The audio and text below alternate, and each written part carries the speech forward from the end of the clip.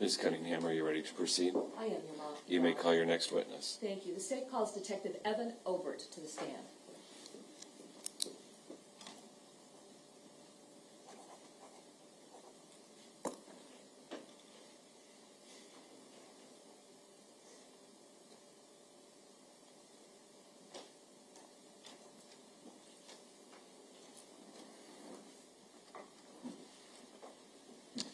Raise your right hand. Do you swear to tell the truth, the whole truth, nothing but the truth? I do, Your Honor. Please have a seat.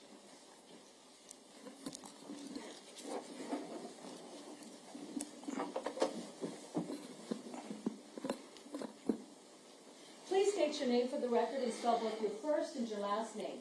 Evan Obert, E-V-A-N, last name Obert, O-B-E-R-T. What is your occupation? Corporal with the Davenport Police Department. How long have you been employed with the Davenport Police Department? 7.5 years. Could you describe your prior educational background? Bachelor's degree from Luther College, and then I attended the Iowa Law Enforcement Academy in 2016. Is that when you began your formal career with the Davenport Police Department? Yes. Could you describe for us the different capacities that you've served the department over the course of your 7-year career? I completed the FTO program and was assigned to night shift for approximately 2.5 years. And then I was promoted to the Detective Bureau, where I was in that unit in the Special Victims Unit for 3.5 years. I was promoted to corporal in August of last year. As part of that process, I was moved to afternoon shift patrol. I've been there since, and then was reassigned to the Detective Bureau for this trial preparation of this case. All right. Detective Obert, were you involved in the investigation of the report involving a little girl by the name of Breasia Terrell who was reported missing on July 10th of 2020? I was. Okay. Were you the lead detective for this investigation? Yes. All right. Now that being said, before we talk about your involvement in the investigation, what I want to do is I want to do just a little cleanup. There are some items of or exhibits that we needed to introduce, and so I'm going to take care of that now, and then we'll start talking about your role in this investigation. Your Honor, may the record reflect that I've previously provided counsel what's been marked as State's Exhibit 150-2.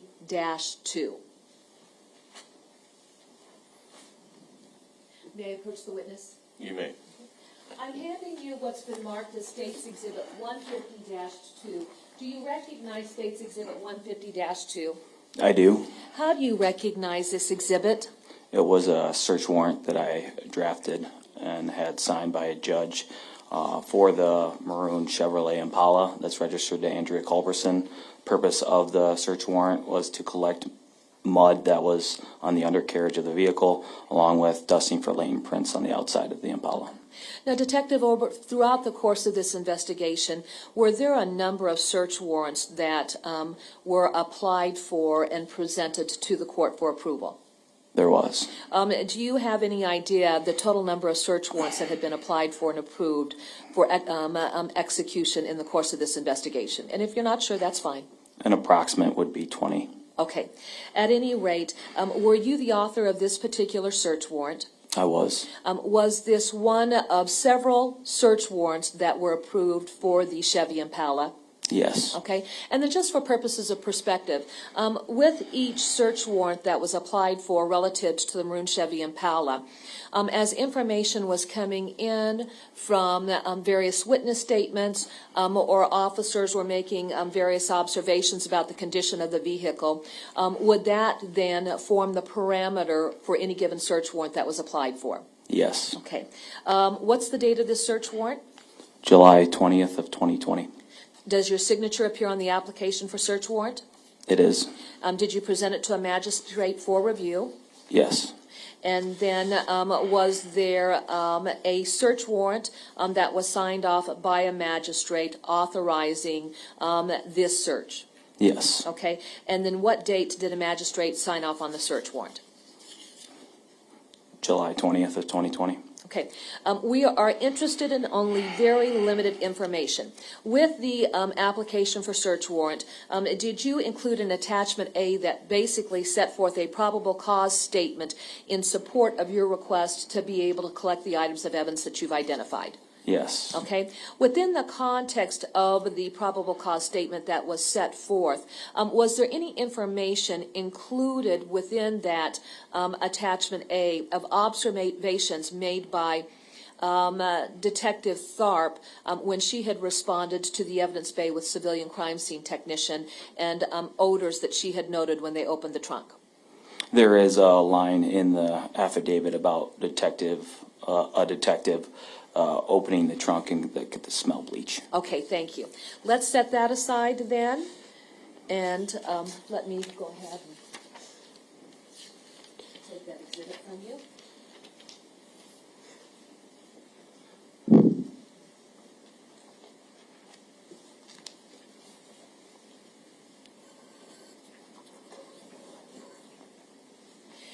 The next matter that I would like to address before we talk about your involvement in this investigation involves laboratory reports generated by FBI analysts out at Quantico. Was the FBI involved in this particular investigation? Yes. Were there a number of items of evidence that were seized that were turned over to the FBI for submission to the FBI laboratory in Quantico? That is correct. Okay. Now, yesterday we had testimony from FBI analyst Linda Otterstatter, who did a trace evidence analysis, and then also from analyst Tiffany Smith, who did DNA. There were a few items of evidence that were submitted that did not give us location information. So we're just going to address that issue if we could. Have we gone through the process of preparing basically an exhibit that sets forth location information for items in their laboratory report that didn't give us an idea of where they came from? That is correct. Okay. Your Honor, may the record reflect that I previously provided counsel States Exhibit 152. May I approach the witness? You may. Okay.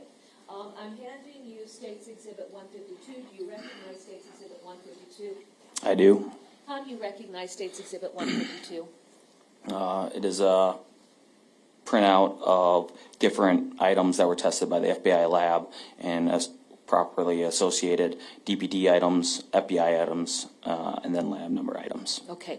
And then is there more specific location information so that we understand where those items were seized from during the course of the investigation? That is correct. Okay. Your Honor, at this time, the state would move to introduce States Exhibit 152. No objection. Exhibit 152 will be admitted.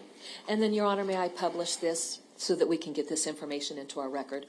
You may. Okay.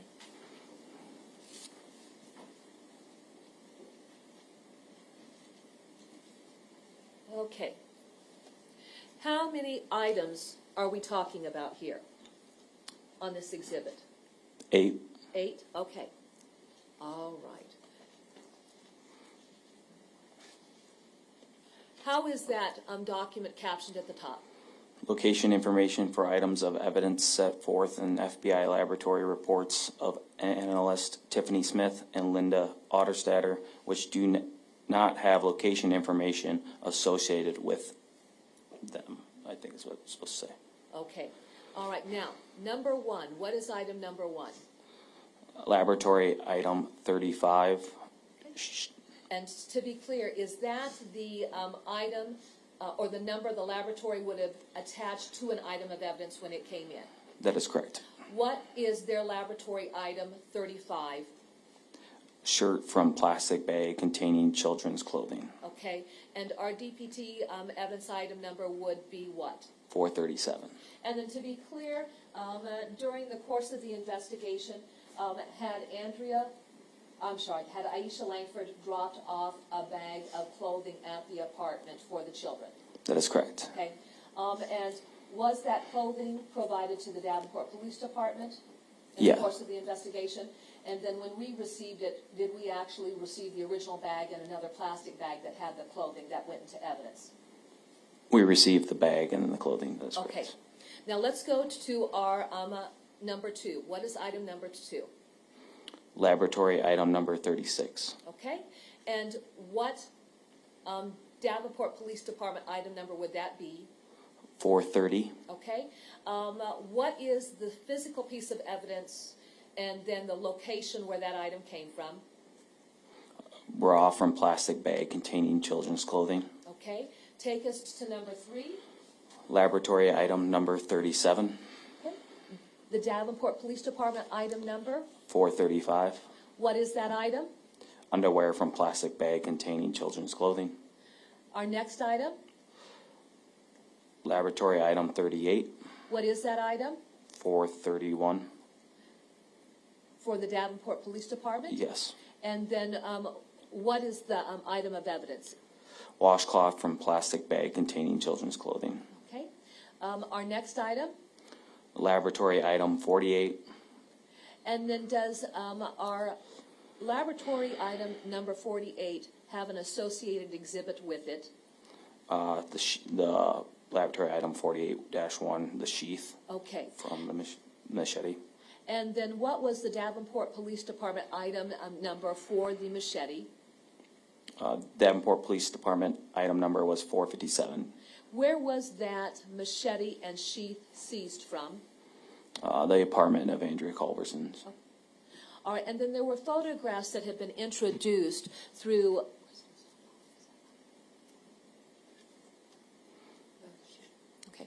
one of our civilian crime scene technicians that had responded to that address, showing a sheath with the sleeve over it underneath the mattress but on top of the box springs. Is that where this item came from? Yes. Okay, so then essentially how many machetes do we have in play? 2. And the location for the second machete would have been where? 743 Schmidt Road, the defendant's motorhome. And then what is our next item? Laboratory item 54. What is the Davenport Police Department evidence item number? Is this Davenport Police item number 32. Now, the description on the lab reports stated shirt from Henry Dinkins. Did you provide information so that we know specifically which shirt we're talking about? Yes. And which shirt would this be?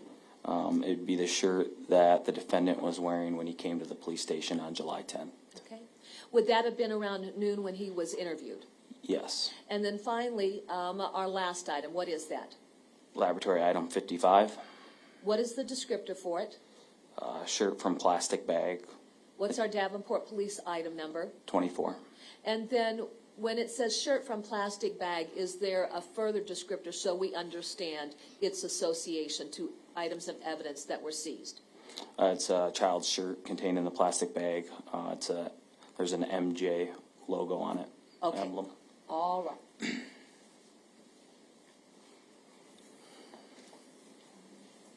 Were you on duty on July 10th of 2020? I was. What day of the week was that, if you recall? That was a Friday. All right. Did you become aware of a report being placed by Aisha Langford at 8:29 a.m. that morning to our communications specialist, Mona Varelli, that Breasia was missing? I do. Okay. At what point in time did you become aware of that call having been made? When we were advised by Sergeant Pfeiffer of the call, and we started being en route at around 10:45, 10:50-ish. Okay. Now, what was the dynamic of the investigation that prompted the Detective Bureau to go out to the apartment complex? Officer Burkle was the first one on scene. He gathered information from the people that were on scene.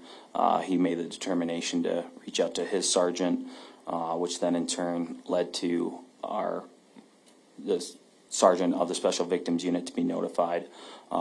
Reference 10-year-old girl that has been missing for an unknown amount of time. And our objective up there was to canvass the area, see if anyone has seen her, or recover any video footage that could potentially show the Breesia's whereabouts. Certainly. Now, with you having been on the department for a period of time, have you taken calls or responded to calls where parents or caretakers have contacted law enforcement and indicated that they can't find their child? Yes. Okay. And in the circumstances where you've responded to those types of calls, describe how that typically plays out. When we get there, speak to the person reporting the missing child, gather history of that child, if there's a history of them running away, or potentially other people that they could be with, friends, other family members, and establish that sort of better knowledge or understanding of the person that's gone missing. Or Okay. And typically is that child found fairly quickly? Depending on the history of the child, if it's a younger child that maybe 2 or 3, we've had several where they've wandered off and we're able to find them fairly quickly with the assistance from neighbors. And then if it's a child that has history of running away, it may be days before they're encountered again. Certainly. Did this particular case have a different feel from prior calls that you've handled? One of the things that stuck out initially was the report by the defendant and Aisha, the mother, was that this child has never ran away before, and the fact that this was her first time spending the night at this residence. Okay. What is significant about this being the first time Breesia had ever stayed out at the Jersey Meadow apartment complex? I'm sorry, can you repeat? What's significant about that, the fact that this would have been her first times to be out at that apartment complex? Unfamiliar with the area or anyone that would be living around there, so the likelihood of her wandering off is, I'd argue, slightly diminished. Certainly. So then when you arrived, along with other members of the Detective Bureau, describe what was developing out there at the apartment complex. Statements were being gathered by Andrea Culberson. DL was also there. Other people were doing just canvas searches of the area, being that it's near some other residential places, and then knocking on doors of apartments, trying to speak with others, and then also video camera footage. Unfortunately, that entire apartment complex did not have surveillance cameras. Sure.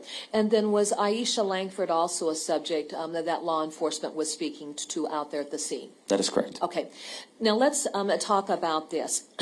When you're out in the field and there are individuals who have been identified as witnesses, are the interviews in the field extensive like they would be once individuals are brought into the police departments to be interviewed?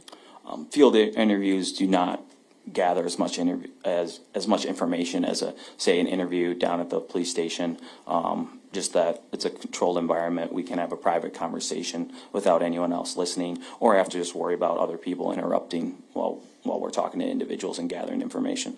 And just as a matter of standard procedure, is it common practice that once a field interview has been done, individuals will be brought down to the Davenport Police Department where an interview can be conducted in a more controlled environment? That is a common practice, yes. And was that a practice that was followed in this particular instance? It was. Okay.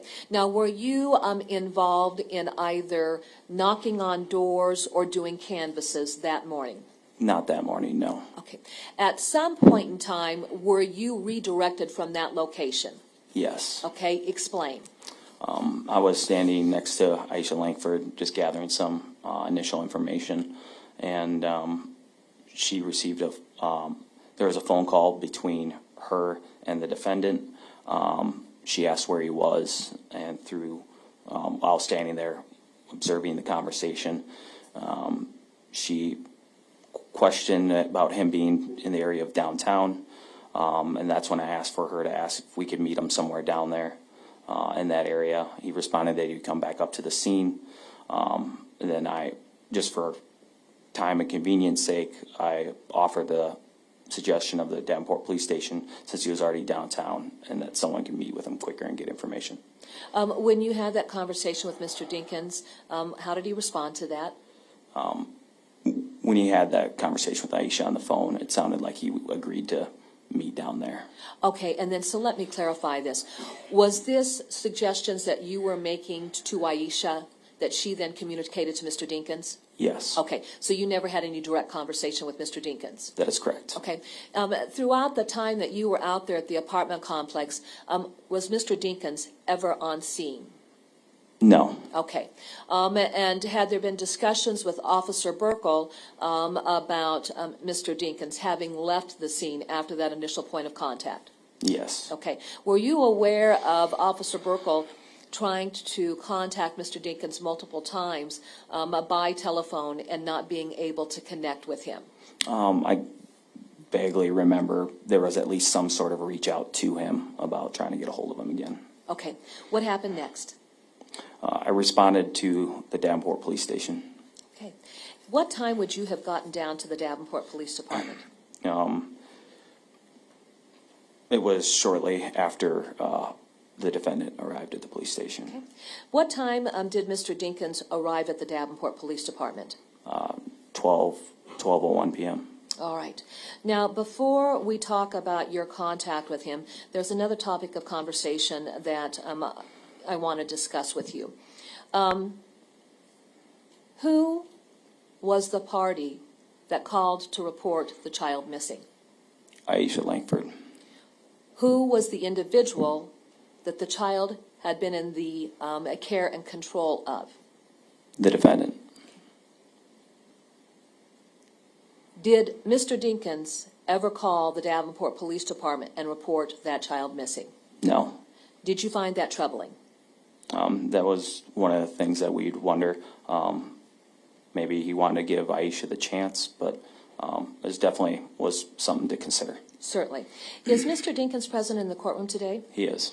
Could you please point him out and describe what he's wearing for our record? He's wearing glasses and plaid shirt. Your Honor, may the record reflect that identification?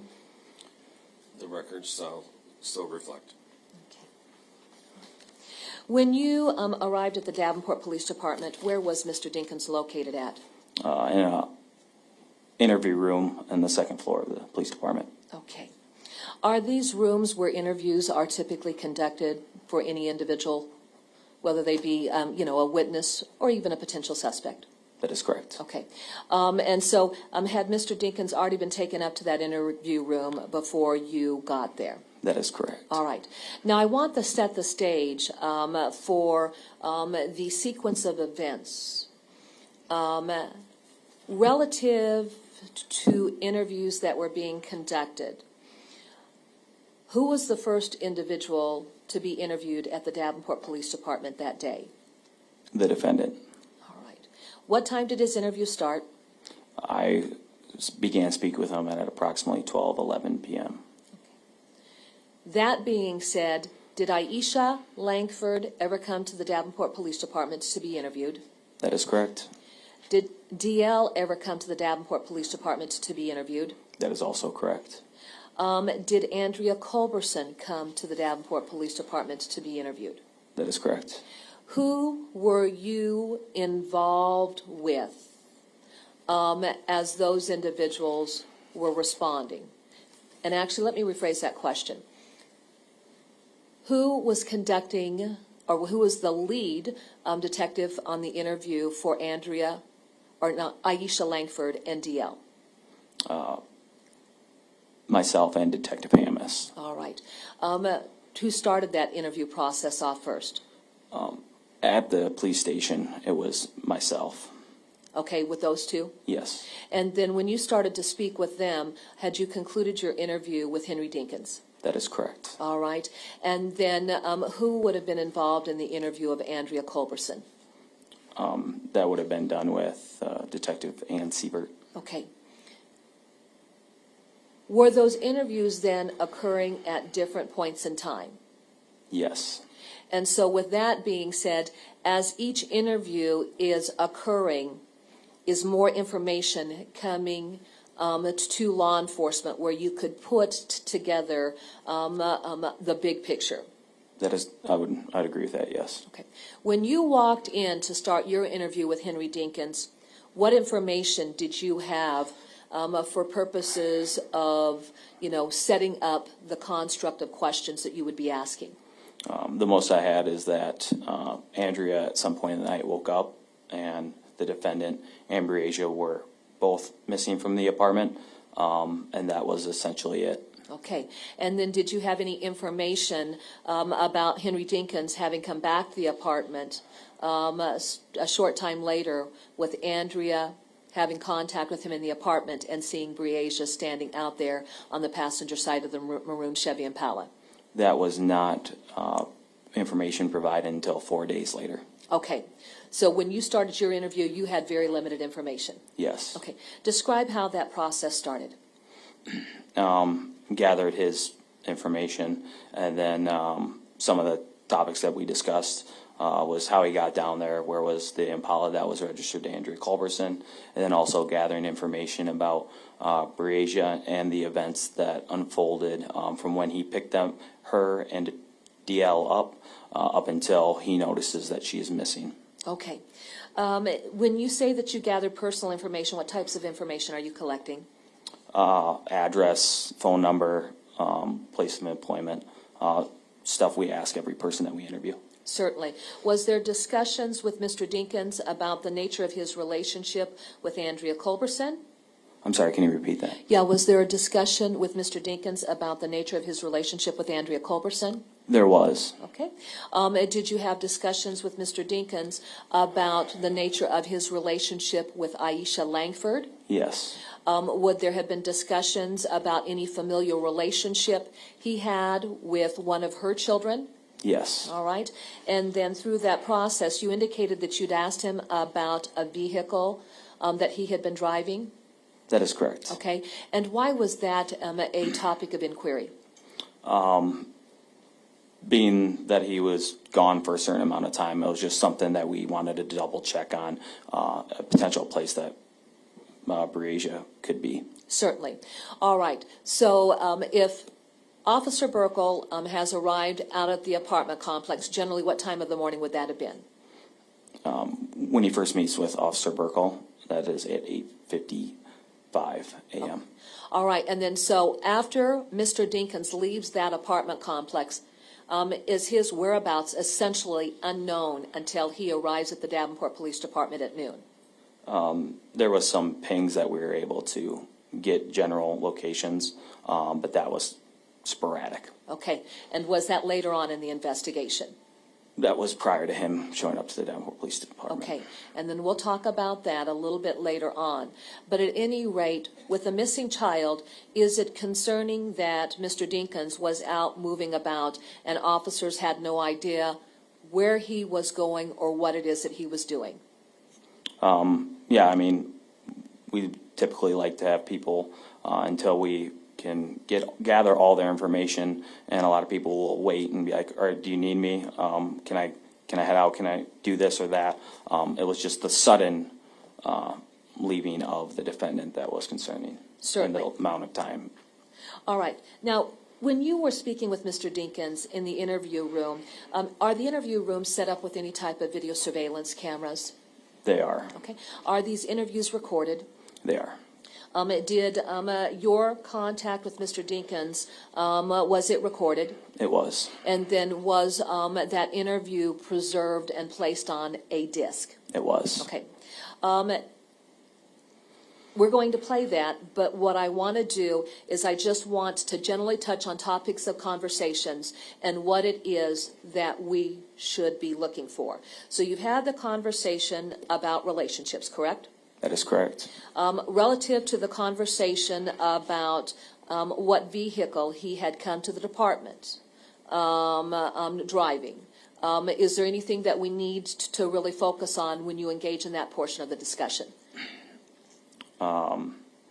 His initial statements about where that vehicle is, and it's first told that someone else is out driving around, and then later in the interview it was advised that it was around the block. Okay. Had there been a bolo put out for that vehicle? Yes, it was relayed over radio traffic to for other officers to be aware of this maroon Impala that we need to locate. And while you were in the interview room with Mr. Dinkins, were you notified that a patrol officer actually had located that maroon Chevy Impala? That is correct. Okay. Where had that maroon Chevy Impala been located relative to the address of the Davenport Police Department? It would have been at 4th Main, which is 1 block east of the police department. And is there parking right there in front of the Davenport Police Department where an individual could park? That is correct. Okay. So was this portion of the conversation about that vehicle and information that he's giving to you something that became of interest? I'm sorry, can you repeat that? Was this portion of the conversation about the vehicle and its location, was this a topic that became a subject of interest as you went through the interview? It was. Okay. And then from there, did you have any discussions with him about how it is that Breasia and DL were spending time with him? Yes. Okay. Did he talk with you about contact that he'd had with Aisha Langford relative to making arrangements for DL to stay with him? That is correct. Okay. And then were there discussions about activities the previous day when he had picked the children up on July 9th? There was. All right. Did you have any discussions with him about what he had done after he picked the children up on July 9th? Yes. Okay. Did that include discussions of what occurred at the apartment once he returned to the apartment with DL and Breasia? That is correct. And then were there any discussions about sleeping arrangements? There was. All right. And then beyond that, did he talk with you just about the nature of the child or the nature of Breasia and whether or not she'd be a child to wander off? He said she'd never, ever leave. Okay. And then throughout the interview, what is it that you wanted to be able to establish so that we understand this when we watch your conversations with him? One of the most important parts I was trying to establish with the defendant was the exact time he says that he noticed that she's missing from the apartment. Okay. Where you have a missing child, is it important to establish a timeline? Yes. Why? Based on the time that she's gone missing and the circumstances around where she was at when she went missing, based on time, it helps us gauge, all right, how long or how far, if she did truly walk away, could she have gone in this amount of time? How far do we have to take our canvas? Are we talking she's been missing for an hour or several hours? When you have several hours of her whereabouts unknown, it starts to become concerning about, especially when no one else is reporting seeing this girl walking in that immediate area. Okay. And would it be concerning if the child has been missing for several hours and Mr. Dinkins hadn't reached out to the Davenport Police Department to report the child missing? That is correct. All right. Then as you're trying to establish that timeline, do you engage in any discussions with Mr. Dinkins about where he had been at and traveled to once the child was described as missing? Yes, we had a conversation, or tried to have a conversation about where he would have been out, what he says, looking for her. And at one point in the interview, I printed off some Google Map printouts of the general area of the apartment complex and the surrounding areas, and brought it into the interview with the defendant, and just simply asked him to mark on there kind of areas that you checked so we could cross-reference that. Okay. When you presented those Google Maps to Mr. Dinkins, what kind of response did you get? He said he's just been all over the Quad City area and that he wouldn't mark on the map any place that he specifically went to look for her. At any point in the interview, did he ever mark on those maps?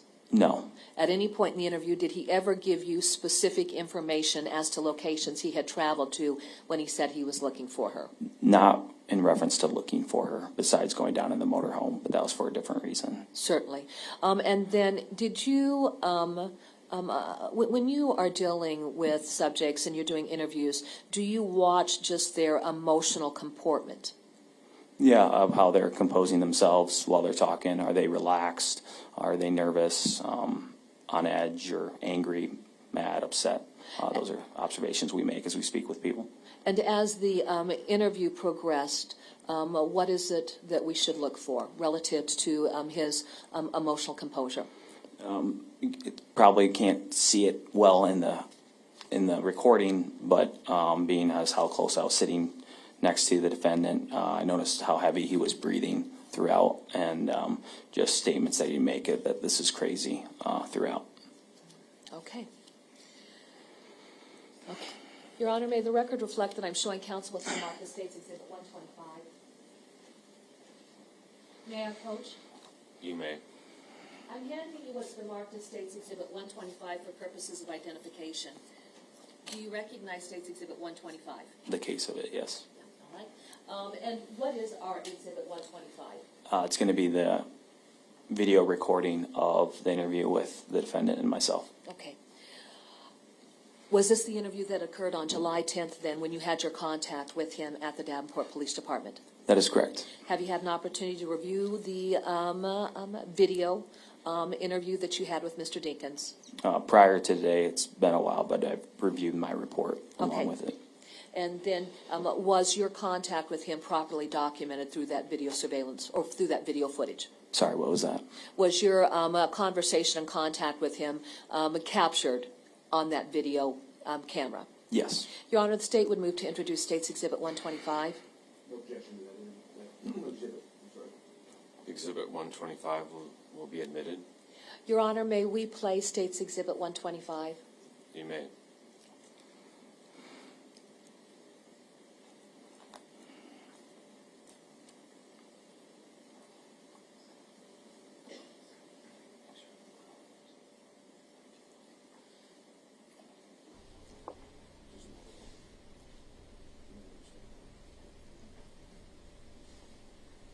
Your Honor, this is about an hour long.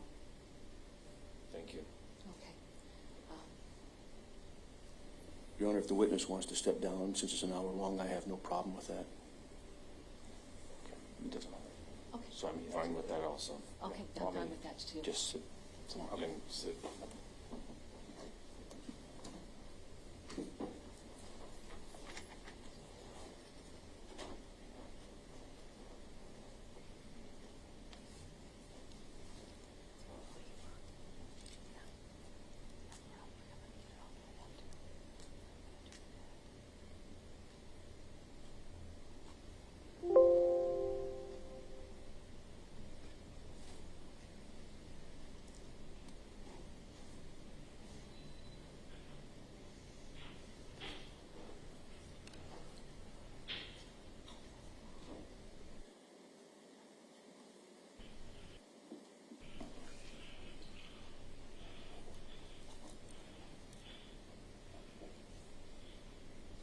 Detective Obert, oh, that's right. Okay.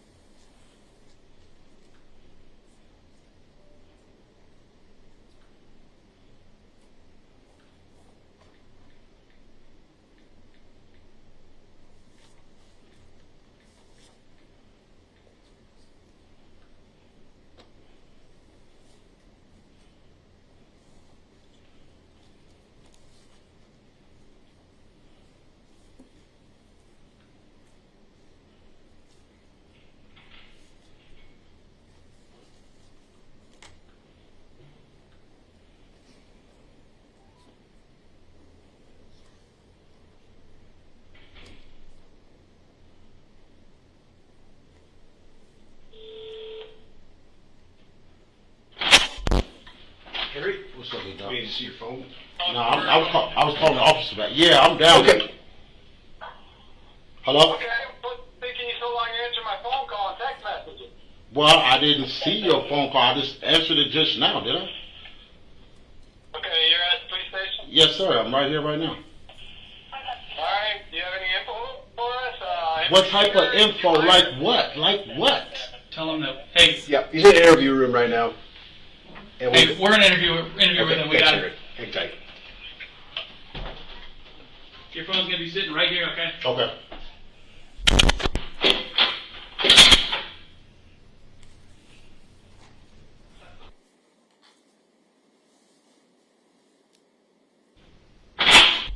Henry? Hey, what's up?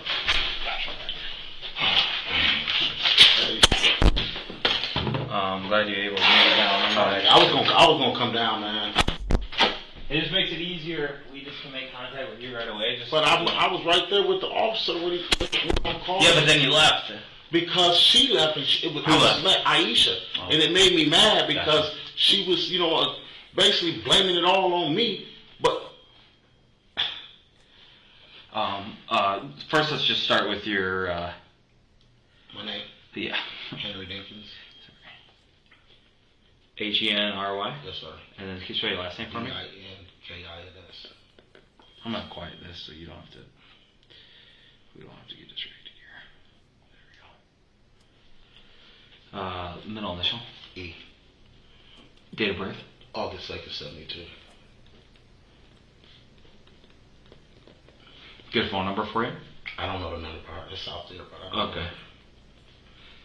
And then the address is your address up there, No, or no. I live in my mobile. and where's that? I don't know the address. I just know it's right there by Nestle Parinas. Right there, right there. That's that. And Because what I don't is have it? it. It's a mobile home. Mobile home, and is it on Schmidt Road? Yes. And what does it look like? It's all white. It's got King Highway on it. King Highway. Yep.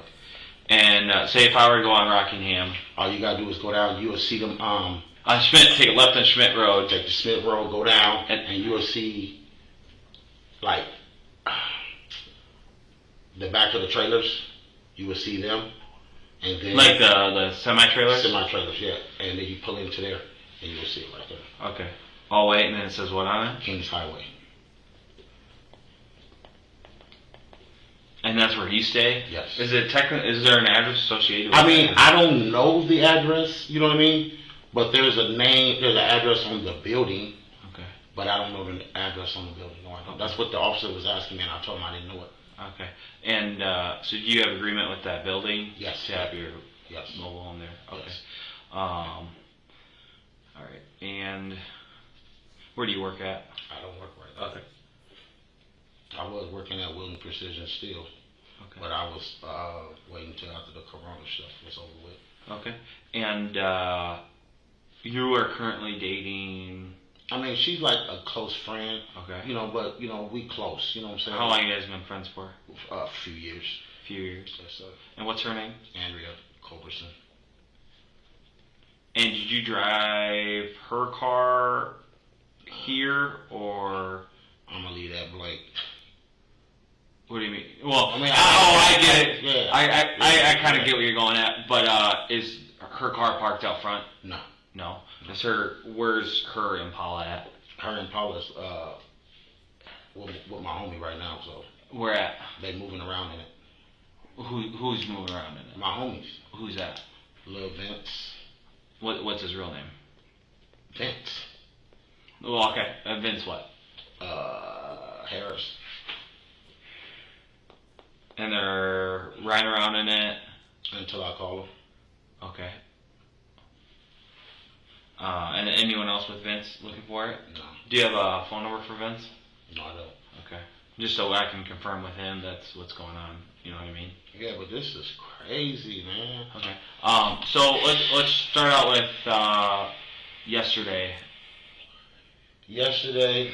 Or did you have the kids prior to that? Well, No, yesterday, Lil Dink wanted to come with me. Okay, so let's backtrack here. Lil Dink is Notorious. okay, and he is My son. your son, And, and that's with Aisha. Aisha. And Detorius' last name is I don't know what last name she got. okay. How do you spell his first name? Detorious. And then you It should have be Mosley. Yeah, I'm Detorius Mosley, Yes. and his mother is Aisha Langford. Aisha Langford. Okay, and then do you have any other biological No, I children? raised Breasia, Since how old was she? my baby. Okay, and so you raised her with Aisha? Yes. How long were you and Aisha together for? Like 2 years. But we stayed close friends. But you guys stayed close. So how long? So you guys We've were been together friends. for 2 We've years? been friends all the way up to now. Okay. And how long ago did you guys break up? Break it off. It's like 6 years ago. I'm only guessing that. I'm not. Yeah, approximate though. Right. So Notorious Breasia are kind of what you consider your My kids. kids, Is yeah. that They fair my to say? kids. They okay. my kids. Okay. And so did you pick them up yesterday, or when did you pick them up from Aisha, or how did that exchange go?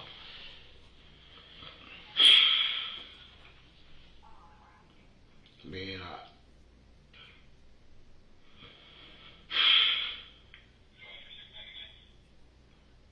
I'm trying to stay cool right now. Me and Aisha,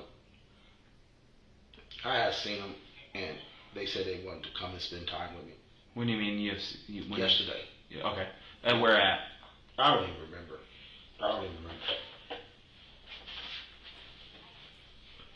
But they wanted to spend time with me. And, you know me, I'm like, yeah, y'all can spend time. You know what I'm saying?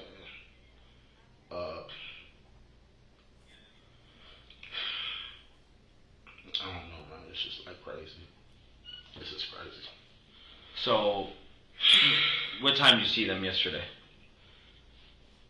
I don't even remember. Was it early in the morning, late in the evening? It was probably around in the afternoon sometime. And this was at Aisha's house. I don't remember where we was talking, but I picked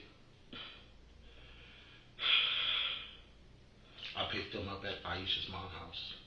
You picked them up from Aisha's mom's house at approximately what I time? don't remember what time, sir. Like I evening? What time of day? Well, I think it was around the evening time. Evening time. So you picked them up from Aisha, and what car were you in when you picked them up? I don't remember. I think it was the Impala. I don't know. I don't remember. It probably was the Greg. I don't know. Okay. And then, so you pick them up, bring them back here, or bring them back up. Do you take them straight to your mobile home, or no. what you guys do? We went Just down- run me through your day. We went to my Before you can cousin's remember. house. We went down to my cousin's house, and they played with my little cousins, and they wanted to go What cousin's house was that? the event Oh, Vince. Okay. And where does he live? on Taylor, Taylor and what? between 5th and 6th. You know the exact address or no? No, I don't. Okay. But I guess they wanted to go to the house, so we went to the house. They started playing the games at the house, and then they took their showers, and then they got into bed. You know, me and Andrew laid down. I got up. I left. Came back. What time did you leave around? I don't even remember, sir. I mean, And what the sleeping arrangements? How is that? Like What do who you mean? sleeps where in the house and? I mean, the kids were in Andrea's room. Okay. Me and Andrea was sitting out in the living room. Okay. We was in the living room, and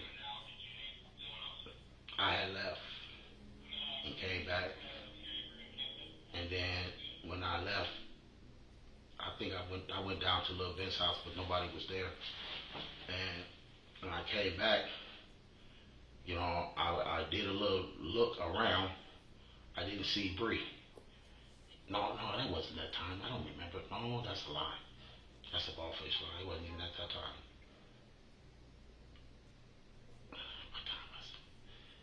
I don't ever look at the time, so I mean, I'm really confused with the time. But I know when I went and looked for Bree, So I only seen Lil Dink in the bed, okay. and I left. So I went like moving around, and I Left the apartment? like or? the apartment, yeah, and went like out and about, you know, where she was living, and out there in I don't know the apartment buildings out there. I don't know. But you're. I'm sorry.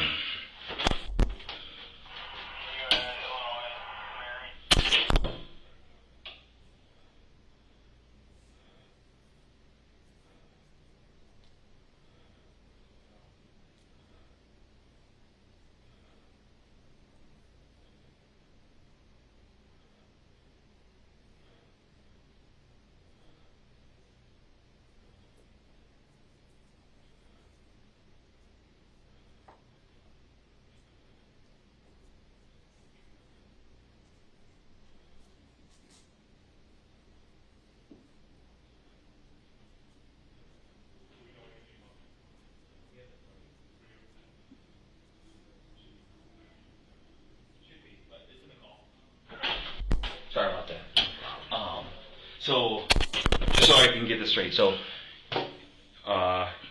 you pick them up from Aisha's, you go to Vince's house, Right, they play with the kids.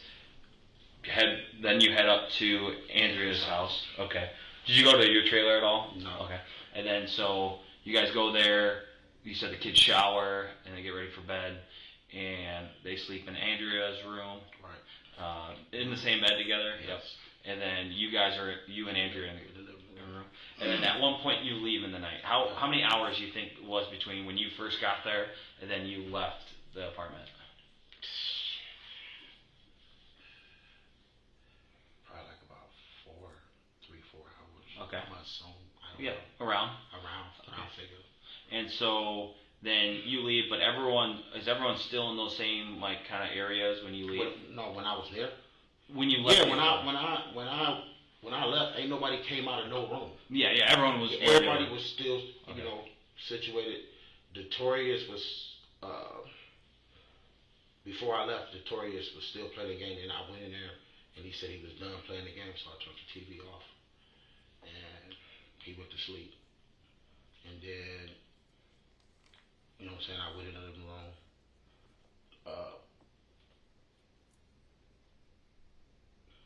Sat around for a while, bored.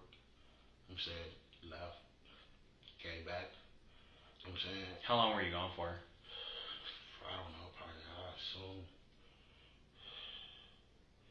45 minutes to an hour, 30 minutes, I don't know, somewhere around there. Okay, and then you come back, and then kind of what do you do when you get back? Nothing. Nothing. Did you like just go to bed, or did No, you I wasn't stay in the living room? I was in the living room. I wasn't even Okay. tired. Yeah. But I walked period like when I was there, you know, so I periodically checked them and make sure they was good in there because we had the air conditioner on, so I have to unplug it because it gets too cold. Okay. So I pretty much, you know what I'm saying, like I said, when I realized that and it's kind of odd because I never known Bree to ever leave, ever. You know what I'm saying? Never, ever leave. It was just odd. You know what I mean? And when I realized it, you know what I'm saying? Like I said, I went looking around. Then when I came back, Andrea was up. She like, what's wrong? I'm like, man, something ain't right. You know what I'm saying? I was freaking out a little bit. So she like, I'm like, man, I'll talk to you in a minute. We gotta figure this shit out. And you know what I'm saying? Because I didn't want her stressing. You know what I'm saying? So, and then when I came back, I grabbed Dink. You know, and I'm like, man, he like, Dad, where is Bree? I said, I don't know. He's like, and then we rolled around, and then I texted his mom. When I texted his mom, she was at work, and she was like, I'm like, hey, Bree's missing. She's like, well, stop playing with me. You know what I'm saying? Stop playing with me, Henry. So I'm like, man, no, I'm not playing. I'm for real. And she was like, um,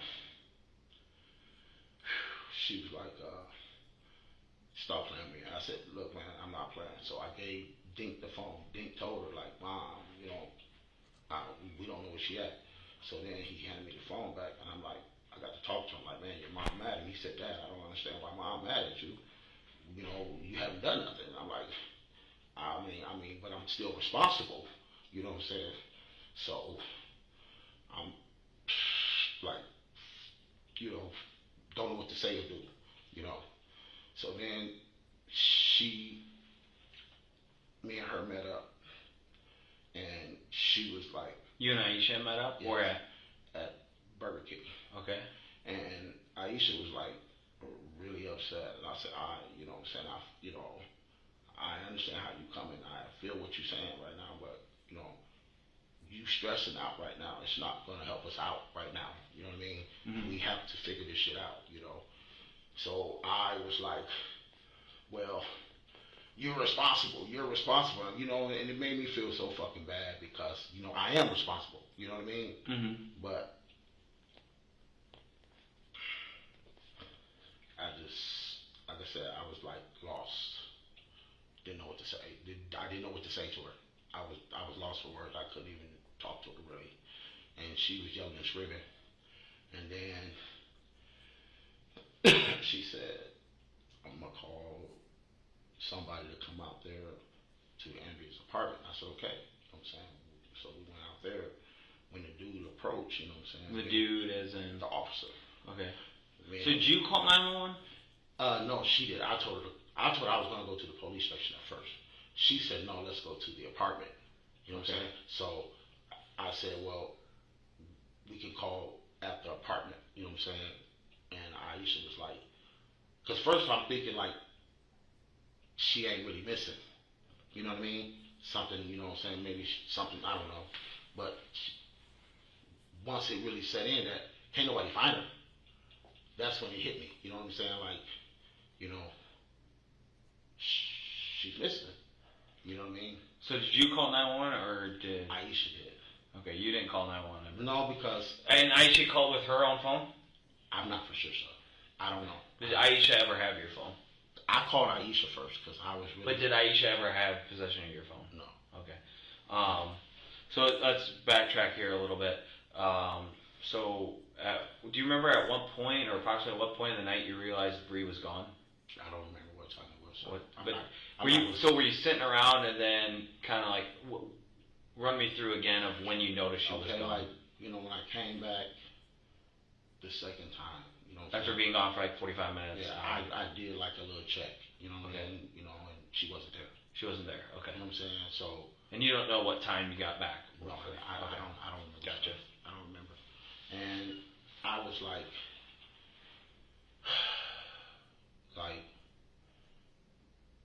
I was scared you know what I'm saying? Like, you know what I'm saying? Like, wow, what the fuck is going on? You know what I mean? But I didn't think it was like this serious.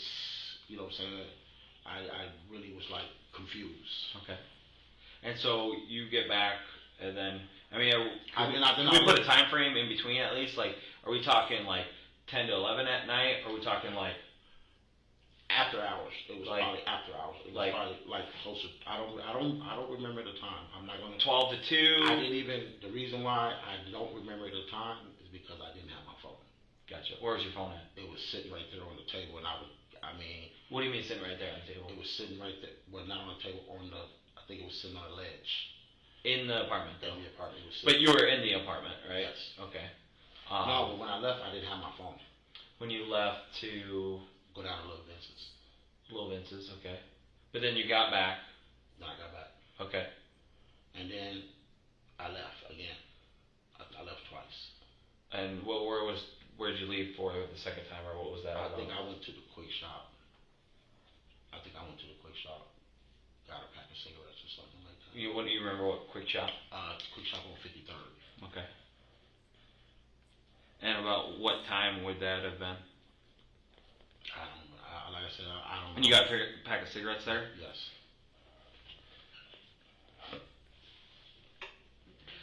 So just so I have it straight, you went to Vince's, you come back. How long in between when you got? I'm trying to put the time frames together. I could be Yeah. off, but I know where I went. Yeah, and that's what I'm just trying to I'm figure out. And then, So you got back from Quick Shop with the cigarettes, and then what happened after that? nothing. No, well, okay. So but then you got back. Then like I said, I got back.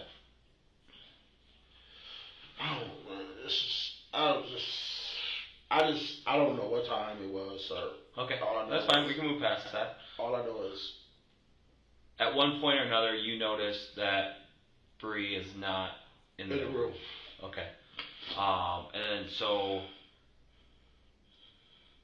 what do you do immediately after you notice Bree's not? I go outside. Go outside. Okay. You know what I'm saying? That's Yep. the first thing I did. Yeah. You know what I'm saying? You know, I went outside. Okay. And then, like, just around the area, or did you get in a car and drive Well, somewhere? I went around the area first, Okay. and then I started moving around, like trying to get close within the areas. You know what I mean? Trying to look to see if she was walking. You know what I'm saying, or whatever. And for the sake of, I'm not looking to hand me off on a driving charge. If you went and drove and tried to find her in certain places, I went in the area where, out there. You know what I'm saying? Like trying to see. around the apartment complex. No, like outside. You know what I'm saying? Like when I pulled in, I would have Like those businesses and stuff like that. No, or- like the streets. Okay. You know what I'm saying? Like, you know what I'm The saying? nearby streets. I don't know what streets. I mean, I don't. Like the streets that would go back, the streets that would go forward. You know what I'm saying? It was like by Blockbusters. Blockbuster. You mean The video. Family video. Family Yep. video. You know, I call it Yeah, Blockbusters. gotcha. Still, Gotcha. You know what I'm saying? But Yep. And then how long were you looking for her approximately the first time? What you mean the first time? I looked for a while. I've been looking for a period. Yeah, I know, but then you do come back to the apartment. You said earlier. When I went looking for her, I did come back to get. Yeah. So I'm asking just how long was that time frame of prior to picking up? I don't know, sir. Okay. But did you have your phone then when you were looking for her or no? No, Okay. I wasn't even thinking about the phone. About the phone. I know. I I'm just wasn't even. asking. The phone wasn't even a concern. Concern. You know what I'm Gotcha. saying? Yep. Finding her was Yep. the concern. For sure. So the phone really wasn't a concern. So you come back, you grab Dink, and then is that when you and Andrea have the conversation about what's going on, or No. or did you have the conversation prior to you leaving that long time? I never really talked to Andrea, period, until basically I talked to Aisha. You know what I'm saying? So Andrea had no idea until after you spoke with Aisha?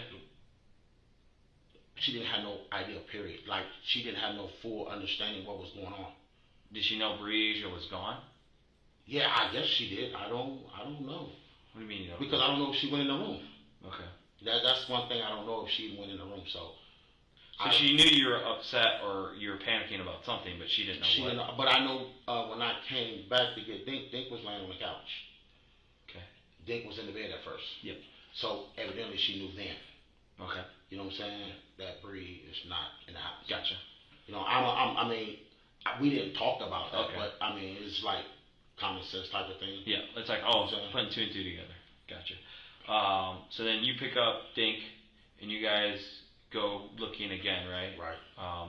And sometime during that time you call Aisha, right? Yes. Okay. And then you guys meet at Burger King? Yes. Okay.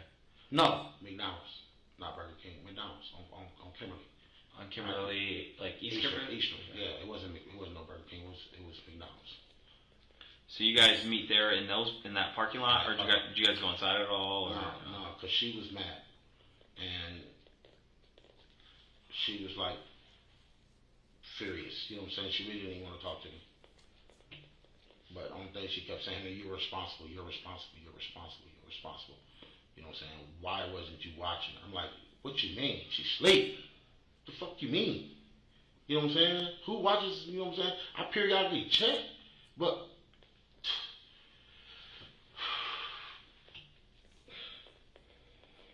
Any places you could, I mean, you probably already checked them, but any places in particular that she enjoys or goes to? I ain't been around my kids in a while, so. Do you know how long has it been? Up some months. Like, other than you know, being down there with the river with them, you know what I'm saying, barbecuing for them. As for really having a bond like the way we used to have, like spending the night. like period, like our close bond period, like me spending time with them, being with them, around them all the time. That's been some time back. You know what I mean? So.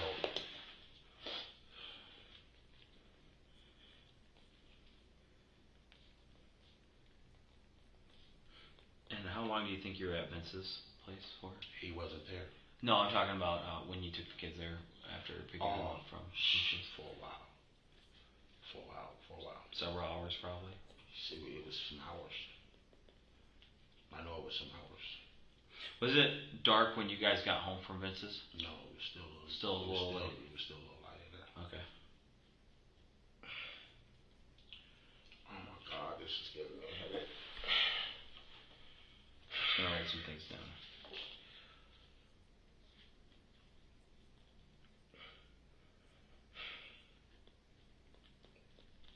And you said the kids like took a shower, did what they need to do to get ready for bed right when they got home. When they got to the apartment. After they ate, played the game, you know. So it was a little bit, yeah. Okay.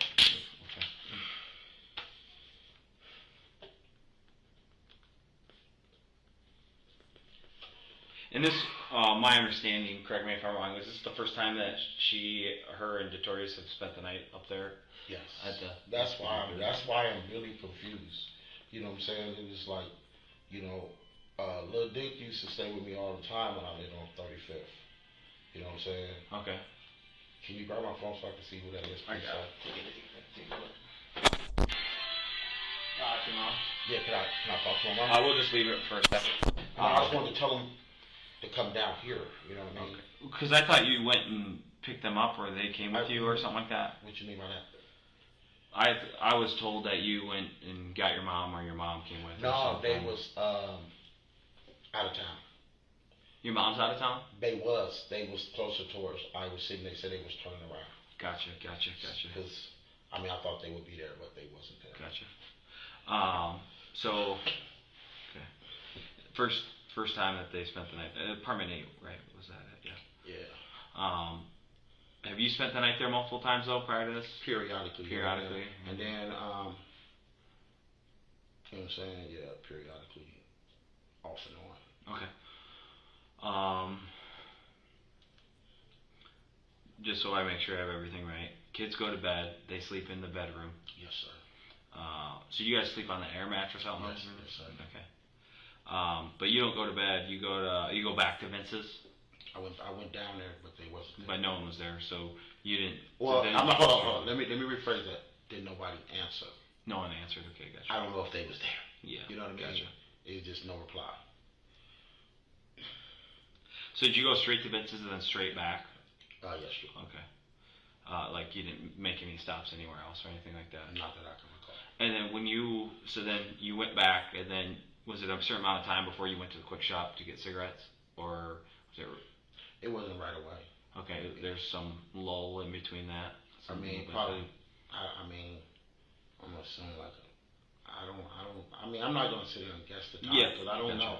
I don't want to put a frame on the time, and I really don't know the time. You know what I mean? Yep, I hear you. So, and then did you go to Quick Shop in the Impala, or is it a different car that you? Yes, I went in the Impala. Okay.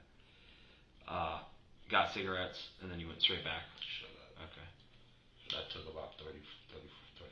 Quick Shop on 53rd. Is that the? That's the one by West High School. West, or by North High School, you mean? North High School.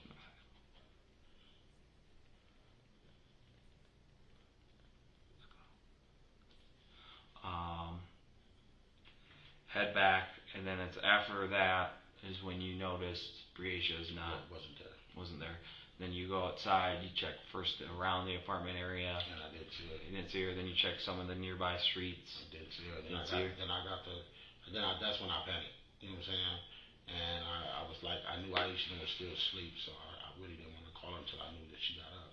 Okay. So when I called her, you know what I'm saying, she was up, but she was at work.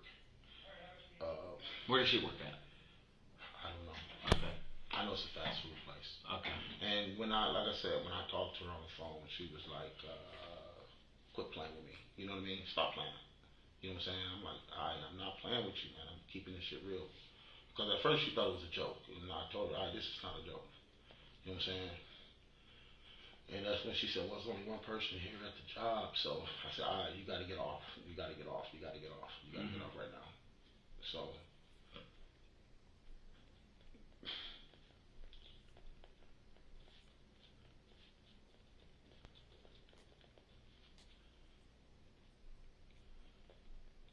And you just left your phone in the apartment when Yes, you went I out really looking wasn't. for it? I really wasn't thinking about the phone. Yeah. You know what I mean? Oh no, for sure. That wasn't a priority.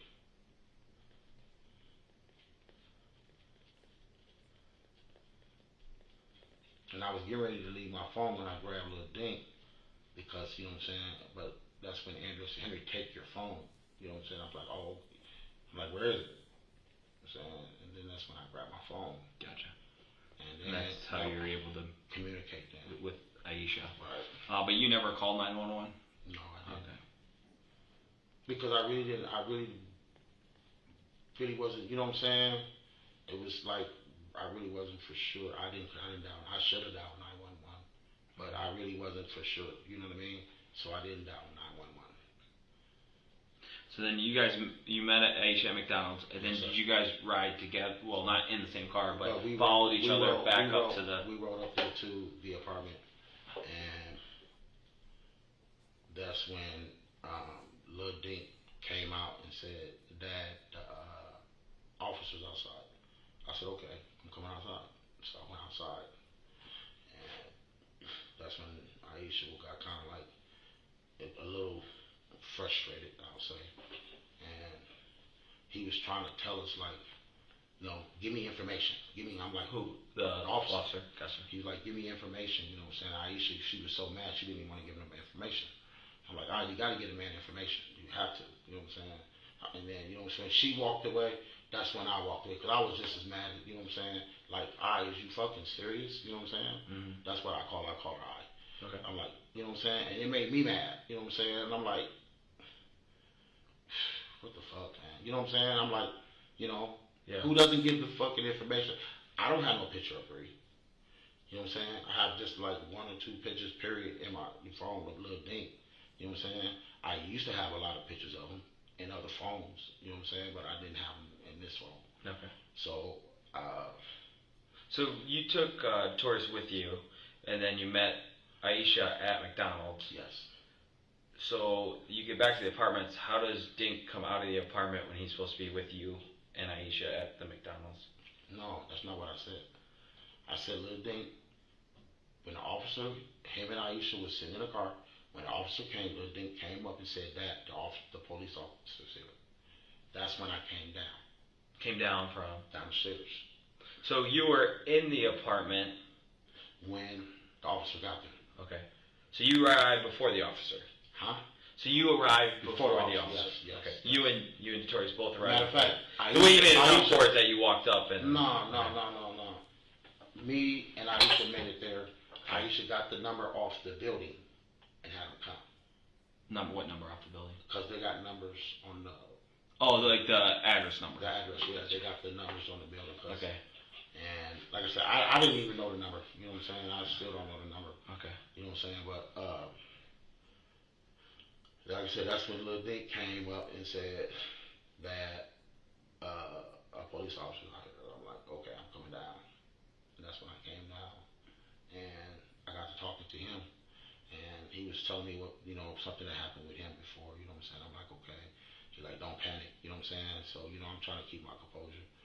But Aisha was already to the limit, and it ended up becoming a scream match out there, even with the officer. You know what I'm saying? Like, what the fuck am I supposed to do if you're not giving me the fucking information? Mm-hmm. I'm like, bro, man. I'm like, if I knew what you needed to know on pictures and all that, I'll give them to you. Yeah. I don't have that. You know what I'm saying? So there's nothing I can do about that. But she made me mad when she didn't want to give him that. You know what I'm saying? Because he needs that. That's how you get the, you know what I'm saying, the looking for that person. Okay. So, And then so you leave the apartment while the officers are there, and then where do you no, go? Aisha left first. Okay. Aisha leaves, and And then then I left. okay. And you, where'd you go after you? Like, I was just so mad, I was just rolling around. Okay. I was still looking, you know what I'm saying, but I was just riding, you know, just looking around, you know what I'm saying, like. Do you I really remember what didn't- parts specifically, like some places that you checked or names of businesses? Did you make it downtown here at all? I came all the way. I went through the whole Quad City there, man. Did you go back to your mobile home at all? Yes, me and Lil Dink went down You this morning? there. Yeah. Then once we was looking, you know what I'm saying? We got to looking, you know what I'm saying? And I was like, I needed to grab. What was it that I grabbed up out of there? I think it was a couple dollars, whatever it was that I needed. Some money. So Because I was starting. Was to that before or after you saw Aisha? I saw Aisha. I don't remember, man. I don't know, man. I really don't know. I mean, shit. It was. I seen Aisha. Me and Dink went out, and then we seen Aisha. Okay. Because I was starting to get low on gas, and I needed to grab a few dollars so I could have. That's why I got it in my pocket. You know what I'm saying? That's so I can continue to like just ride. You know what I mean? And I was like I said, I was gonna ride until I couldn't ride no more. You know what I mean? So. And then so Aisha makes contact with you over the phone, and you're down. I made contact with Aisha. Yeah, you called her after. And then was there a reason why you weren't answering your phone or text messages or anything? No, because everyone was trying to get a hold of you? No, not at this time. Not at this time. My phone be acting up sometimes. Okay. Like, you know what I'm saying? I don't know what the fuck it is about this phone, but sometimes I gotta text people first in order to call them. And I don't understand that. You know what I'm saying? But anybody, you know, when I go through it and see it, you know what I'm saying? Because when I was moving around, my mind really wasn't on the phone. You know what I'm saying? My mind was on Aisha phone calls. You know what I'm saying? Maybe, you know what I'm saying, she found her or something, but anybody else's phone call I really wasn't concerned about. Yeah. You know what I mean? I wasn't worrying about no other phone call but Aisha. But at first, Aisha said she tried to call me a couple times. You know what I'm saying? It didn't ring. You know what I mean? But once I looked at the phone and I called her back, you know what I'm saying? Mm-hmm. And once I got to talking to Aisha. And so when you said you'd meet us at the station, where'd you go after that? To my sisters. To your sisters? Yeah. Where's that at? Out by the cemetery. Like on Eastern? Or? Out by the cemetery. Do you know the address? No, I don't. What's your sister's name? Nita. What my sister got to do with this? Well, just she wasn't. So I know the address, so I can look it up. You know what I mean? McQuay. McQuay. Yes. Can you spell that for me? McQuay. Nita is just Nita. Nita. So then you went there, but you said they were out of town. You didn't make any contact there. No. And then where'd you go after that? Here. Here. Okay. Here. Oh, and then. Well, they told me to give them. When I talked to the officer, I said, well, I want to at least have my mom and my sister come down with me. And she said, okay, well, just be down here by. I think it was the female. She said, come down by. Can you be down there by 12? I said, yeah, I can make it down there by 12. Okay. You know what I'm saying? So when I left from there, when I left from my sister's house, I came straight here. Okay. And then, so how is your car not here? You know what I mean? I came straight here.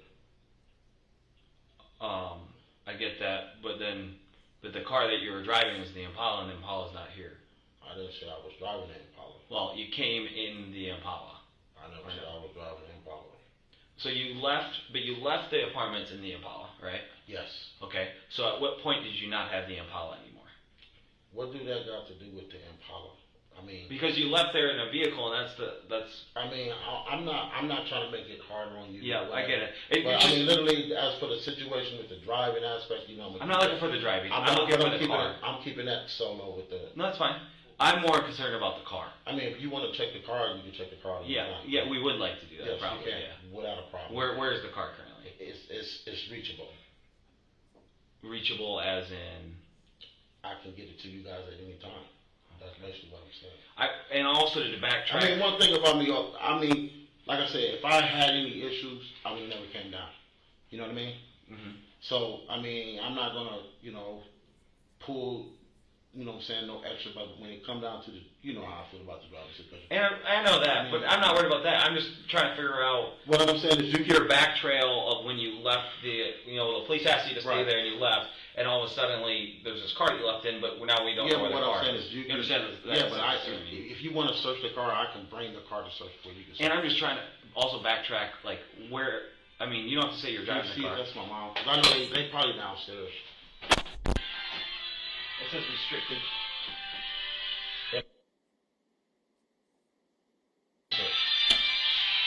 Swipe it. Oh. Hi, how are you? This is Angela from the warranty department. The reason I'm calling. Yeah, you can clear that out. Bunch of junk there. Yeah. But it also helps just make me understand your route that you took because you had the car and then you didn't. I just want to know where that transition took place. It's reachable, bro. I just say it like that. But you don't want to talk about how you eventually switched vehicles or. Never switched. I mean, that was like, I ain't switched no vehicles. Okay. Why would I switch a vehicle? But then, so someone else was with you in the car? But why would I switch vehicles? Where do you get to switch vehicles at? Because, so the Impala, you left the apartment in it, okay? And then now you're here at the station, but the Impala's not here. It's around. I'll say it that way. It's around. Okay. It's around. Around the block somewhere. It's around. Okay. That helps me better understand. Yeah, I mean, you know, as for the driving, you know, and I'm not worried about that. I'm worried about Breasia, right? Right. Yeah. But it's the point that, you know what I'm saying, me. I know you don't want to get in trouble for something that's when you're trying to find Breasia. I get Right. that 100%. And so, but you can't think of, I mean, you've checked a lot of areas, and you haven't been around that much. But see, like, I think Bree and Dink said that they cousin TT or somebody lived in that area somewhere around there. I don't remember. TT? No, their cousin or TT or somebody. I know that they said somebody lived around the area. I am not for sure who it was. You know what I'm saying? They don't live in the building complex, but around somewhere. I don't even know who it was. Mm-hmm. I don't even know who it was. Gotcha.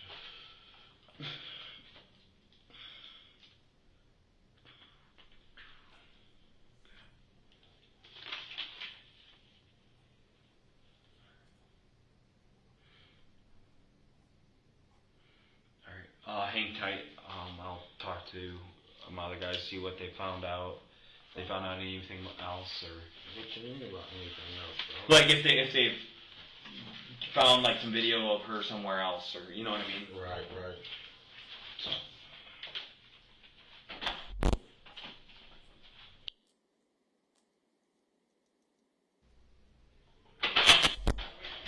Sorry, a little bit. Some of them are still printing. Of course, naturally, we'd have a problem with the printer at a time like this. So, side here. So we'll start near it. And, so, this is the apartment complex, right? 2744. It's one of the ones up here. I believe it's that one. Oh, what's the name? Yeah. So I don't know if you want to trace kind of like with the pen and trace where you went. Bro, I don't know exactly where I went. That's why I'm not. Did you stop at any places? I don't remember. I didn't. Did you talk to anyone when you were out looking? No, I was just looking. You know what I'm saying? Just looking. I've been through the whole area. Almost all of this area. Almost. So what ones have you not been to? I haven't went over there by Castlewood. I haven't went over there. I haven't went over Western E Mines over there. Well, no. So this is 53rd. Oh no, okay. This is a apartment complex. I thought this was the whole. No. Okay, yeah. I mean, So you went I through don't all drove- these streets. I don't drove all through here, all around through there. I mean, I don't hit Brady, Harrison, fucking. I mean, I just, the furthest I went is all the way down. Just like all the way down where? like all the way downtown. Just like, you know what I'm saying? When you circle one area, you know what I'm saying? You gotta just continue to go through every area. Mm-hmm. I've been everywhere, man. I'm not gonna even say where and what streets. Okay. I just know I've been all through here. And did you stop at any? Did you go inside while you're looking? Did you go stop anywhere and talk to anyone, ask them if they've seen someone? Do you remember any places that you did that with? No, I didn't do that. You didn't do that? Okay. I just moved around. Okay. So you were strictly in your car the entire time? Moving around. Okay. In the Impala, right? Yes. Okay. And when you got back the second time, when you saw Dink on the couch, did Andrea then say anything? Did Andrea ask anything or say anything to you? The only thing she Further asked about- me is like, what's going on? Okay. That's all she said. And then what did you tell her? I didn't tell her nothing. I was just like, man, right now I'm frustrated. I'm looking. I should have said something to her, but I assumed that she knew some little dink being on the couch. Okay. You know what I mean? Yeah. So I was like, right now, man, I don't even want to talk right now. You know what I'm saying? I really don't want to talk at all. That's basically what I kept telling her. Telling her, yeah. Gotcha. So there's no. Like, I'm not gonna draw no map because I really don't know where I was going. I was just moving around, just going around. You know what I mean? Mm-hmm. Not no spot in particular. You know what I'm saying? I didn't go in no stores because when I was moving around after I talked to Aisha and her mom said they was gonna move around too. You know what I'm saying? So I assumed that if all of us was moving around, you know what I'm saying, like even Andrea was moving around on feet, you know what I mean? Yeah. So I mean, was no sense in me staying close to them. It's just like traveling, you know what I'm saying? The more grounds you can pick up, you know what And I then mean? I'm sorry, who else was moving around looking? And Andrea? Andrea drove around looking? No, walking around. Walking around. Like walking around the apartment complex or walking walking further? around complexes. And then further. I don't know where all she walked to. She Okay. just told me she was walking around looking. Gotcha. Aisha mom was looking. Aisha auntie was looking. Aisha was looking. Aisha uncle. You know what I'm saying? Mm-hmm. It's a lot of people, bro. Yeah, I gotcha. So. And so was there any texts going around like about the situation, or was it just the phone calls? I think there was like one or two texts. One or two texts. If I'm not mistaken. Okay. And so would you be fine if we downloaded the phone to have the call logs and the text? For what reason? To corroborate everything here about the call logs and the text. It helps everyone out. Download my phone. To get the call logs to show that those calls were made at those certain times. I can show you my phone. I can just show you my phone. I gotcha. You know what I'm saying? You want to see? I can just show you my phone. I mean, I can just open up my phone and let you go on my phone. Okay. You know what I'm saying? What's the passcode to your phone? Just give me my phone and I'll open it up for you. Okay. Well, you'll open up right in front of you. Right, yeah, I'll open it right here. Cool. And so if you want to just take while I go grab your phone, if you want to just take a closer look, and if there's anything that's sticking out, be sure to mark it, okay? I mean, what is there to stick out? But Like, for sure places that you went, for sure.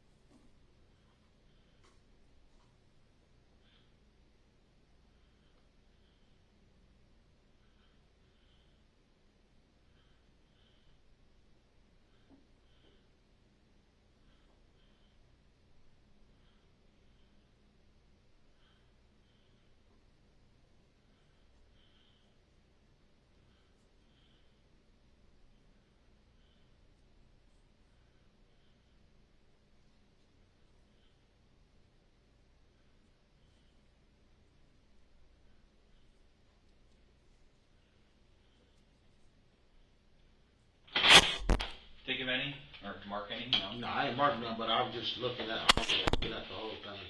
Okay. Oh, my fucking stomach. Thank you, son. Why are you looking at me to do my password? Well, that's what I asked. No, I said I will open it for you. Yeah, but I'm not going to give you my password. Okay. I will open it for you so you can look in my phone, but I'm not going to give you my password. Okay. And then you're just gonna lock it. Yes, right after you finish looking. Yeah. I will let you look in there. I have no problem with you looking. Okay. That's something I don't have no problem. Okay.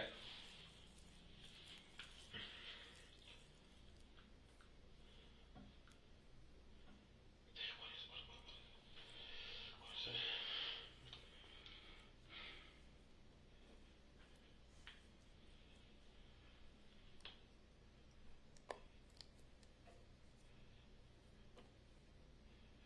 Damn, what the fuck is it? My mind ain't not even on my phone. You recently got this phone too, though, right? Yeah. No, I had this phone for a minute, but I thought, well, just a new phone number. yeah, no, this number. Because you said you didn't know it. That's what I was. So I don't know my number. All I know is 72726. Alright.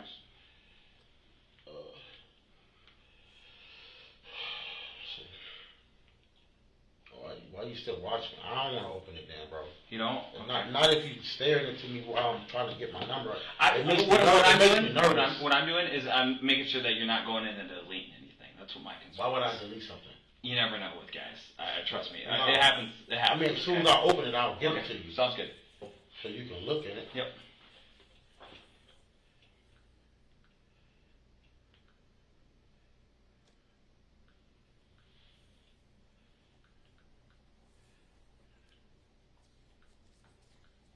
Yeah. No. Let me try one more time. You only get so many tries. Yep, that's true.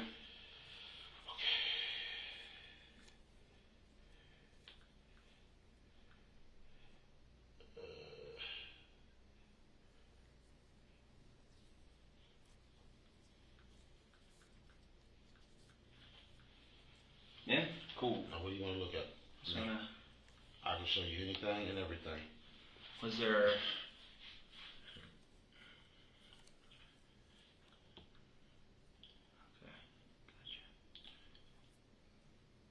gotcha. That's from a couple days ago. Yeah. No, that was from when I Well, got. Wednesday, That's from when I yeah. got my kids to So the you've had- conversation when they went to bed.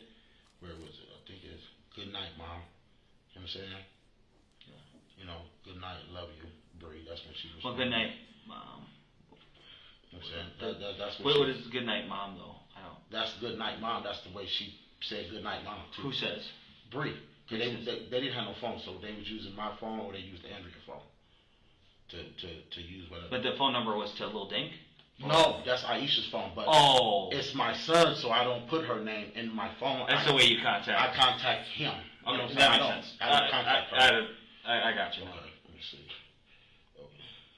So, let's see. Right here.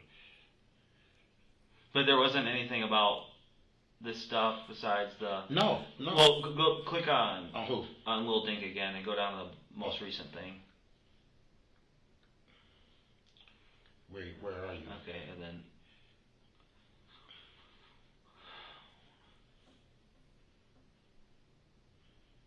Yeah, remember when I told you she kept trying to call me and my phone was acting up? Yep. Yeah, that's what, you know what I'm saying? Okay. Yeah, I mean, here, I just show you phones. Now let me get to the numbers. The call log. So let me see. Okay, how do I get to this motherfucker? Then that would be the call log. That would. Gotcha. See. Okay. here's yours. All right.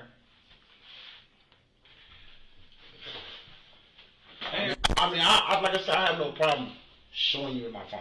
Okay. You know what I'm saying? But I guess where's the issue of like you just want to dictate of what we see or? No, I don't. No, I just like, you know what I'm saying? I looked at it like, I don't have no problem opening my phone for you. You know what I'm saying? I really don't. Okay. I don't have nothing. I don't have nothing to hide in my phone from you. Okay. Nothing. You know what I'm saying? Nothing at all. So that's the reason why I said I will open it for you. Gotcha. I just don't want nobody all in my phone. You know what I'm saying? I mean, it don't matter, but I just don't like people. Well, it does. I mean, it does matter. No, you miss what I'm saying. Okay. When I say it don't matter. When I say that, I'm saying like, you know what I'm saying? If you right here in my presence, you can do what the heck you want with my phone. basically. You know what I'm Gotcha. saying? Yeah. I want to know what you're doing with my phone. Okay. That's all. Gotcha. I mean, it ain't nothing that I'm hiding in my phone or anything like that. That is no. I would like, if you like, okay, let's connect it to something. Okay, I want to see what you're doing with my phone. That's all. You know what I'm saying? Yeah, Nothing, I mean, nothing personal. to be able to download, we would need the passcode, but Like I said, which just helps speed up any suspicion we would have of you. But I know don't what mean? understand how I got suspicious with my own kids, man. These are my kids. No, you know what I'm I saying? I mean, I'm just saying it would clear any suspicion, right? Listen, I mean, I know you're doing your job. You know what I'm saying? And I know what you have to do. I know what you have to do. You know what I'm saying? And I don't have no issues with that, period. But these are my kids, bro. Mm-hmm. These are my kids. You know what I'm saying? These are mine. Yeah. I'm really like confused. Like, I wish I would have been staying in my same state of mind where I was saying no all the time. What do you mean by that? Like, you know what I'm saying? Like Aisha, basically I blocked her where she couldn't even call me. Okay. You know what I'm saying? That's saying no. Because me and her have bad communication sometimes. You know what I'm saying? Because of the person who she was talking to. You know what I'm saying? And it just caused a little but now she's not talking to that person no more, so it opened up our communication again. You know what I mean? So, I mean, I just... Anyone you can think of that would try to take Breeza? Why? For what reason? I don't know. I'm asking you. You know better than I would, right? The only person who would know better than me would be Aisha. Yeah, but you can't think of anyone that would take her. I can't see no reason why. Okay. You know what I'm saying? Bree's a good kid. Yeah. You know what I'm saying? She's a good kid. You know what I'm saying? She's definitely a good kid. Okay. Definitely a good kid. Then, before, you might have mentioned, I might have missed it, when you went to Vince's, after y'all already went home from Vince's and you went back and you didn't get an answer at the door, what was the reason that you went back there? Cause that's where I be kicking it sometimes. You know what I'm saying? Like, just to, drink a beer. Okay. You know what I'm saying? Sit down, drink a beer. Hang out a little bit. Talk to, the yin yang. You know what I'm saying? That's as far as I go. Okay. For me. So did you call ahead of time? No, I don't know. Sometimes I call, but 99% of the time he don't answer his phone. Okay. So I don't call. Okay. You know what I'm saying? That's why I just go. Mm-hmm. You know what I'm saying? I don't call him. I just go. Okay. I mean, like I said, my babies are good. You know what I'm saying? My son too. You know what I'm saying? They listen to me. Mm-hmm. You know what I'm saying? All my kids listen to me. You know what I'm saying? And I don't have no problem with my kids. You know what I'm saying? At all. You know what I'm saying? No behavioral issues, something like that. The mom do. I don't have it. You know what I'm saying? Like they're defiant with mom, yeah, but not with me. Gotcha. Why? Probably because I'm more lenient. Okay. And I tend to give them what they want. Gotcha. You know what I'm saying? It's like, if you want, the only way you can get something out of me if you're acting good. Mm-hmm. Good grades, respectful, doing the things you have to do. That's when you get stuff from me. Other than that, you don't get nothing from me. You know what I'm saying? And my kids know that. Mm-hmm. So, this is crazy, man. Yeah. I mean, this is like, I'm more hurt for Aisha. Because, you know what I'm saying, that, she had him. You know what I mean? And my baby mama, you know what I'm saying, like I said, I know she feels some type of way behind it. You know what I'm saying? But like I told her, you know what I'm saying, she like, Henry, you should have had more of a watch. You know what I'm saying? I ain't never have to watch my kids like that. You know what I'm saying? Never. Mm-hmm. Even when I used to keep her in Bree. Yeah. I mean, Bree ending. You know what I'm saying? I never have to. Because my kids, you know what I'm saying, we communicate. You know what I'm saying? So I really...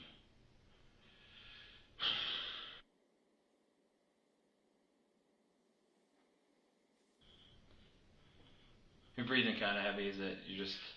I smoke a lot. Smoke a lot? And then I'm, Gotcha. you know what I'm saying, thinking about my baby. Yeah. You know what I'm saying? Yeah. It's like...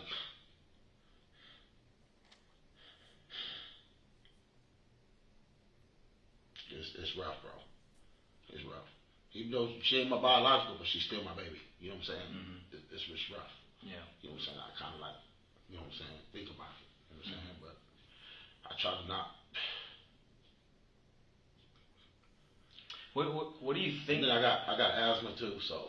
Yeah. What do you think happened? Big bro, I don't even know. I mean, I'm not gonna even try to even put a thumb on it, a finger on it. I don't know. Yeah. You feel me? Yeah. I don't know. You know what I'm saying? I'm not gonna say something that I don't know. You know what I'm saying? Because our communication was good all day. With Bree? With both. With both as in Dink and Bree. Yeah. Both my kids been A1 all day. Okay. A1 all day, bro. And then all day A1. Mm-hmm. And then I'm kind of like stopped up, congested a little bit too. So yeah, gotcha. This is like. Well, I can assure you, there's a bunch of people right now with the department going out there. We're trying to do what we can. I hope, pray to God that they find my baby. You know what I mean? Because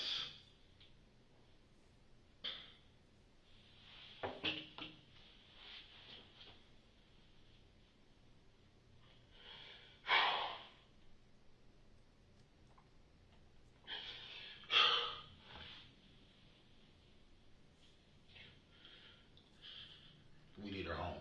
Mm-hmm. Definitely. We need her home. Yep. And this is, and I know, like I said, I know I blames me because I should have had more watch on her. You know what I mean? mm-hmm. I know my baby mama. You know what I'm saying? She is like furious at me. Like I never seen her this mad at me ever. Yeah. But she got reasons. Yeah. You know what I'm saying? That's like if I would have had custody of my kids and I leave them over there and something happened, whether they bust a nose or get a scar or whatever, you know what I'm saying? Mm-hmm. Do you concerned about that? You know what I mean? So yeah, definitely. I'm not mad at Aisha. I'm just kind of salty that she won't really communicate with me. And you know what I'm saying? And that's fucked up. You know what I'm saying? Because her mom do. Even right now, you know what I'm saying? I was talking to Donita on the phone. Yeah. And me and Donita 100, her mom. Mm-hmm. You know what I'm saying? And Donita loves me. You know what I'm saying? And the whole family do. You know what I'm saying? So, but I know what Aisha's going through, and it's just gonna take for her to. And some things that could help with that, right? Of her not being so mad at you. She is, though, bro. Hear me out here for a second. To help ease some of that, or lessen it, or for us to be able to go input more to her, is that your cooperation goes a long way with us, and it also is not going to make her so mad at you, right? So like if she finds out that the whole passcode on the phone, it is what it is, whatever, she might question that.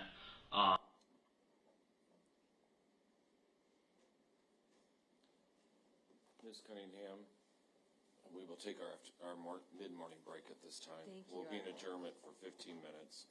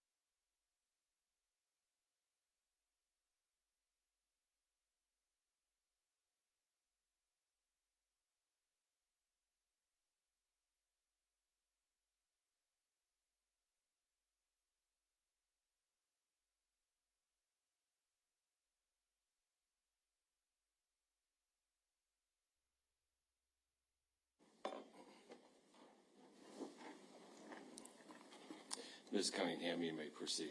Thank you. Detective Obert, as we began watching the interview that you conducted of Mr. Dinkins at the Davenport Police Department, there was a call that had come in on his phone, and we could hear a voice in the background. There were two officers that had stepped in, and then his call had been placed out in the hallway. Can you tell us about that call and who that call was from? That was a call between the defendant and Officer Burkle, who was still at the apartment complex. Okay. Officer Burkle had testified about having tried to call him several times and finally having sent a text during the course of his testimony. Let me ask you this. During the investigation, did you apply for a search warrant for the defendant's phone? We did. Okay. Was that search warrant granted? It was. All right. And with that being said, with the granting of the search warrant, describe, I guess, describe the search warrant. What type of processing was to be done on that cell phone? An extraction of the phone program called Celebrate is what's used. After we get the search warrant signed, we turn that into our computer forensics lab along with a computer forensic request form filled out, and then certified forensic analyst / sworn officer would do an extraction of that phone. Okay. Just for purposes of education, help us understand the difference between a search warrant that is seeking to extract data from a cell phone as compared to a search warrant that is sent to the service provider for a particular phone. Cell phone record search warrants are strictly related to the provider and will include things like subscriber information, call logs, location data, whereas an extraction of the contents of a phone include any activity on it, images, videos, text messages. Oftentimes in cell phone record search warrant returns, text data is limited, or majority of the time there's no text data that is included in the return.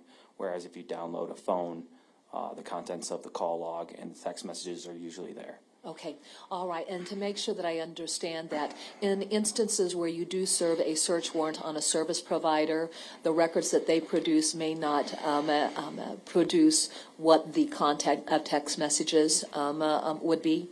That is correct. Okay, all right. In this particular case, was Mr. Dinkins' cell phone then submitted to our forensic digital unit? Yes. Okay. And then who performed the extraction on the cell phone? Corporal Nanabita. Okay.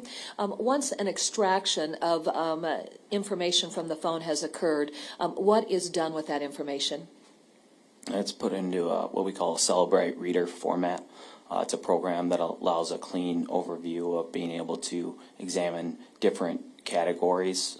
For example, there will be phone events or activity, SMS messages, or call logs, search history, things of that nature in their own particular order. Makes it easier for us to go through, analyze the data, and then also allows us to generate reports from content we feel is relevant. Okay. When the extraction is completed, does Corporal Nanabita do the review of that documentation, or does that go to an officer to do a review of that documentation? The download of the phone is reviewed by the detectives that work the case. Okay. Were you that detective? I did. There was two detectives that did a review of the contents of the phone. It was myself and also Detective Sean Johnson. Okay. And in your review, then, did you look at the text messages that were extracted from Mr. Dinkins' phone? I did. And then were you able to review the telephone calls that were either coming in to that number or that were being placed from that number to third parties? That is correct. Okay. Now, help us to understand this. If a phone is not powered on, does that limit what will be captured in the extraction reports? In my experience with, if you were to get phone records back, it does show calls placed, whereas if the phone's off and there's no activity, it's not going to show like incoming calls into that phone download. So if someone was trying to call a phone that was off, it wouldn't necessarily show up in the download of the contents of the phone. Your Honor, may the record reflect that I'm showing counsel what's been marked as State's Exhibit 91-1, consisting of 5 pages, and the 91-2, consisting of 10 pages.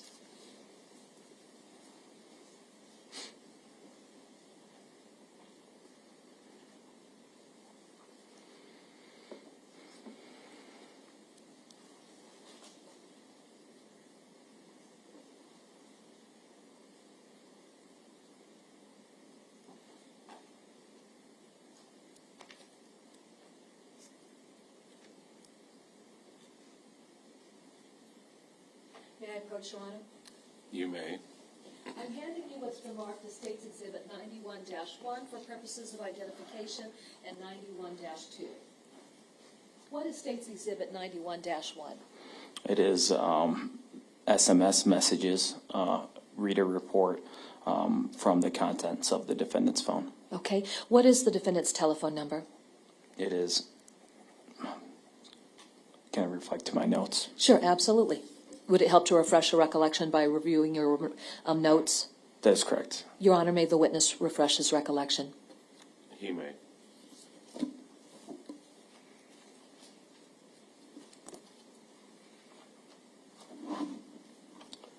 The defendant's phone number is 563-726-4078. Okay.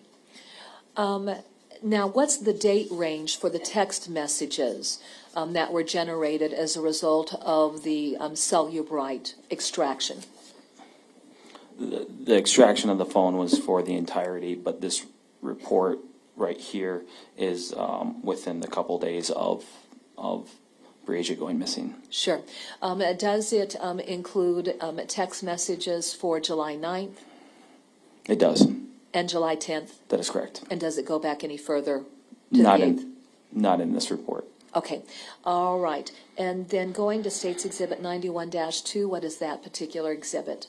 It is the call logs surrounding the upcoming days of the defendant having Breasia Terrell and then her going missing.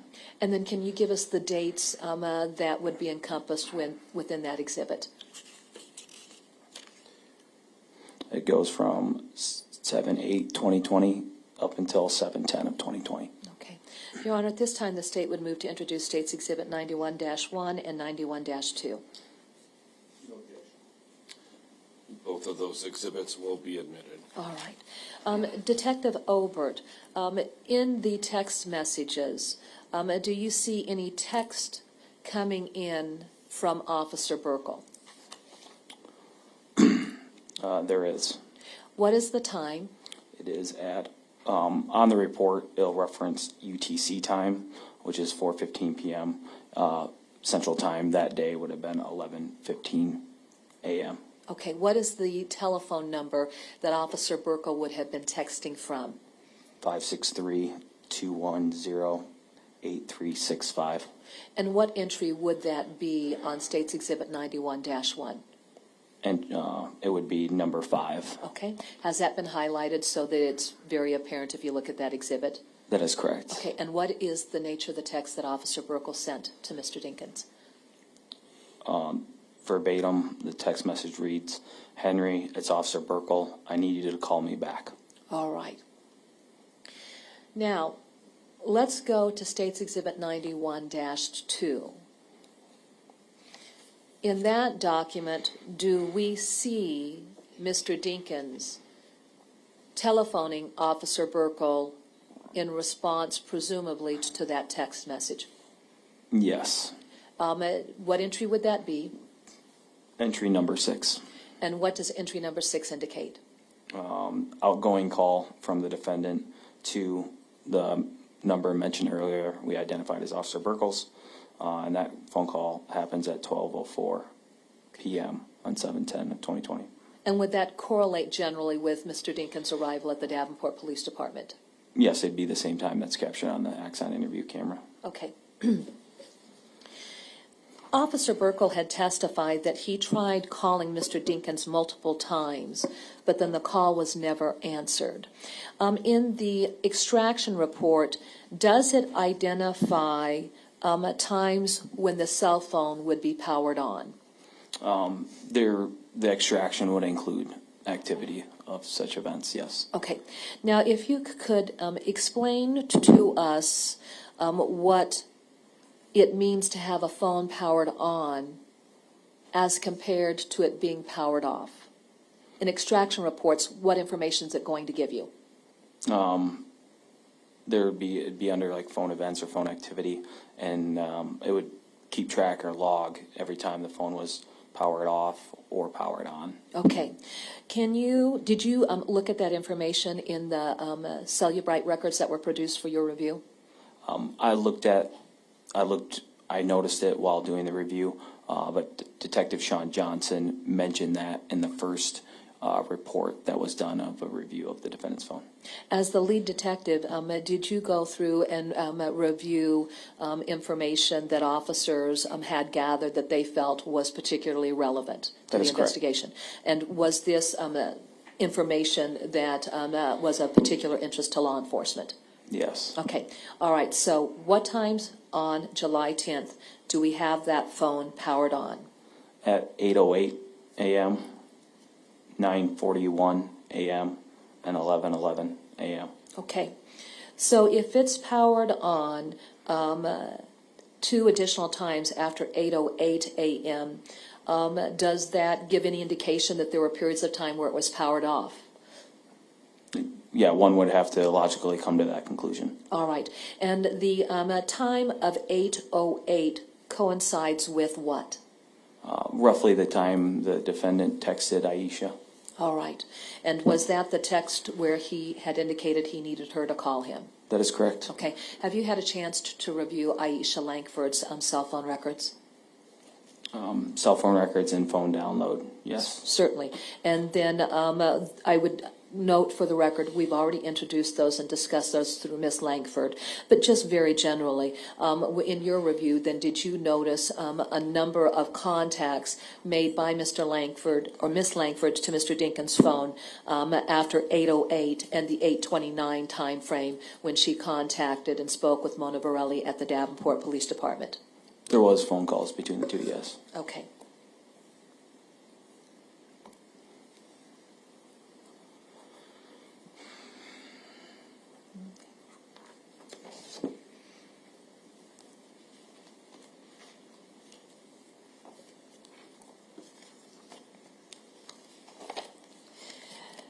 Could you please describe the clothing that Mr. Dinkins was wearing when he responded to the Davenport Police Department?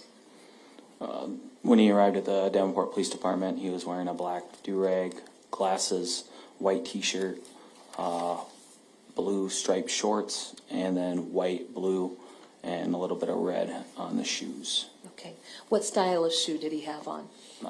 Tennis shoes, like I don't know if they're Jordans or Nikes. Okay. Was that something that was of interest or note to yourself as detective and other law enforcement officers? Later that evening, that was something of importance, yes. Explain how that became important in the investigation. It was found out from Officer Burkle that when the defendant first made contact with him at the apartment complex, the defendant was wearing gold and black shoes at that time. All right. And then, of course, we've had the testimony of Aisha Langford about that. Did you have any discussions with Aisha Langford where she described those gold tennis shoes and being very dirty that he was wearing out at the apartment complex? No, I never had that conversation with her. All right. And was Miss Langford interviewed by other officers as well? Yes. Okay. Now, when you received that information, what did you do to show the difference in what he was wearing out at the apartment complex versus what he was wearing when he met with you at the Davenport Police Department? So just given that initial information, I wanted to go back, observe Officer Burkle's body cam footage, create a still image of a clear shot of the defendant standing there, so all of his articles of clothing could be seen. And then I did the same thing when reviewing my Axon interview room camera, made a still shot of him sitting there that would reveal all the articles of clothing he was wearing there. Your Honor, may the record reflect that I'm showing counsel what's been marked as State's Exhibit 128.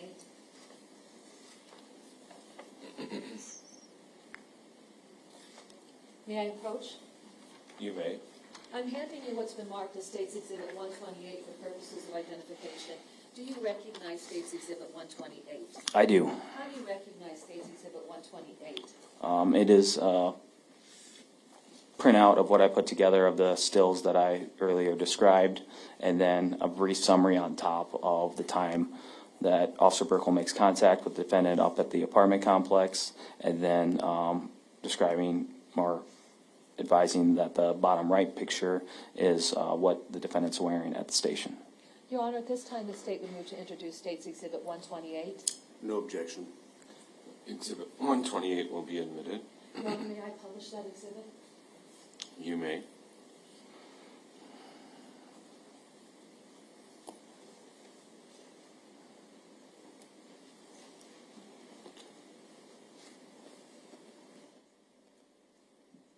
All right.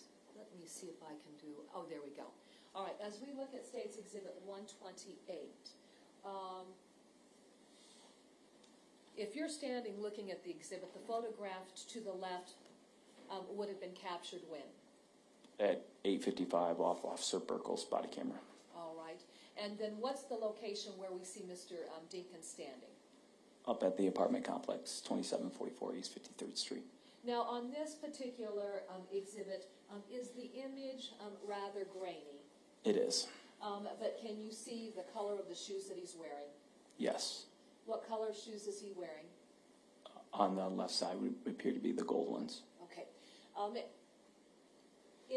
Are those shoes captured on some video surveillance footage that was collected in the course of the investigation so that we get a real good perspective of what they look like? That is correct. All right. And then the image on the right, what is the location where we have Mr. Dinkins? Davenport Police Station. Okay. And then and focusing on the shoes, can you see that there's a distinct difference between the shoes he's wearing there at the department and then what he had on when he had that initial contact with Officer Burkle? That is correct. What time, for purposes of our record, did Officer Burkle have that contact with Mr. Dinkins? 8:55 a.m. And how were you able to determine that? Well, the timestamp on there would be 9:01, but it was roughly around there. This was the best shot I could get of his full body, showing the shoes. Sure. That's why it shows 9:01. All right. Did you collect that time from the body-worn camera when you saw that point of first contact? Yes. Okay.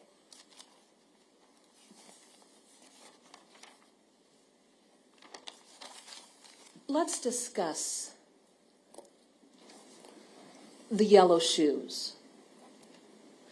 Recognizing that Mr. Dinkins had changed shoes before he came to the department, did that pique law enforcement's interest?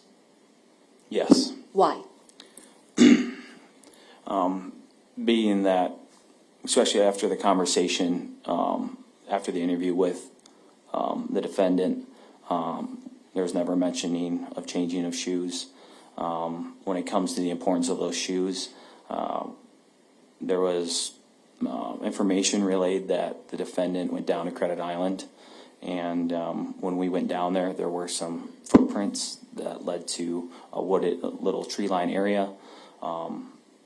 It would have been helpful to, if we were to have those shoes, to be able to match the bottom imprints or the bottom layout of those shoes and compare them to the cast printouts that were taken by the evidence tech down there at Credit Island. Would that have been civilian crime scene technician Jill Foster? That's correct. And were those photographs that she took the late afternoon, early evening of July 10th of 2021? That is correct. Okay. And then the basis for, or the information that the defendant had been down at Credit Island that morning came from which witness? DL. Okay, all right. And we'll talk about this later, but did you actually physically go out on a ride with DL to have him point out locations he and his father had traveled to? That is correct. Is that one such location that DL pointed out to you? That was. And then when you'd gone out on that ride with DL, did he show you where on Credit Island his father had parked before he got out of the car and wandered off somewhere? Yeah, he gave us a general parking area, yes. Okay, and then the child's description of where they parked and his description of his father's direction of travel, did that match with the location where those shoe impressions were found? There were shoe impressions of where DL generally pointed. Okay. He said he saw the defendant going. Did you go down in that area yourself? Yes. How would you describe the soil? At some points, water, if it all depends on how much water is there, it could fill up past it or it could dry out. At that certain day, it was very muddy / kind of marshy type soil. Okay. Were officers interested in finding those tennis shoes to be able to collect the soil as well from the bottom of those tennis shoes? That was another avenue that could have been done, being that we collected soil from the vehicle and also from different areas throughout Davenport. Okay, now let's go to the second half of that discussion. Jumping ahead, was there a search warrant that was obtained for the maroon Chevy Impala? There was. All right. And then was that vehicle seized? It was. At some point in time, was there an interest in the gasoline, the amount of gasoline within the tank of that Impala? That is correct. Now, we'll talk about that a little bit later. But was there a search warrant obtained to determine how much gasoline was left in the tank of the Impala when it was seized by law enforcement officers? Yes. Okay. In order to remove that gas tank, what had to happen with respect to the vehicle? The vehicle had to go up to where our fleet mechanics are, so it could be hoisted on top of a lift. Okay. And once the vehicle was placed on a hoist and lifted, what was noted by Detective Garner? That there was clumps of mud under the vehicle. Okay. What was the weather conditions the evening of July 9th? There was a torrential downpour at approximately 7 p.m. And then there was also some rainfall at around midnight from July 9th into July 10th. Okay. Were those weather conditions something that was of import to law enforcement? Yes. Okay. Now, down in the area of Credit Island, where DL had described his father parking, in that area, how would you describe the surface where vehicles could pull off and park? That was kind of the one where he would have parked at was more of a gravel lot. Okay. Having been down there, was that surface such that a vehicle would bottom out and collect any type of soil or grass clippings? I would say no. I mean, I was driving a similar CID car at the time, just an older model Impala, and it's not like we got stuck when we drove and parked in that same area. Okay. So then was there a question about where those clumps of dirt and grass would have come from? Yeah, it was a concern. Okay. Did that remain I guess, a big question throughout the course of the investigation and up through the discovery of Breasia Terrell's remains on March 22nd of 2021? That is correct. Okay. All right. Let me see what else. All right. So the next topic of discussion relative to those shoes and the cell phone records.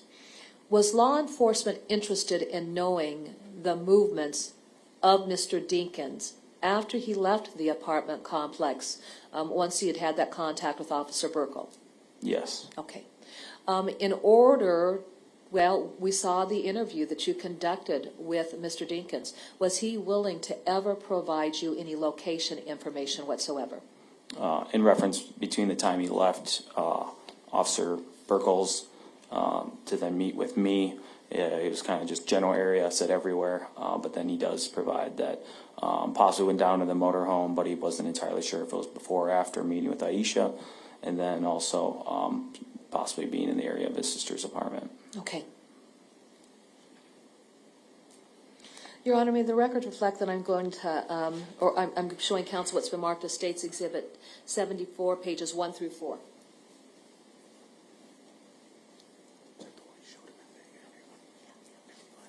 May I approach, Your Honor? You may. I'm handing you what's been marked as State's Exhibit number 74, pages 1 through 4, and then actually I've done a printout of that. Could you look at that exhibit?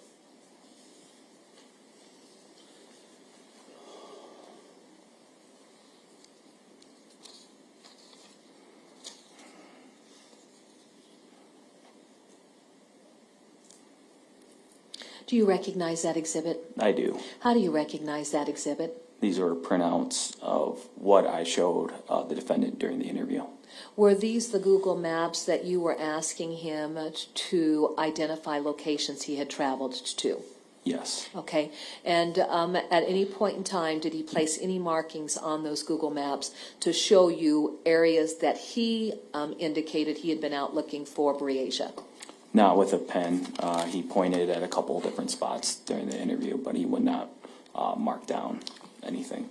And what spots did he point to on the interview, just as a refresher? Just in general areas of the maps of kind of around the apartment complex. Okay. For purposes of our record, how many maps are included within that exhibit? 4. Okay. Page 1, what area of town does that map focus on? It focuses around the apartment complex area, which would mainly consist of 53rd Street being the main thoroughfare and Jersey Ridge Road. Okay. Page 2. This goes further over to the east, still has some of the apartment complex, but then it starts, then it shows all the business areas, and it mostly captures 53rd and Elmore Avenue. Page 3. This would be southeast of the apartment complex. 46th Street and Elmore Avenue would be the two main thoroughfares in that printout. And page 4. This would be southwest of the apartment complex. 2 main thoroughfares there would be Jersey Ridge Road and 46th Street. Okay.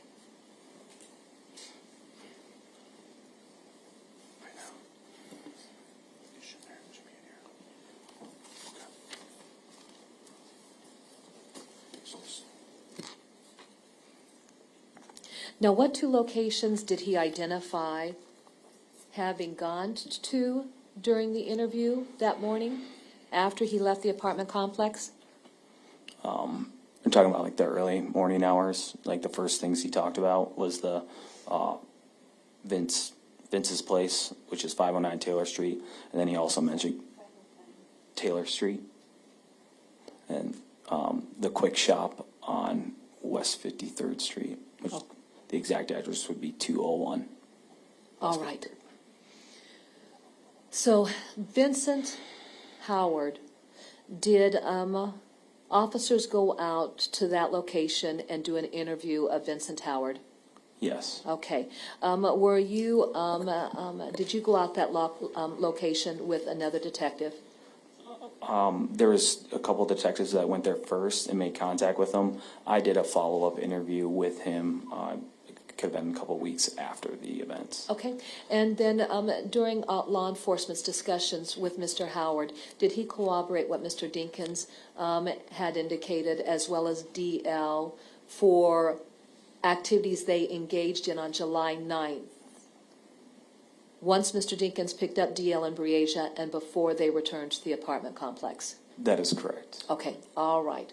So, let's talk about the second location. And this is prior to Mr. Dinkins' contact with Officer Burkle. So he gave a second location that he went to, is that correct? That is correct. And that location is what? Besides going back to 509 Taylor Street, Yeah. was the Quick Shop at 201 West 53rd Street. All right. We've only got a few minutes before noon. I'm going to table that discussion. We'll come back to that after the noon hour.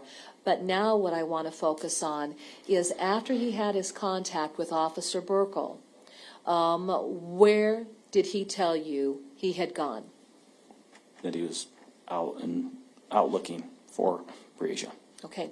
Did he ever mention stopping at two separate locations?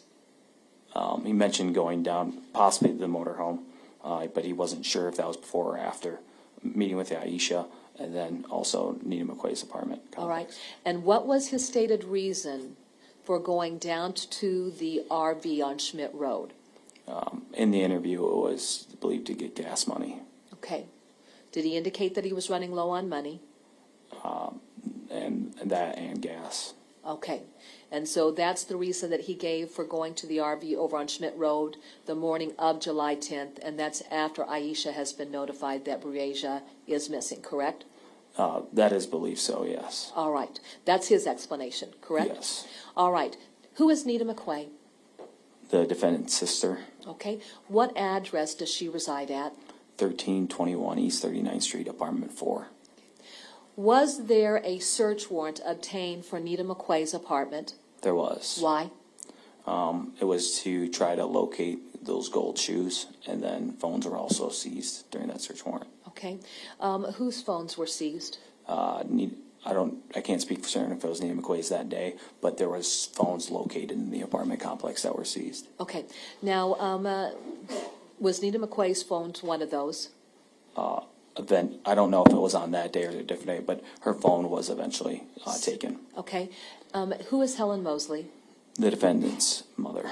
And was her cell phone seized at some point in the investigation? I would have to be refreshed by notes. Okay. And then let me ask you this. We've had Special Agent Fennerin talk about a number of cell phones that he processed and produced CAS data for. With that being said, was Helen Mosley's one of those phones that CAS data was generated for? Yes. Okay, all right. Why were officers interested in looking at Nita McQuay's phone and Helen Mosley's phone? Because the defendant had some sort of interaction with them that morning. Okay. With that being said, when those phones were analyzed, both for Nita and for Helen Mosley, did that put them anywhere in the vicinity of that apartment complex or locations associated with Breasia, where her remains were later recovered? Objection, calls for hearsay. Your Honor,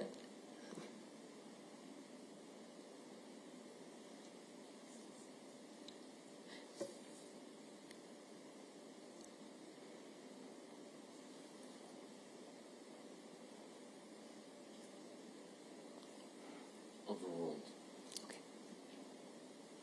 you can answer the question.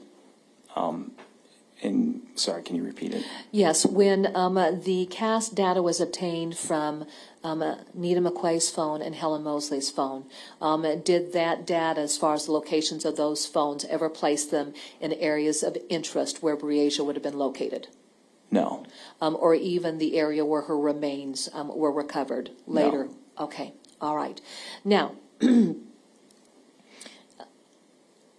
let's stay with that topic of Nita McQuay's residence. Did the defendant tell you that he had gone to his sister's that morning? Yes. Okay. And did you have any sense of when he did that after his, in relation to his contact with Officer Burkle? From our conversation, it sounded like it was after the fact, and it was right before he came down to the police station. Okay. Were there concerns about the phone being powered? Were there concerns when you saw that the phone had been powered on 3 separate occasions for Mr. Dinkins' phone? Yeah, I mean, average person, to have your phone go off and go on 3 times, but it's not even logging the time that it's turning off. It's definitely a confusing thing to read in a Celebrate report. Sure. If the phone had been powered on, would that then generate location information? It would. Okay.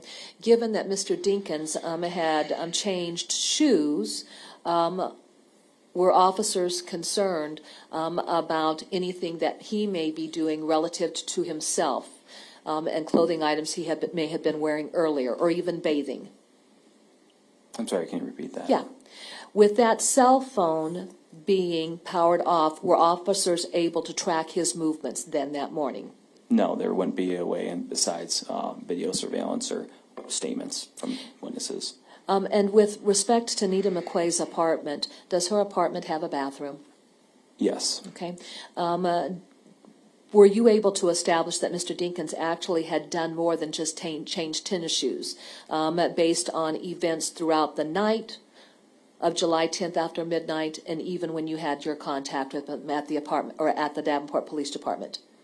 Yes, there's video surveillance from the Quick Shop that shows the defendant wearing a different pair of shorts and a wife beater. Okay, all right.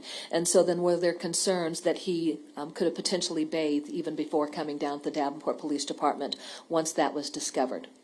That's a possibility. Okay. Now, if an individual bathes and changes clothes, is that going to potentially impact evidence that officers would seek from that subject and clothing that they were wearing? That could affect what evidence we'd get out of or from the defendant, yes. Were officers interested in any type of DNA evidence that existed in this investigation? Yes. And would that involve clothing worn by Mr. Dinkins? Yes. And would that also involve any type of DNA that may have been on his body? That is correct. Would that include anything underneath his fingernails? Yes. Okay. And even anything in the area of his genital region? That is also correct. Okay. Your Honor, this would be a great breaking point for the state. We will adjourn at this time. We'll reconvene at 1:30. Thank you.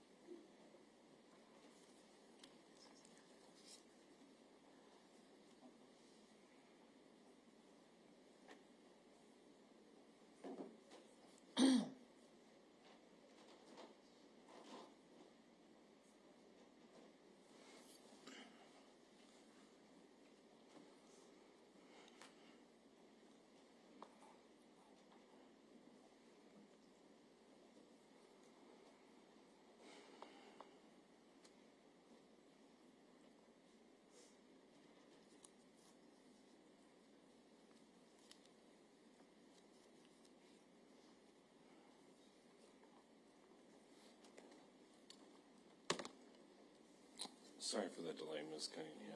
Oh, no, I'm sorry, Your Honor. You may proceed. Thank you. Detective Obert, I'd like to go back to the discussion that we were having relative to the defendant having indicated he'd gone to his sister's house that morning. And when I'm talking about that morning, I'm talking relative to the time frame after his contact with Officer Burkle up at the apartment complex.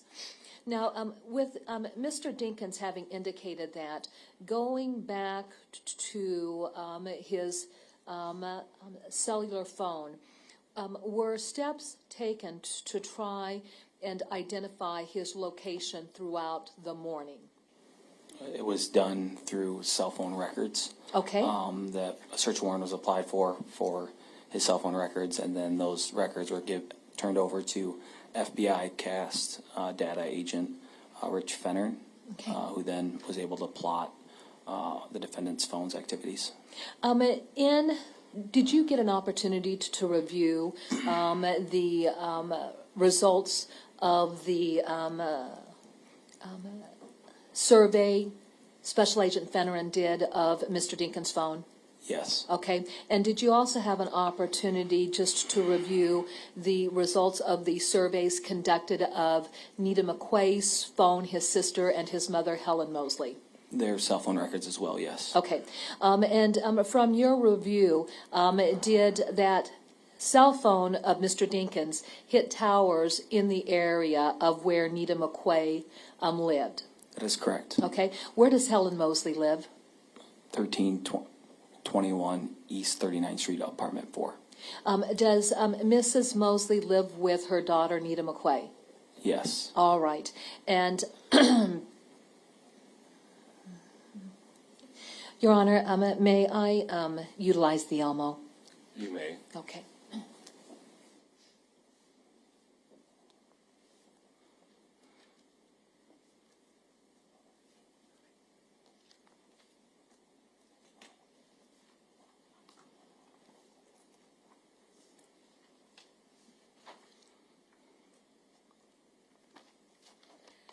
Detective Obert, I'm going to direct you to State's Exhibit 62.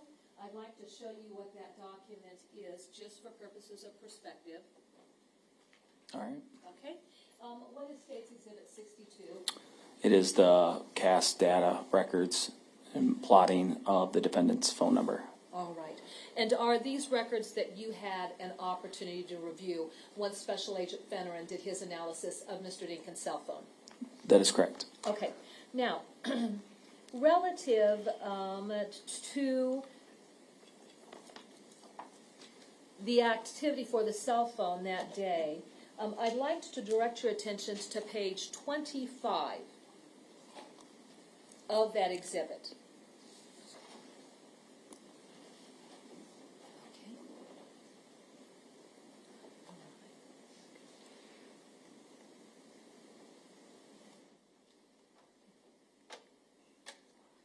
Now, in looking at this exhibit,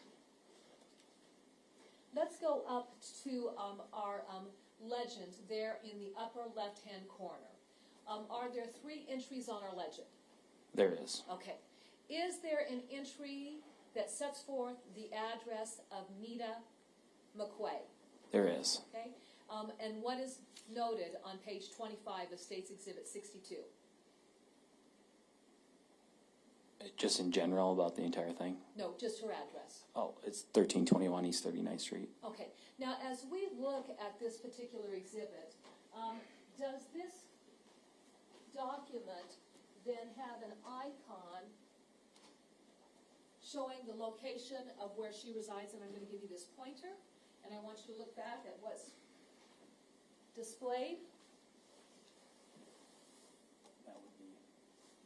That would be the residence. All right. For purposes of our written record, how is her residence denoted on this map? It's a green box. Okay. Did you? I'm sorry, I didn't catch that answer. It's a green box. Okay. Does that look green to you? Yeah. Are you colorblind? Partially. Oh, okay, all right. Now, is there also an icon for the address of 2744 East 53rd Street? There is. All right, and then can you show us what icon would represent that address? All right, and then I'll just ask you, what color does that appear to you on the diagram? Red. Red, okay, all right. So if we look at this, what is the time frame that Mr. Dinkins is hitting off cell towers or sectors in the area of Nita McQuay's residence? I'm sorry, can you repeat that? Yes. As we look at this, what is the time frame that Mr. Dinkins' cell phone is hitting on cell towers and sectors within the area of Nita McQuay's residence? From 9:35 a.m. to 9:44 a.m. Okay, thank you.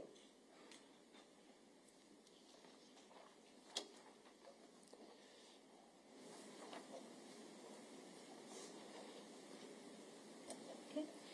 Going to page 26.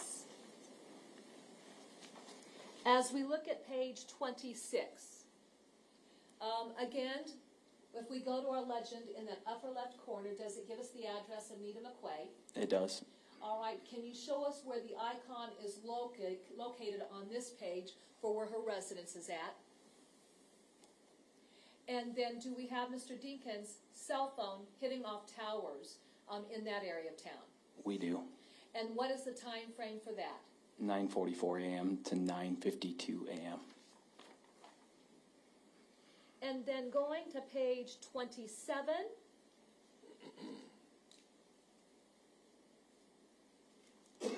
Actually, let me go ahead and move on beyond that. Going to page 29 of that exhibit.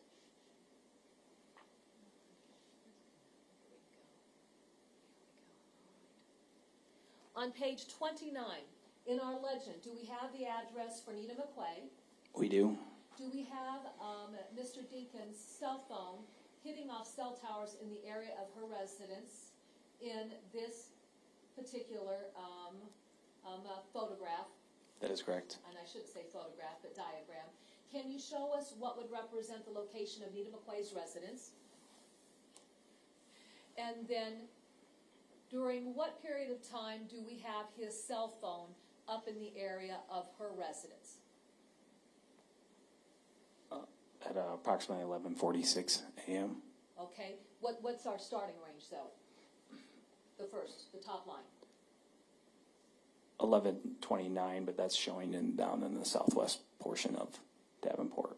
Okay, all right, very good. So as we're looking at page 29 then, between 11:29 a.m. and 11:46 a.m., do we have him in two separate locations? Yes. Okay, so toward the 11:29 a.m., where is his cell phone hitting? Southwest part of Davenport. Can you go ahead and show that to us there on the diagram? Is that cell tower located anywhere in the area of Schmidt Road?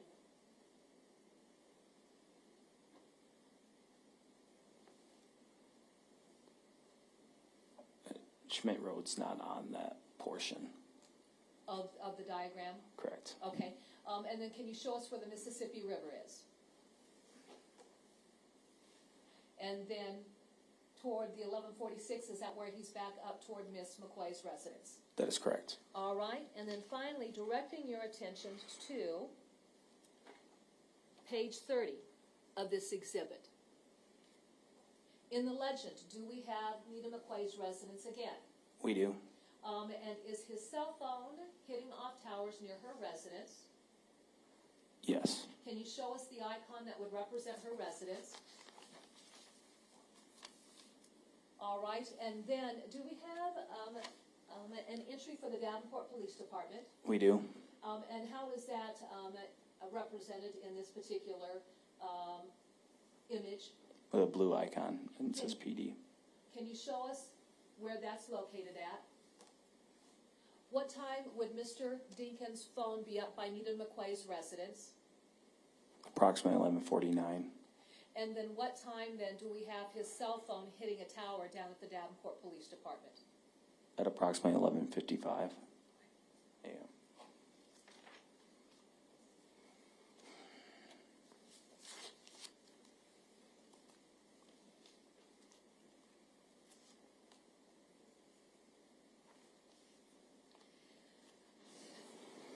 what were the locations that Nita McQuay and Helen Mosley were identified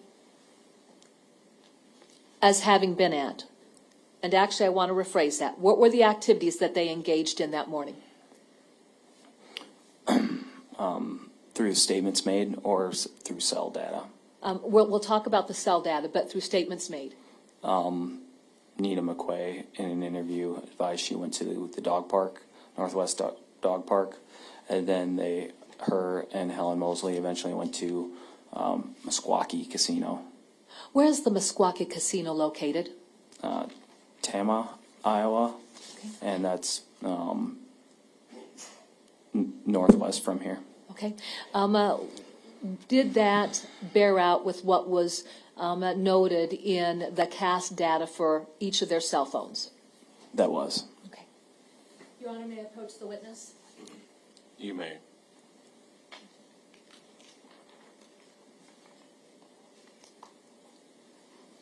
I'm handing you what's been previously introduced as State's Exhibit number 110.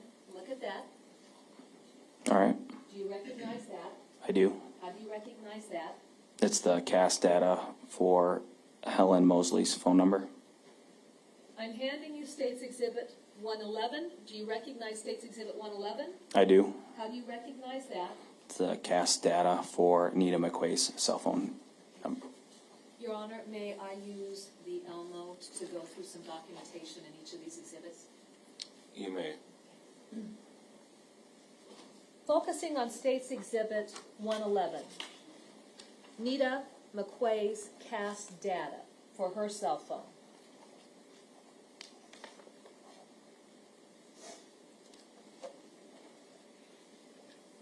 Page 4 of this exhibit.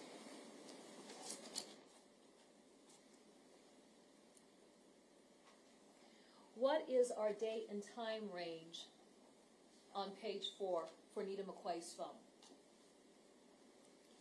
It is from 12:58 p.m. on July 9th, 2020 to 8:26 a.m. on July 10th, 2020. And generally, where is her cell phone located? To the area of the apartment at 1321 East 39th Street.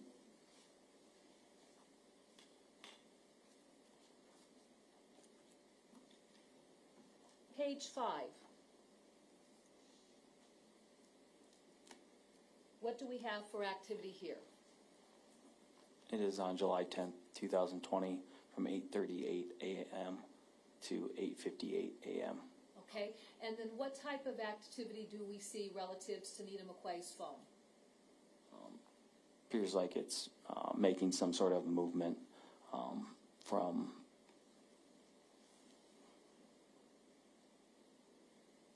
the northwest portion of Davenport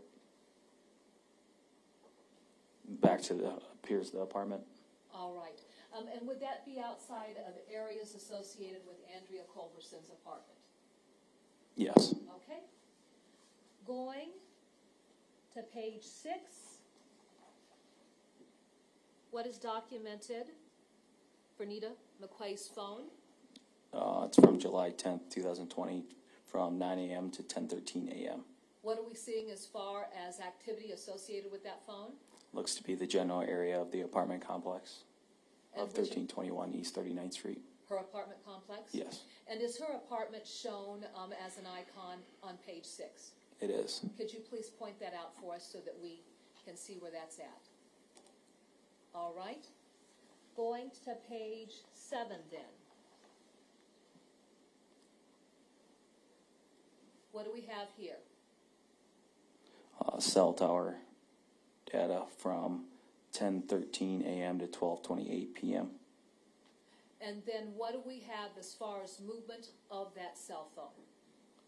At 10:13 a.m. it's in Davenport, and then its progression or movement is northwest, and appears to be 12:09 p.m. I can't make out any of those towns that are marked. Okay. Where's Tama located on this diagram, though? And is that represented by an icon on page 7? It is. All right.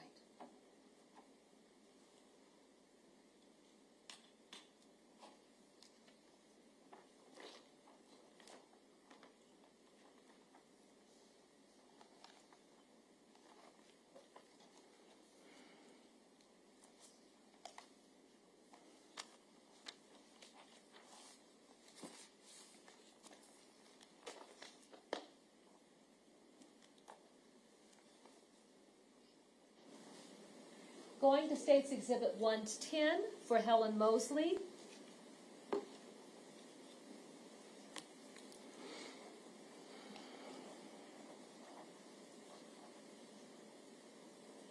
What is the date and time range noted on page 3 of this image? July 10th, 2020, from 7:55 a.m. to 8:38 a.m. Is there an icon for her residence there? There is. Can you show us where that is? And is her cell phone then hitting off towers in that sector? It is. Okay.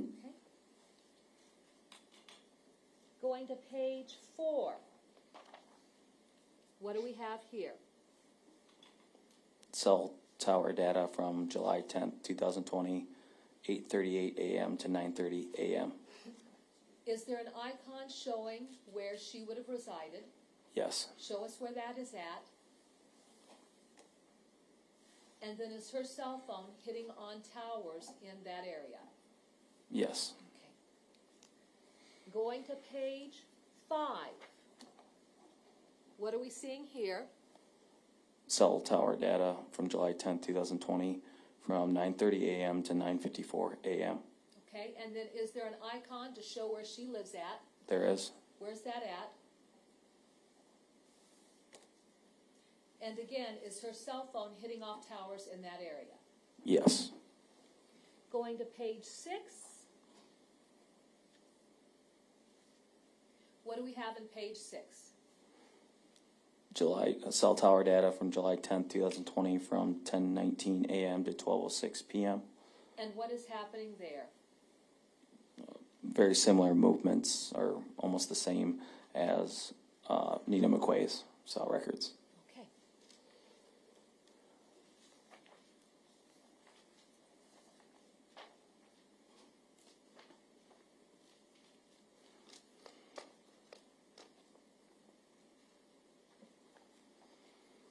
So based on that information,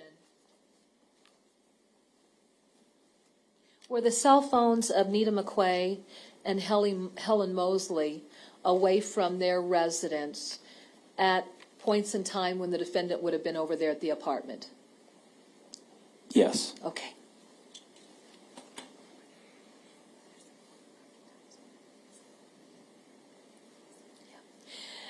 And were there any overlapping times when his phone places him in the area of the apartment, and that would be Nita and Mosley's, where their cell phones are there?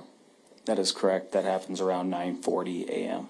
All right. And then as we get later on in the morning, then, is that where you see a separation of the family members' cell phones hitting at different locations as compared to his? That is correct. Their movement starts at around 10:13, 10:15 a.m. Okay, all right. I just want to go back and then speak to one issue, so this is clear for our record. When you were speaking with Mr. Dinkins about his cell phone, the contact name that he has for Aisha Langford in his cell phone was what? Little Dink. So any entry that has Little Dink would actually be the telephone number for Aisha Langford in his records? That is correct. All right. The next topic of conversation. Mr. Dinkins did identify for you a specific location that he went in the middle of the night. Is that correct?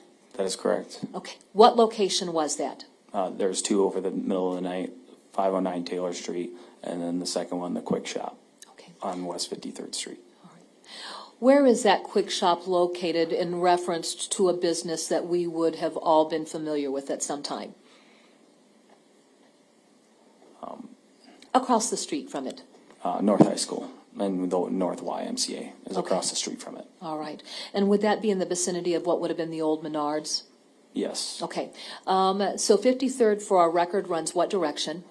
east-west, All right. And then, so what side of the street would the quick shop be on? south side of the street.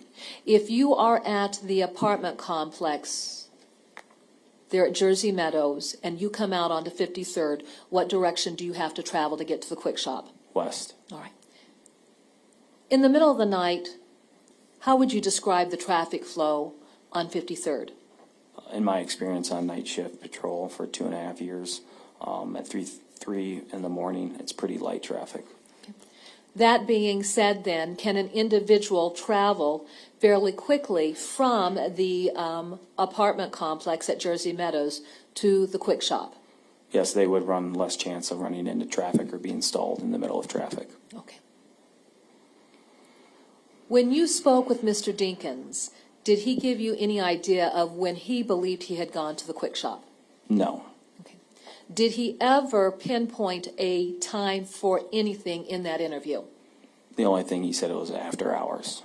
After hours? And after hours meaning what? We didn't really elaborate much more on that. Were you provided a frame of reference to work with to establish when he had gone to the quick shop? There was no time given, no. Let me be just a little bit more, be a little clearer. When Andrea Culberson was interviewed, did she give us times to work with for his movement during the middle of the night? The only thing she could account for is at 3 a.m. when she woke up, he was no longer there. And then at approximately 3:30 a.m. is when the defendant arrived at the apartment complex and left shortly thereafter. And at 3:30 a.m., was that the time when she looked out that bedroom window? That is correct. And at 3:30 a.m., when she looked out that bedroom window, what did she report seeing? Seeing Berasia standing on the passenger side of the vehicle. Okay. Does that framework then have any bearing on what you would have done relative to video surveillance camera at the quick shop? Yeah, the objective there, regardless of even that time, was just to get a general recovery of video footage from the quick shop to establish when the defendant would have went there. Okay, let's step outside that discussion for the time being, and I'd like to establish a general framework for how the collection of video surveillance footage worked. All right, was there a massive canvass done of areas here in Davenport? There was. Okay, looking for what? Either canvas of witnesses that have seen anything or have seen Berasia, and then video surveillance that would capture either her whereabouts or any other things related to her disappearance. Okay. What areas of town were the canvassing, where was the canvassing conducted to try and collect video surveillance footage that would show us movements? We collected almost the entire city of Davenport. I mean, we had a bunch from the southwest end, a bunch around the area of the apartment complex, and then it was roughly 100 different businesses that were canvassed. Okay. Outside of Scott County, were there areas that were canvassed for video surveillance? Yes. Describe. There was video collection along Highway 61, along Highway 30, and then into Clinton as well. There was a large video collection canvas. Okay. Were there a significant amount of video, or was there a significant amount of video footage that was seized from various locations? There was. Okay. With the collection of a significant amount of video footage, then describe what process was put in place to conduct a review and determine whether any of that video footage was relevant to this investigation.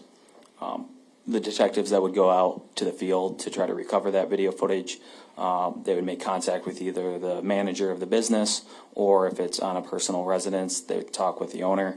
Depending on how that video footage could get downloaded, the detective would either bring a thumb drive or bring a DVD that it could be downloaded onto.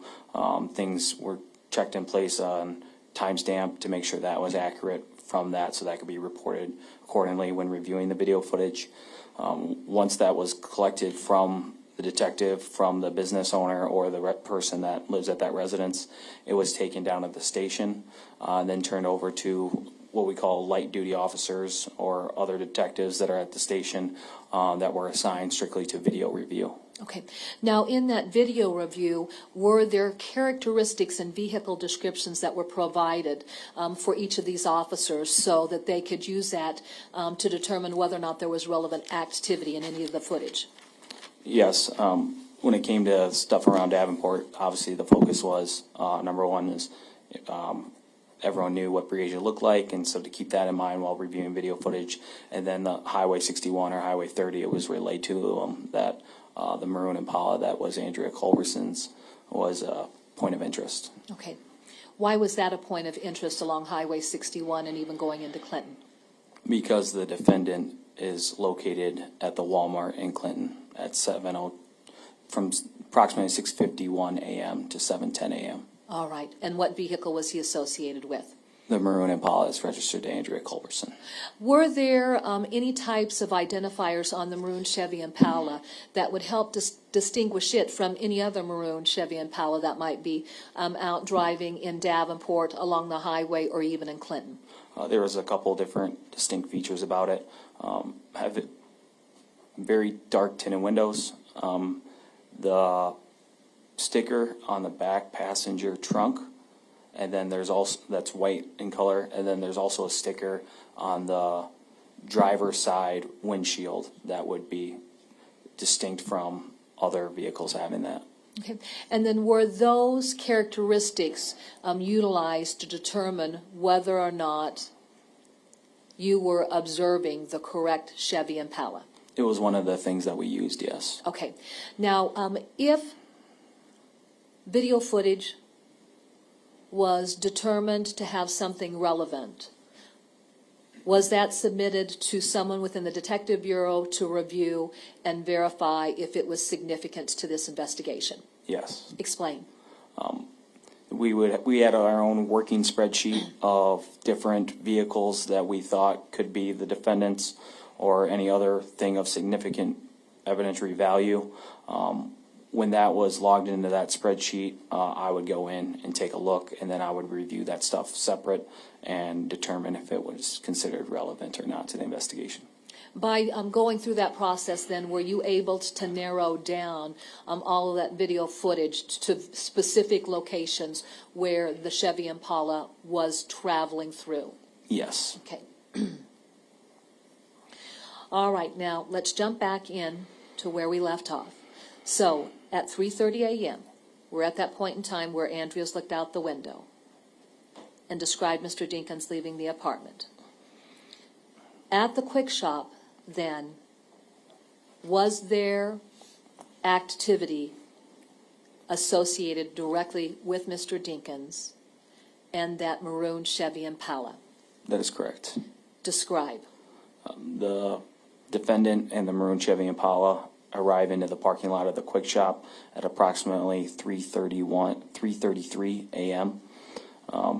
The defendant gets out of the vehicle and enters into the quick shop and purchases $35 worth of gas and 2 Newport packs of cigarettes, and then a separate transaction was made for 1 Bic lighter. Was there a receipt that was obtained for that transaction? There was. Okay. We've heard testimony from Detective Poyer relative to that receipt, and then photographs taken of the gas pumps to show the prices of the different gasolines available. Are you aware of that? Yes. All right. So to be clear, is Mr. Dinkins captured pumping gas into that car? Yes. And then as he comes into the store, can we clearly see what type of clothing he is wearing and what type of shoes he has on? The the pumping of the gas would have been after he exited the store. Certainly. But Okay. as he's coming into the store initially Yes. and even exiting, can we see what he's wearing That is correct. and the shoes?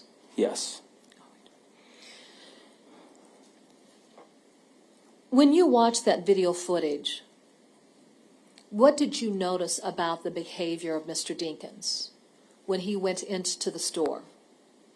At a point while he's at the counter, at approximately 3:34 a.m., he glances out to his left, which would be out towards the parking lot where his car would be parked. He makes 7 glances within a minute span. Okay. Did that catch your attention? Just off common sense, it appeared to me that he was concerned about something out in the parking lot, most likely his vehicle. Okay. Now, did Mr. Dinkins have any keys in his possession? He did. He had a lanyard that's shown on video, so that would, again, reduce the thought of he's not worried about it getting stolen because he has the keys with him, and the Impala headlights do go out while he's still inside the business. Okay. And then, as far as his pulling into the parking lot, can you see the vehicle where it pulled up to a gas pump? Yes. With the tint on the windows, are you able to see anything inside the vehicle? You cannot. When he pulled into that parking lot, was there any other vehicles out in the area of the gas pumps? Not in the area of the gas pumps. All right.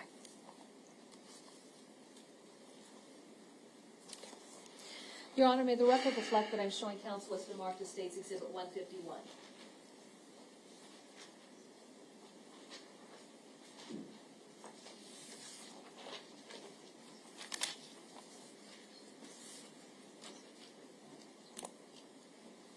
May I approach, Your Honor? You may. I'm handing you what's been marked as State's Exhibit 151 for purposes of identification. Do you recognize State's Exhibit 151, and feel free to get into that envelope.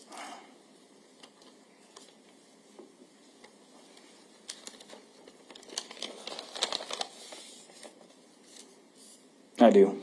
What is State's Exhibit 151? It is the quick shop footage from 201 West 53rd Street. It is strictly from the time period of 3 a.m. to 4 a.m. on July 10th. All right. Does that capture the activity of Mr. Dinkins when he pulls into that parking lot, enters the store, leaves, pumps gas, and departs the parking lot? It does. All right. Now, as far as how that surveillance system is set up there at the quick shop, give us a perspective of what it would appear like if that disc was utilized. I'm sorry, can you repeat that? Yeah, explain how it would be formatted. In its original format, it requires a player that was downloaded when the video footage was downloaded. When you'd open up the player itself, you would have to then go into the files, individual different camera angles. It only can show 4 different angles at one time, but there's 6 different angles inside the store and outside the store. And then you would click play, and then you can kind of jump into different times throughout that hour. Okay. Now, were you able to take that feed and just create one continuous feed from the point in time that he came into the parking lot, entered the store, left, pumped gas, and departed? That is correct. Okay. So within that exhibit, is there a thumb drive that would include that consistent feed you have been able to produce? And I have it over here. Yes. Okay, all right. And have you had an opportunity just to review the feed that you put down on the thumb drive, or put onto the thumb drive? I was. And is it consistent with what you would see in the disc format, but not just having to jump from frame to frame to frame, depending upon the camera angle? Yeah, so we'll go to different camera angles on that, whereas compared to this, you have to watch them all separately. Sure. Your Honor, at this time, the State would move to introduce State's Exhibit 151. Is that right? Yes.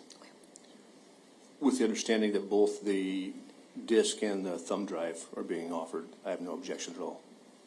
Ms. Cunningham, can you verify that, please? That is correct, and Your Honor, on the exhibit sticker, in addition to marking it as State's Exhibit 151, I noted disc and thumb drive. Thank you very much. With that, Exhibit 151 will be admitted. Okay. Your Honor, may we play this exhibit? You may.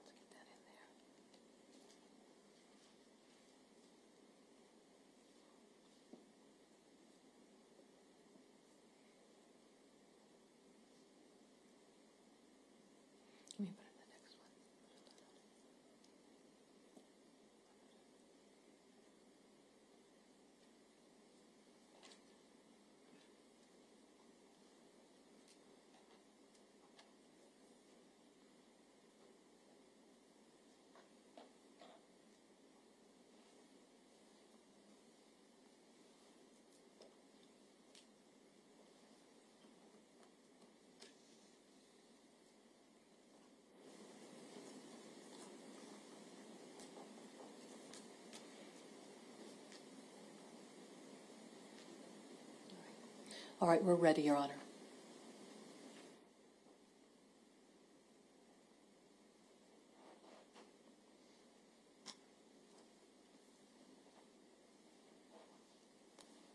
Was this camera accurate? Yes. Or I shouldn't say camera, was the time accurate for this footage? So there is no timestamp on this one, but in the disc, when it shows, the timestamp is 2 minutes off. Okay, so if it were to say 3:31, what time would it actually be? 3:33. Okay. What has happened here? The defendant has exited the vehicle and is now walking towards the quick shop. And then can we see that lanyard? Yes. Now, as he's walking in, and let me pause this video if I could, how would you describe the clothing that he was wearing? The subject is wearing a black do-rag, a white wife beater, looks like white/blue shorts with a little darker blue on it, as well as possibly some pink, and then he's wearing gold shoes. All right. Yeah, and so we're just going to go back just a little bit so that we can see that again as he's walking in. All right.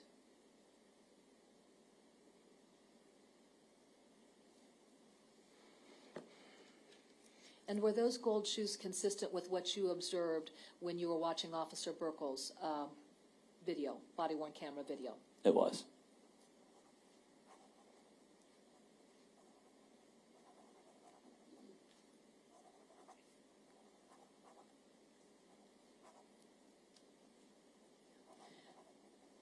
Now, what do we need to pay attention to? The subject glances out towards the vehicle.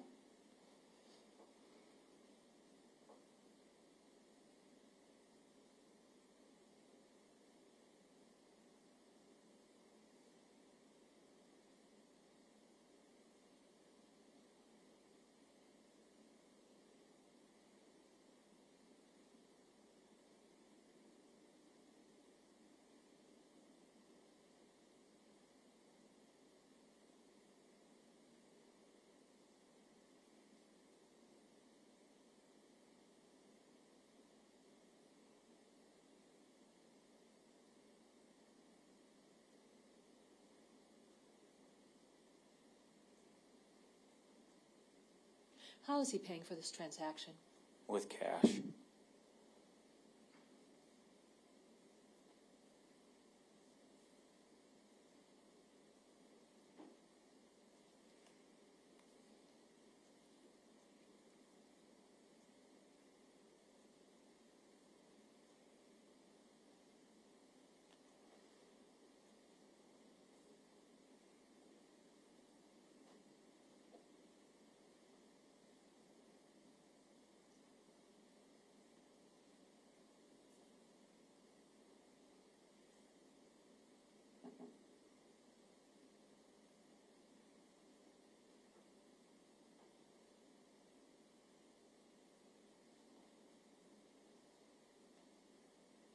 And what happened here?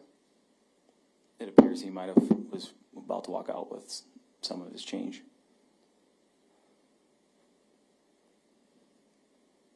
Now, in this segment, what did we see him doing? Exit the quick shop and walk back towards the vehicle. Okay.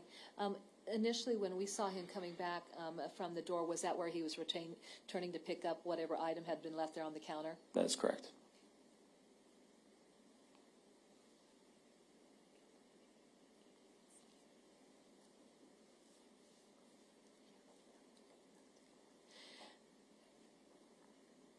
And Detective Ober, what happens at this point?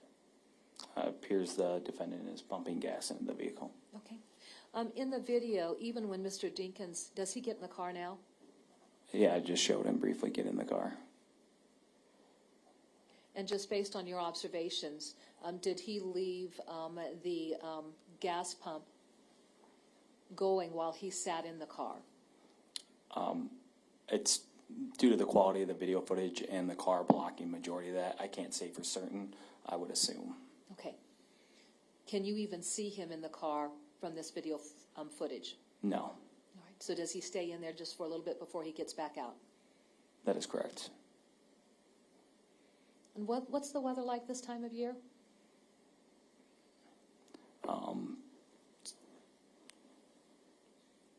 And during the summer months, I mean, it's cool. All depends on the weather for that day, but fairly warm in July.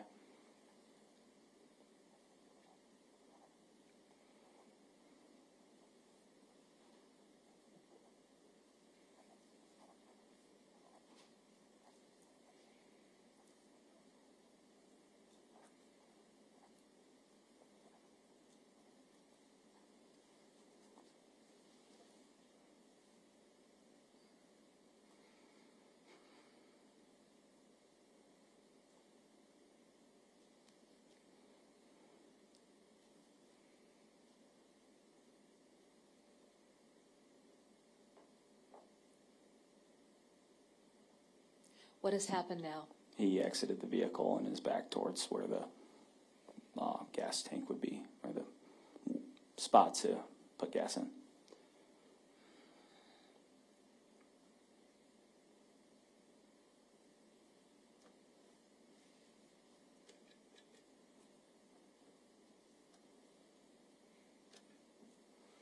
Now, as he exits the lot, what direction would he be traveling? East. What would that take him toward that becomes relevant to conversation that we're going to be having here in a bit? Continuing on 53rd Street would get you towards Welcome Way and Brady. Okay.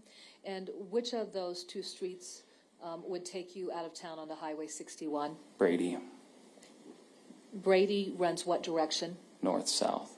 Okay. But if you catch Brady in that location, is that simply a one-way going out of town? It is a one-way going north. Okay. Now, we can't see a time counter on the footage that you've been able to put into that stream on this thumb drive, but did you document the time of arrival and the time of departure so that we've got a perspective of the time element associated with this activity? That is correct. Okay. Could you give that to us for purposes of our record? The approximate time that he arrives is between 3:32 and 3:33 a.m. And then the time that he's leaving is approximately 3:38 a.m. All right. Detective Obert, depending upon the clock in Andrea Culberson's apartment, would that be a sufficient amount of time to travel from Jersey Meadows over to the quick shop with minimal to no traffic on 53rd at this time of night? If we're considering it to be exactly 3:30 a.m., it is a possibility to get there in 3 minutes. Sure. What's the distance between the two locations? I imagine a couple miles. Okay.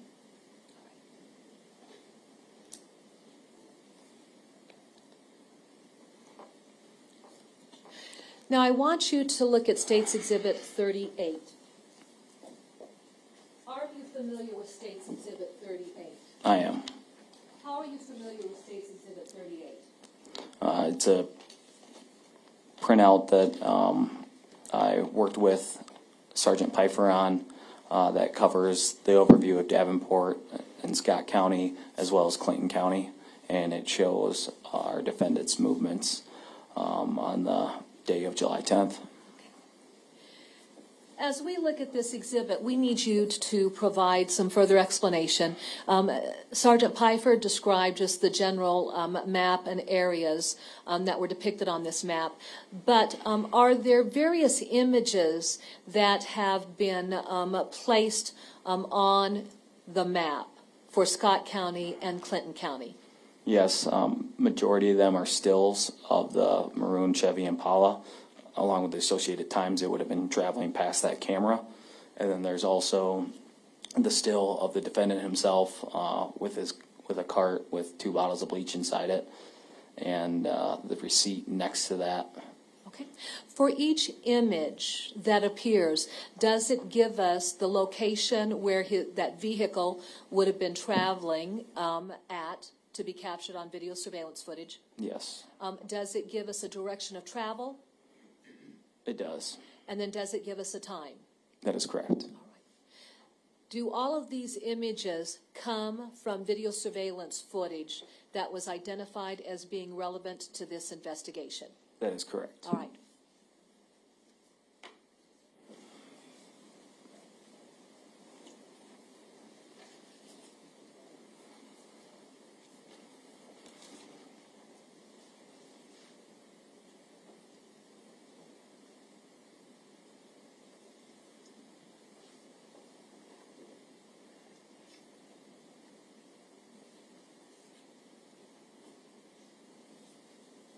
Give me a moment if you could.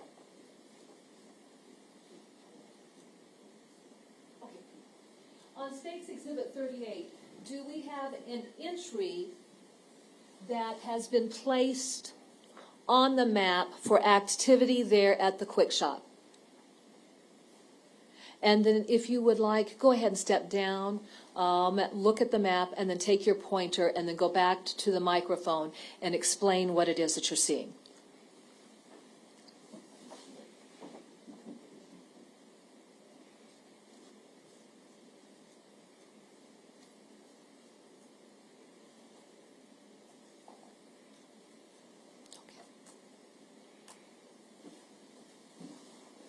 The arrow that I just pointed to was showing 3:38 a.m.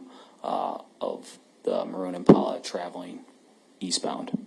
And would that be its time of departure? From the Quick Shop, yes. All right. Let's reflect back to statements that Mr. Dinkins made during his interview. When Mr. Dinkins was talking about locations that he had traveled after his contact with Mr. Burkle, do you recall him referencing possibly going down to the RV, but he couldn't quite remember if he had or not? Yes, he wasn't sure if it was before or after meeting with Aisha. All right. And then what was his stated purpose for going out to the RV? To get gas money. Okay. And why did he need to go out to the RV to get gas money? He was running low on fuel, according to his statement. Okay. Did he give you an idea of what little cash he had on his person that would have prompted him to go out to the RV to get cash? We did not have that discussion, no. All right. With the receipt that was obtained by Detective Poyer for the transaction at the Quick Shop, did it set forth the items purchased, Yes, the cost of those items purchased, that is correct.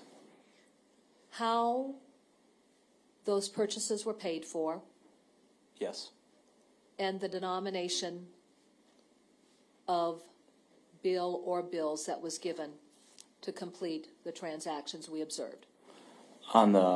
So we'll give the total, and then it says cash next to it. The total is $51 and some change, and then it says cash change on the next line, and that was $48 and some change. Gotcha. Your Honor, may the record reflect that I'm showing counsel what's been marked as State's Exhibit 88-1, which is already introduced into the record. May I approach? You may. All right. So I'm handing you State's Exhibit 88-1. I'd like for you to look at that. Did you review this receipt after your interview of Mr. Dinkins? Yes, Okay. And was this actually seized a little bit of time after your interview with Mr. Dinkins? yes, I believe it was a week or so. Okay. With the purchase of gasoline at the Quick Shop, how much gas was purchased? $35 worth. What is the gallon capacity for the gas tank on a 2007 Chevy Impala? 17 gallons.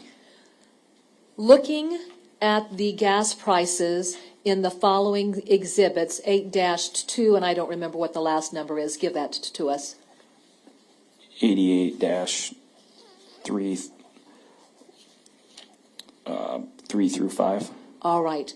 In looking at the gas prices for low grade, mid grade, and premium, a purchase of $35, what would that be consistent with? So the subject were, if the defendant were to fill up with unleaded, which is 87 at $2.14 a gallon, that would bring you to about 16.3 gallons worth of gas. Okay, and then so with the $35 purchase, does that suggest that he filled up the tank of gas there? Yes, that would almost fill it completely. Okay. That being said, then, what are the items that were documented as being purchased? 2 packs of Newport cigarettes and $35 worth of gasoline. What was the total cost of items purchased? $51.63. And what was the amount of change that he received back? $48.37.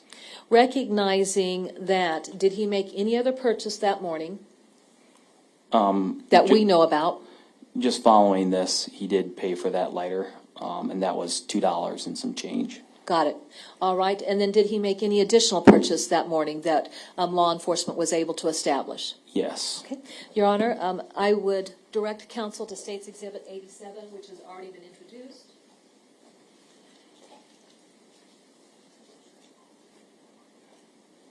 May I approach? You may. Okay. Handing you State's Exhibit 87. Do you recognize State's Exhibit 87?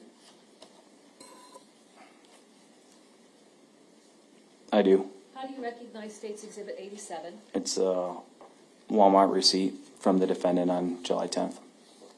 Does that reflect the purchase that he made at the Walmart in Clinton? It does. What was the cost for the 2 bottles of bleaches that he purchased? The total was $9.46. All right. So if you were to subtract the bleach and that lighter from the change that he had received, where would he have been as far as cash that he would have had on his person? Approximately $35 to $36. All right. Is that distinctly different than his statement to you that he only had a couple of dollars on his person and had to go out to the RV? Yeah, I mean, he was able to fill up almost the entire tank with $35 that night, and if he has that same amount still on him, he can fill that up whenever he needs to. Okay.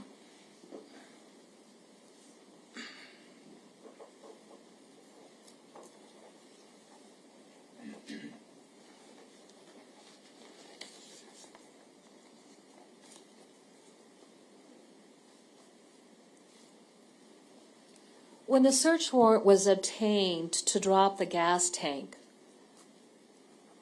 to identify how much gas was still left in the tank, how much gas was still left in the tank? 4 gallons. And again, what was the total capacity of this gas tank? 17. Why were officers interested in knowing how much gas was still left in that tank? It was to try to help establish how much distance was traveled with that Impala. Normally, if a gas tank is filled up, generally, how many miles will you get out of a particular tank of gas? Objection. This witness is not qualified to give such an opinion. That's sustained. All right, and let me ask you this then. What type of vehicle do you drive? 2016 Chevy Silverado. Okay. What's the capacity on your gas tank? 21. 21? All right. Just as a frame of reference, if you fill that up, how many miles, total miles, can you get out of that tank of gas? Objection. Irrelevant and immaterial to the issue in this case. Your Honor, I think it bears a lot of relevance. I'm going to sustain the objection. Thank you, Your Honor.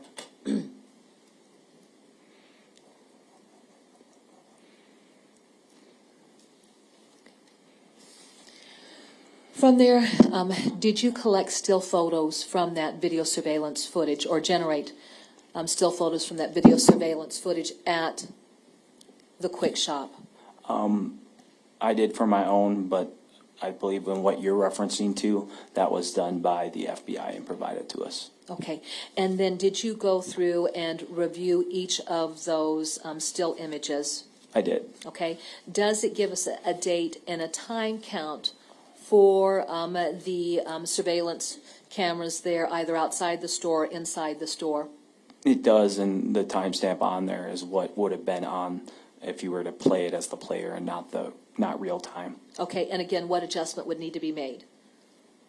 How many minutes?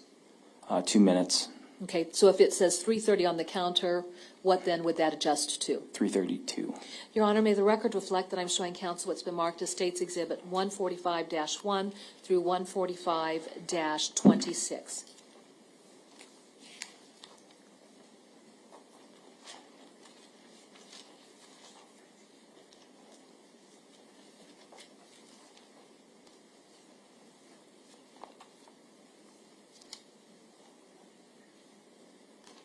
May I approach, Your Honor?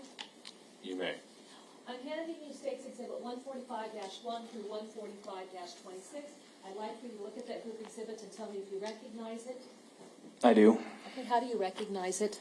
It is still photos of the video footage we just watched of the Quick Shop and the defendant arriving there, purchasing gas and cigarettes, and filling up his vehicle and leaving. Okay, and then as we go through these still images, will it have a point in time where he is captured in an image where we can definitively see his clothing and what it looked like?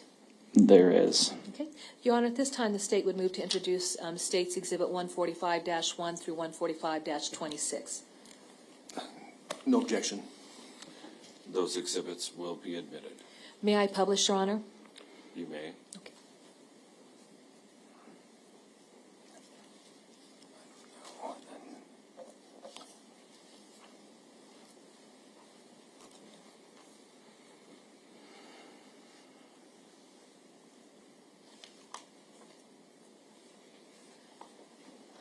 All right. Just to set the stage, what do we see on page 1? You see the top picture is the headlights of the Impala as it's coming into the parking lot. Okay. What direction is it traveling into the parking lot? It's traveling east. Okay. And then does it show it in that bottom photograph where it's parked? It does. Okay. Now, these next few pages, let's just go through these. Is this page 2 more photographs of what we see out in the parking lot before he enters the store? It is. Page 3, would that be the case? Yes. Page 4, would that be the case? Yes, and the bottom one shows him getting closer to the door. Okay. And then so as we look at that, and let me go back and look at page 4 real quick. All right. Would that be Mr. Dinkins more down here toward the lower portion? It is. Okay. And then on page 5? More of the same. Okay. Now, what point do we have him approaching that outside door as documented on page 6? You can faintly see he hasn't entered the store yet, but he's at the door. Okay. So the counter says what time? The timestamp on the sheet says 3:31:45, but Which it would would be 3:33:45. And then in our bottom photograph? He's just now entering the store. All right. Now on page 7, does that simply show him there at the counter as purchases are being made? It does. Page 8, would that also be the case? It does. Page 9, is that also the case? Yes, Page 10, is that also the case? it is. Page 11, is that also the case? It is. Page 12, is that also the case for that top photograph? Yes. Detective Obert, there are a number of images associated with his presence there at the cash register. Were there certain things in particular that was being captured as he stood there in the photograph? Yes, there was a few of them, of stills, where you can see the direction of his head is facing out towards the parking lot. Will that give us a sense of how many times he kept looking out toward the parking lot as you go through those series of photographs? Yes. All right. Now let's go to page 13. On page 13, what do we have here? The top one is him getting closer to the entrance doors, and then the bottom one is him entering the business. Okay. So is this at the point of his first entry? Yes. All right. As we look then at this photograph, or these photographs, give us very specific physical descriptors. First of all, for his top. For his what? His top. Yes. Give us White, a very white, wife beater. Okay. The shorts. Again, they're white or blue, or light blue, and then with darker blue and possibly some pink on them as well that come at it at like an angle for some sort of emblem or signature on there. Okay. And then the shoes. If you want to push Pull it it up, slightly up. I will, because I'll have a absolutely. clear shot, yep. So there are the gold shoes that were also seen on Officer Burkle's body camera. Going back to State's Exhibit 128, looking at what he was wearing when he came into the police department, and even looking at what he was wearing as far as clothing when he dealt with Officer Burkle. Is the t-shirt different? Compared to the Quick Shop, yes. Are the shorts different? Yes. In search warrants that were applied for, were search warrants looking for the clothing that he had on when he was in the Quick Shop? We were set out to look for those pieces of articles of clothing, sorry. What steps were taken to try and identify the articles of clothing that he was wearing there at the Quick Shop? Can you re-ask that question? Yeah. What steps were taken to try and locate the articles of clothing he was wearing as depicted in the Quick Shop video? Search warrants at several residents and vehicles. All right. Which vehicles?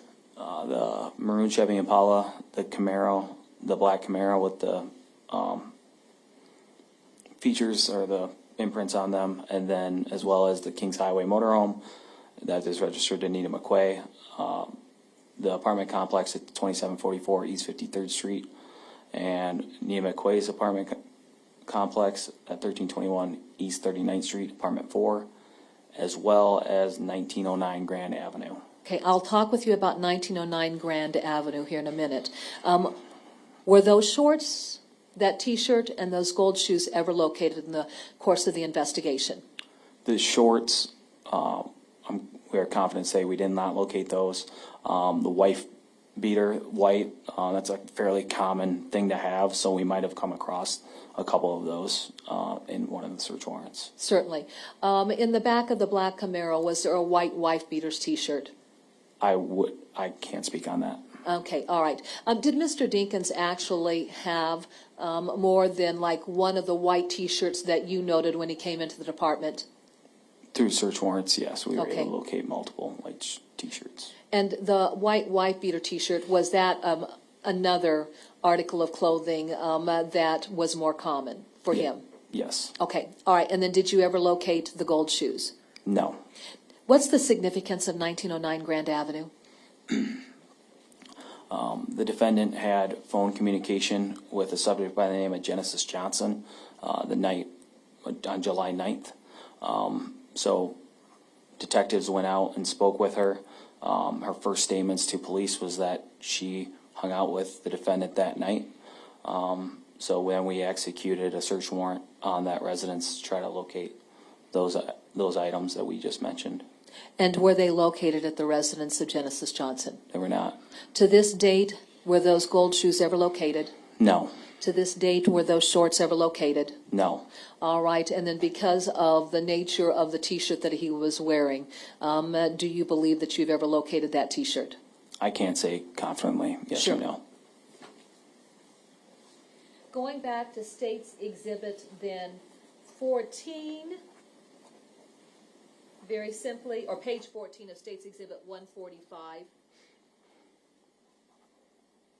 I'm sorry, what? Yeah, going back to our Exhibit 145, looking at page 14. All right. Just tell us what we're seeing here. Subject entering the store. On page 15, The Top one looks like he's about to head out, but then he's turning back in the bottom one. Page 16, He's walking out of the store, okay. Page 17, walking towards the vehicle. page 18, Still looks like he's walking towards the vehicle. 19, He's getting closer to the vehicle. and then actually from pages 20 through 36, is it just more of the still images capturing what we see out in the parking lot? Yes, which was captured in the video we watched. Okay, and then finally, let's just go to that last page for a time stamp. What time do we have him departing? It's at 3:36 on the timestamp, but accurate and true time would be 3:38. Okay.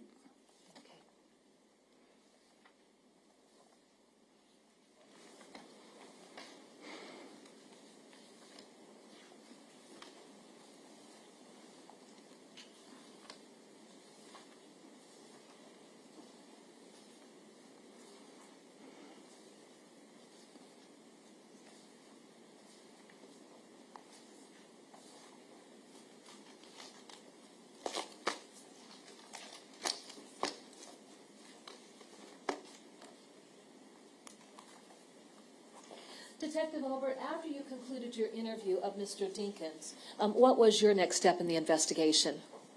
After I was done interviewing the defendant, I also spoke with Aisha Langford and DL Okay, where did that conversation take place? at the Davenport Police Station. Okay, what was the substance of your conversations with Aisha Langford? Again, gathering her information and then understanding the family dynamics of Brazier Terrell and DL and relationship with the defendant, and then how it came to be on the defendant having Brazier and DL for that night, and also clothing that was packed or worn as a part of it as well. Okay, in those discussions that you had with Aisha Langford, did she indicate to you where she had been at on July 9th when Mr. Dinkins came to pick up DL and then Brazier ultimately ended up leaving and going with the two subjects? She advised she was at work, which is on Checkers on East Locust Street. And actually, did you go ahead and collect her time card records just to lock down the times that she had been at work? Yes, it included what she was scheduled to work and then her actual timestamps. All right, time and I would punches. I would represent, we've introduced that through Miss Langford. All right, now, when you were talking about the clothing items, though, was there any discussion about whether or not she would have packed pajamas for the children? I believe so, yes. All right. Did that particular fact become something of interest when considering what happened after the children took their baths that night there at the apartment? The changing of the kids' clothes, or, for example, what we've heard is the changing of them into the large white T-shirts provided by the defendant. Okay, and then what size of T-shirt are we dealing with when we talk about large white T-shirts? For the one that was located on the defendant on that day, it was a 4XL. All right. Was there a large white T-shirt located with the skeletal remains of Brazier? There was. And what size was that? 4XL. All right. Now, when you talked with Miss Langford at the department that day, could she provide you any definitive information about the shoes that Brazier would have been wearing when she went with Mr. Dinkins? There was at least established some sort of sandal or flip-flop or slide, and potentially white or blue. Okay. And beyond that, was there discussion of a potential pink flip-flop that she may have been wearing? That is correct. Okay. Now, as you went throughout the course of the day then, law enforcement, in terms of their perspective and what they would be looking for as far as clothing for Brazier or shoes that she potentially would have been wearing, what was in play? The sandals, because Aisha Langford did just get some of the clothing back.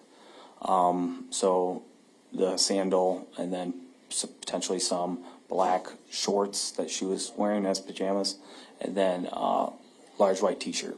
Okay, all right. The And 4XL, sorry. the 4XL, okay, so what were the shoes then that we were looking for? The flip-flops or sandals that were possibly pink or blue or white. Gotcha. Now, once you concluded your interview with Miss Langford, who did you speak with next? DL. All right. What time of day would your interview with Aisha Langford have started? Approximately 1:48 p.m. So were you done with your interview with Mr. Dinkins? Yes, Any information you gained from Aisha Langford then, did you not have that? You didn't have that information available when you spoke with Mr. Dinkins, would that be fair to say? that would be fair to say. And then when you spoke with DL, describe what occurred during that conversation. We talked about the activities over the course of the night, and then what happened this morning. Okay. Did DL provide information about where he, his father, and Breasia went after Mr. Dinkins picked them up at Grandma's house? He provided the apartment complex as Okay. the place that they went. Okay. But before that, did he talk about them having stopped off at a friend's of Mr. Dinkins? Another friend's, yes. Okay. And then did he describe what it is that they did at that friend's house? Played video games. Was that consistent with what Mr. Dinkins had reported to you? Yes. All right. And then the address you were able to identify as what address? 509 Taylor Street. And that came through here, who? Just through conversation with the defendant, and we were able to figure out that's where that subject lived after he identified who that was. And then when law enforcement reached out to Vincent Howard, did he corroborate essentially what Mr. Dinkins and DL had reported? That's correct. All right. After going to the Howard residence, then DL, did he indicate the next location that the three of them would have gone to? The apartment complex. Okay. Did you know what vehicle the three parties were in that day when Mr. Dinkins picked them up? It was mentioned the Camaro, but in my interview with the defendant, he wasn't entirely sure. Okay. Was the child pretty certain about what vehicle it was? Yes. And did Danita Gardner even know what vehicle it was? And I don't know if, well, you didn't interview Danita Gardner, did you? I did later in the investigation, on in the investigation. And then did she know what vehicle Mr. Dinkins had picked the children up in? It was advised the Camaro. All right. Then was there a description by DL about what happened after they left the Howard residence? They went up to the apartment. Okay. What did the activities consist of? Playing video games, eating supper. He went into detail about popcorn and two other things. Blanking on that, sorry. And then they also showered that night as well. Okay. And then after showering, what information was provided to you about what happened? That DL and Breasia were in the bedroom for the remainder of the night, and that Andrea and the defendant were in the living room for the remainder of the night until several of the parties fell asleep. Okay.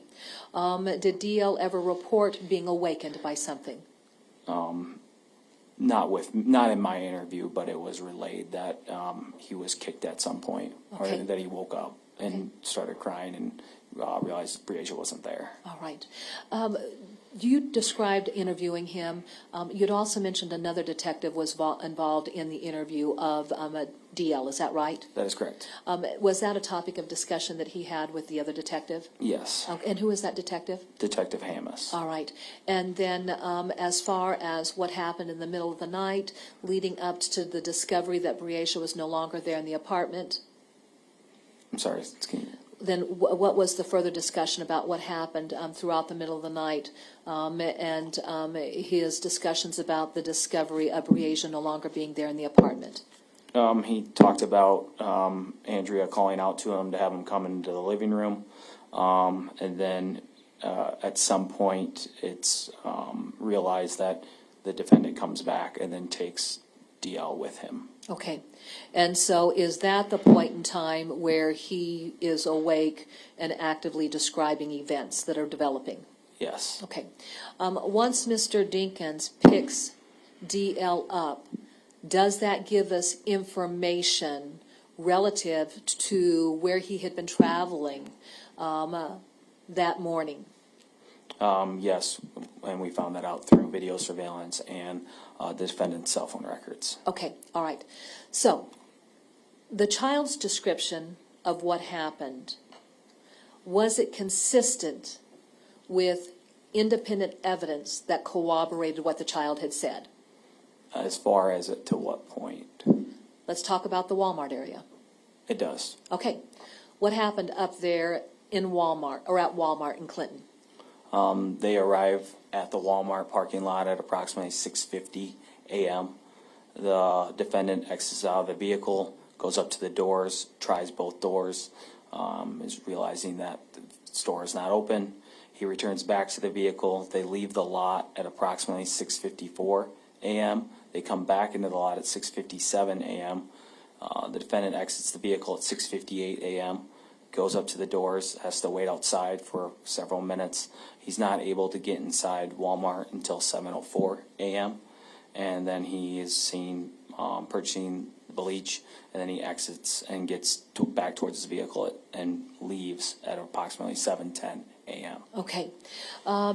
Did the child provide any information as to why there would have been that ping that was noted having occurred on a cell tower in the area of Comanche and Clinton? According to interviews with other detectives, DL advised that he grabbed the defendant's cell phone out of this center console and put the battery back in the phone and powered it on. This happened at 7:02 and 7:03 a.m. This would have been while the defendant was outside of the vehicle. Okay, all right. And would that have placed Mr. Dinkins inside the store? He'd been at the front entrance doors. Oh, at the front entrance doors, waiting to enter? Waiting to enter. He doesn't enter until 7:04 a.m. All right. And then in the child's statement, did he indicate what he did when Mr. Dinkins exited that store? The DL advised that he took the battery back out of the phone and put it back where he found it. Why? So the defendant wouldn't find out that he was messing with the phone. And then, of course, when we talk about location information from the cell phone, at that point in time, did we have any information other than that ping? No. Okay.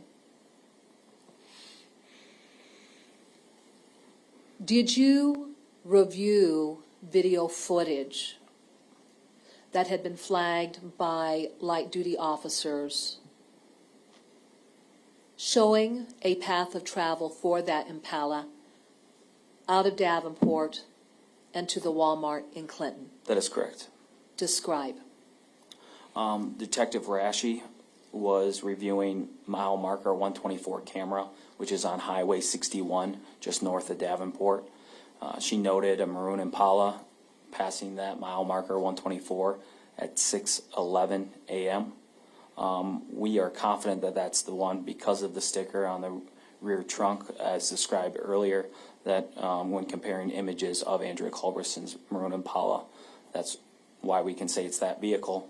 And then we have it again at Posh Farms, which is 6441 Lincoln Way, just west of Clinton, and that it's seen on that camera at 6:43 a.m.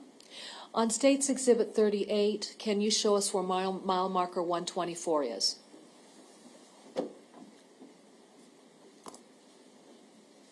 Okay. Now, is there a still image that was taken from that video surveillance footage showing that path of travel at 6:11 a.m.? There is. Okay.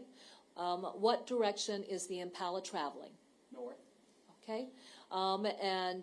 Do you identify the time and video footage or location of where that video footage was taken? Yes. Okay. All right. So, looking at Highway 61, what would have been the path of travel of the vehicle then, based on observations made at Posh Farms?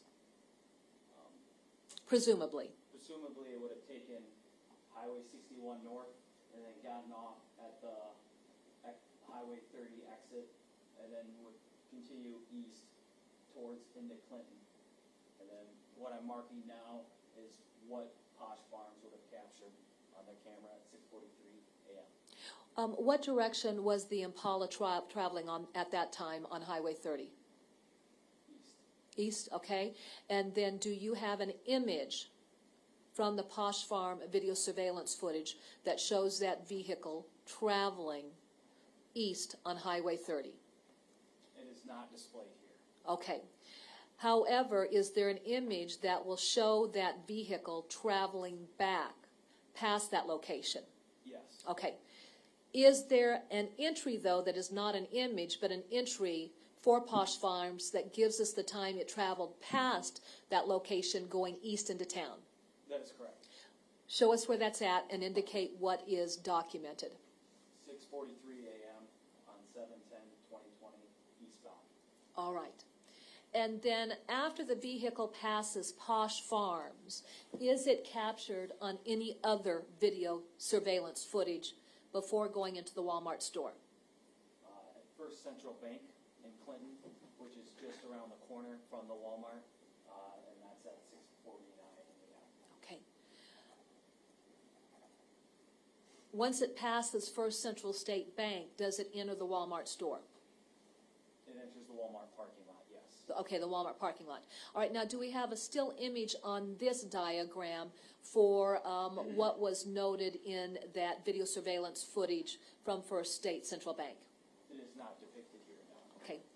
Would the image have covered areas of interest, for example, where canvassing would have been done and searching would have been done? Yes. All right. So the entry, how does it appear? Is it simply a descriptor?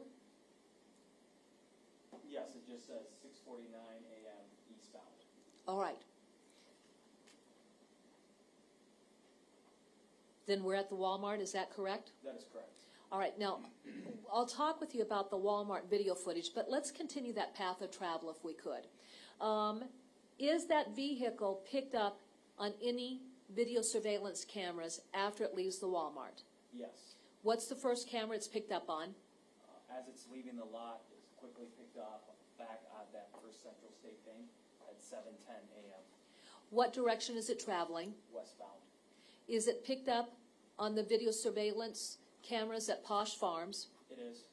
What time is it traveling westbound on Highway 30? 7:15 a.m. Okay, and then as it continues traveling westbound on Highway 30 and before it gets to Highway 61, is it actually picked up at another location? Yes. And what is that location? DeWitt Travel Center at 7:26 a.m. Where is the DeWitt Travel Center? Just on the south side of DeWitt. Okay, so what time does it travel westbound past the DeWitt Travel Center? 7:26 a.m. And then do we have that vehicle ever going back south on 61? We do. Where's it picked up at? Again, on mile marker 124. Is there an image showing it going past mile marker 124 traveling southbound? There is. And what time then does it travel southbound past mile marker 124? 7:52 a.m. Okay. Detective Obert, where is mile marker 124 relative to our more rural communities as you travel out of town? You know, we've got Eldridge, Long Grove, Parkview. Where's it located at relative to those communities? It's in between Eldridge and Davenport. All right. And would that be before the LeClaire Road exit that would take you into Eldridge? That's correct. All right. Go ahead and take your seat.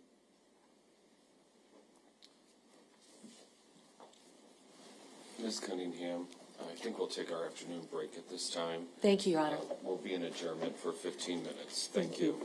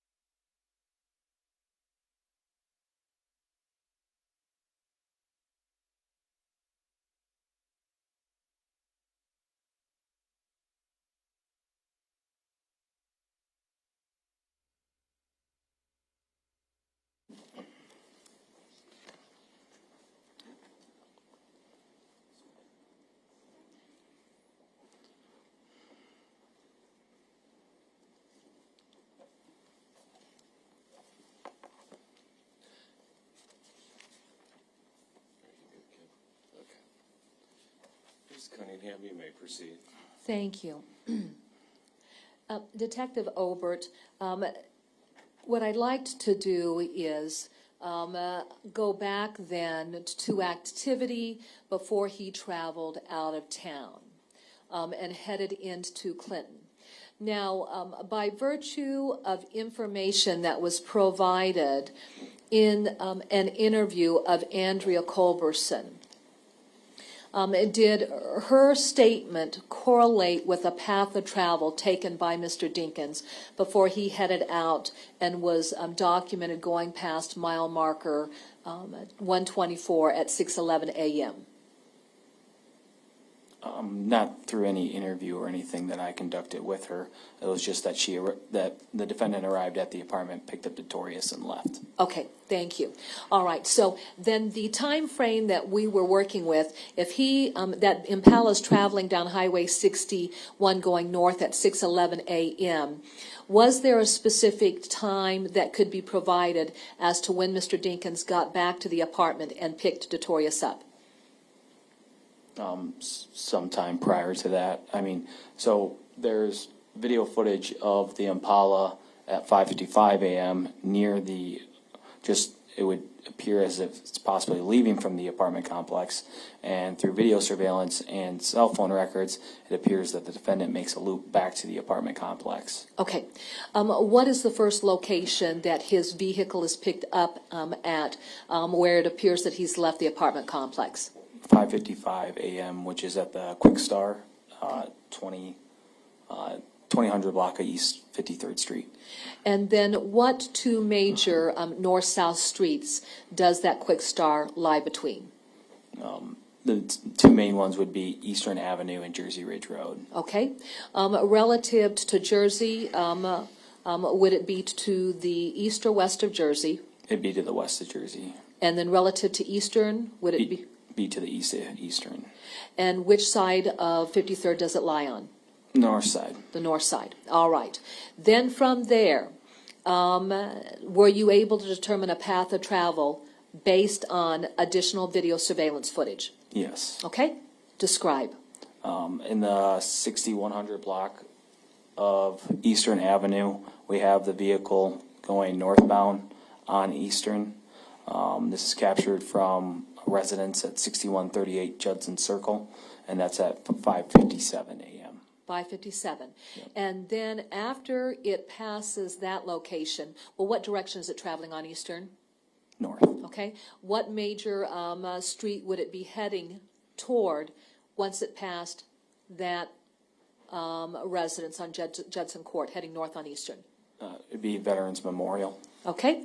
And then where is it picked up next traveling?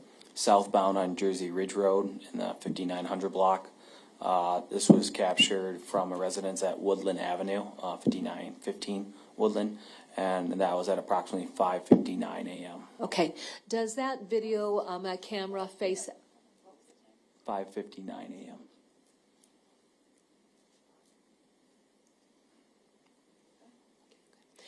Does that video surveillance camera face out onto Jersey? It does. Okay. For purposes of our written record, can you use Veterans Memorial Parkway to travel from Eastern back east toward Jersey? Yes. Okay.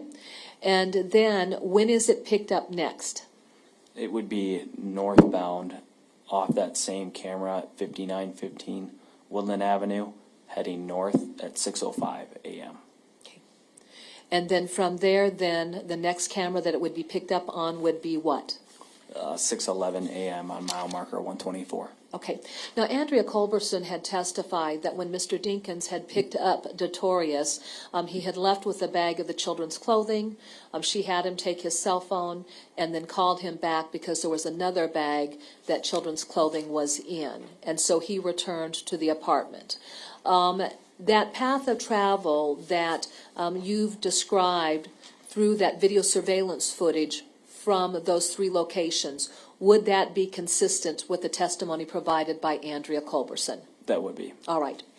Your Honor, may I approach the witness? You may.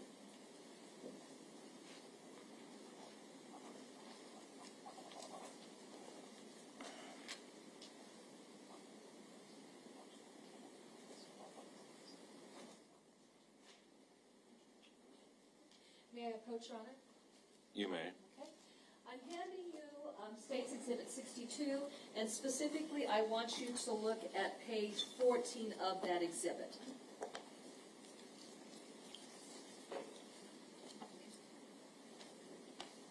Again, had you reviewed this CAS survey that Special Agent Fennerin completed for the defendant's phone records? Yes. All right, on page 14, as far as locations where Mr. Dinkins' cell phone was being plotted, the locations of where it's being plotted, is it consistent with the path of travel that you've described based on the camera at the Quick Star on 53rd, the camera for Judson that faces out onto Eastern, and then the other camera, Woodland Avenue, right?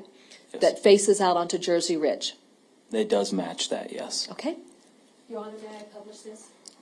You may.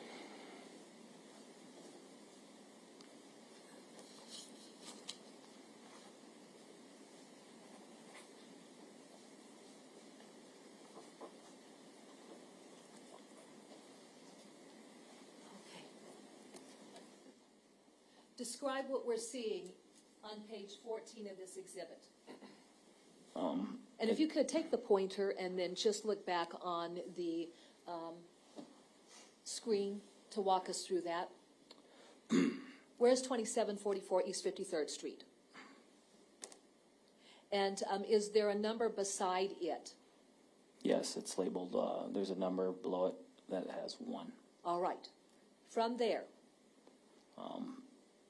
The motion, I mean, the arrows are indicating that it's towards west on 53rd, and then the next direction is north on Eastern. And then from there? It's Veterans Memorial, and then heads back east on Veterans Memorial, and then south on Jersey Ridge Road. All right. And then when you go back to that video surveillance footage, do we see it then traveling back north on Jersey Ridge? We do. All right.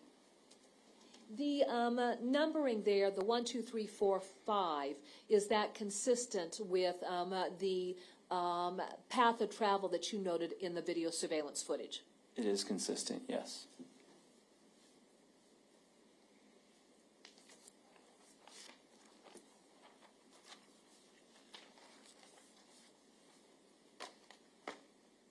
Detective Obert, after those locations were plotted in the telephone records provided by Mr. Dinkins' service provider, do we see that phone hitting off any cell phone towers on Highway 61? No. Do we see that cell phone hitting off any cell phone towers as that vehicle turns onto Highway 30 and heads east into Clinton? No. Other than the pinging there at the Walmart, do we see that a phone hitting off any cell phone towers as it travels west on Highway 30 out of town? No. Do we see that cell phone hitting any towers at all as it travels south back on 61? No. And then at what point are we able to determine the location of that phone once again? It's at approximately 8:08 a.m., and it's southwest part of Davenport. If you could go down to our diagram and show us what area you are talking about. And that would be State's Exhibit 38.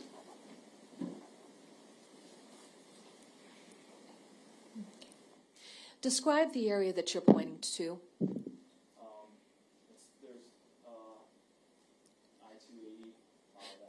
Don't take me there, just tell me the area generally, and then we'll walk a path. Southwest part of Davenport, and it's lined by the Mississippi River. Okay, would that be in the area of Credit Island? Yes, And would that be in the area of Schmidt Road? it would be. Okay. Now, if you're going south on Highway 61, is there a major interstate that runs east and west that an individual can then access and travel around what would be our westernmost border of Scott County? Show us where I-80 is located on the diagram. Okay. So if you travel west on our diagram, if you're standing looking at it, where would it be located? Okay. And would that be to the left side of the exhibit? Yes. Now, as you continue west on 80, is there a north-south thoroughfare that runs along Davenport's western border? There is. What is that? I-280. Can you please show us? Okay. If you travel then south on 280, will that take you down to the area of River Drive? Yes. Okay. Can you get off of 280 and access the area of River Drive? Yes. Okay. For purposes of discussion, during this period of time, was there any construction going on down in that area along River Drive? There was, and it's on the map as well. All right, go ahead and take your seat. We'll talk about that.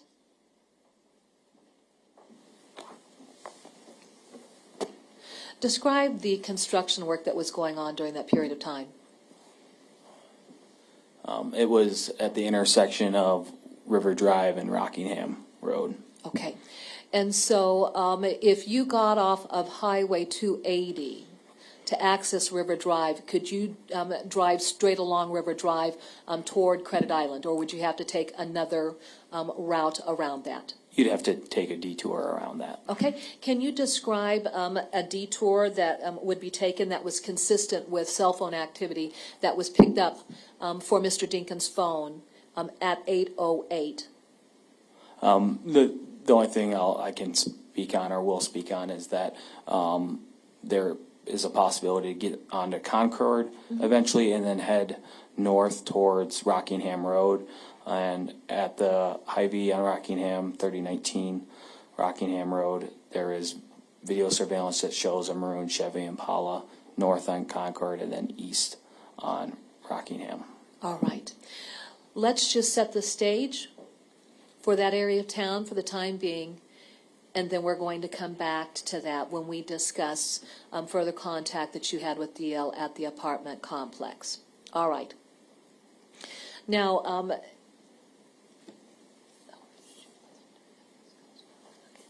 Your Honor, may the record reflect that I'm showing counsel what's been marked as State's Exhibit 86,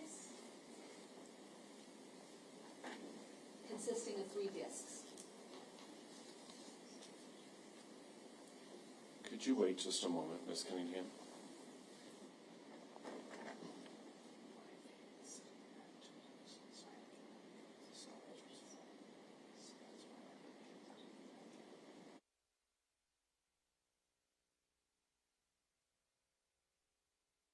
Thank you, Ms. Cunningham. My court reporter and I just had to discuss the real time that I'm utilizing. Thank you. Thank you. All right. May I approach the witness? You may. I'm handing you what's been marked as State's Exhibit number 86 for purposes of identification. Do you recognize State's Exhibit 86? I do. What is State's Exhibit 86? Walmart surveillance video footage. Okay. Is this for the Walmart in Clinton? Yes. All right. I had a thought. Let's address this and we'll go back to it. Detective Obert, if an individual wanted to purchase Clorox and they lived in the Jersey Meadow apartment complex, is there a location where they could very quickly go to purchase Clorox? There's a Walmart within 1.5 miles from the defendant's, from where the defendant was staying at the apartment complex. Okay, and so therefore, would there be any need to go to Clinton County to purchase Clorox? No, there's 3 Walmarts within a 10-mile radius of that apartment complex before you have to get to Clinton for another Walmart. All right, going back to State's Exhibit 86, what is it? It is the Clinton Walmart surveillance video footage. Okay, how many discs are within that particular exhibit? There are 3. Okay. Does this exhibit capture activity in the parking lot related to the maroon Chevy Impala and Mr. Dinkins during the early morning hours of July 10th? That is correct. And does it also capture activity of Mr. Dinkins when he approached the store and entered it? Yes. Does it capture his activity inside the store? Yes, And then does it also capture activity involving his departure? it does. Your Honor, at this time, the state would move to introduce State's Exhibit Number 86. Exhibit 86 will be admitted. Your Honor, may I play portions of these discs?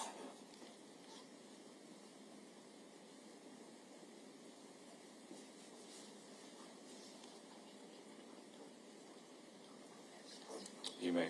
Okay.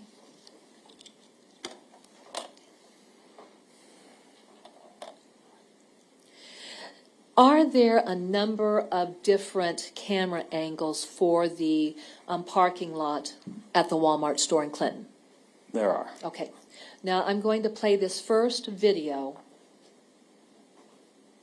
And if you could.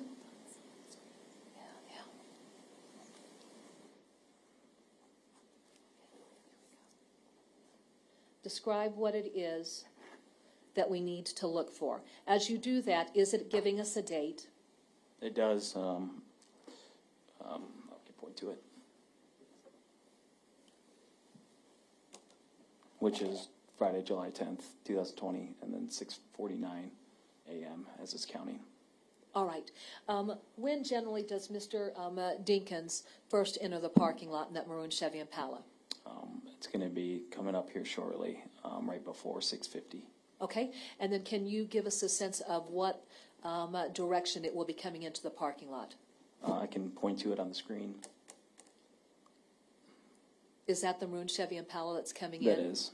Okay. Come from the top right to the left of the screen. And then the time generally would be what? 6:50. Okay.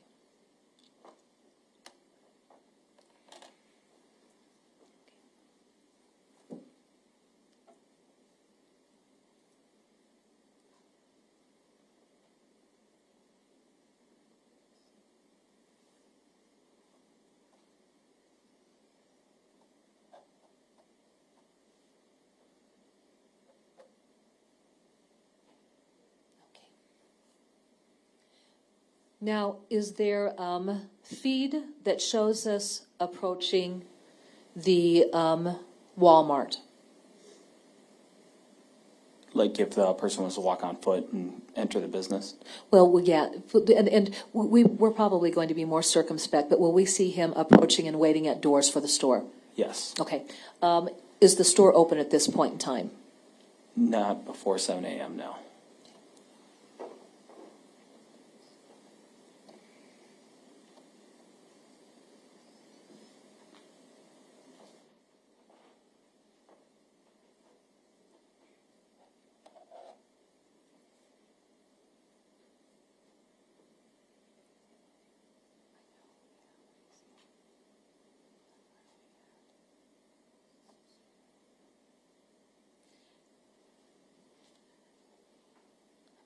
Detective Obert, what do we have here right now? It is the general, one of the general entrances to the business. Camera views. It's 6:59 a.m. right now. We see the defendant standing near two other people in line waiting to go into Walmart. Okay. I know that we're not showing all views, but when he got there originally, was he able to get into the store? No, he approached the store at approximately 6:51, went to both general entrances, and returned back to his vehicle Okay. and left. And then did he come back into the parking lot? He did. Okay. And what time would he headed back into the parking lot? At approximately 6:58. All right. So then is this the second time that he's approached the doors to enter the business? It is. All right. When are customers finally able to get into the store? From this angle, the defendant tries to go up to the door closer and ends up just walking over to the other entrance. So we're not sure what time these people were able to enter, but we know he used the other door, and he was eventually able to get in around 7:04 a.m.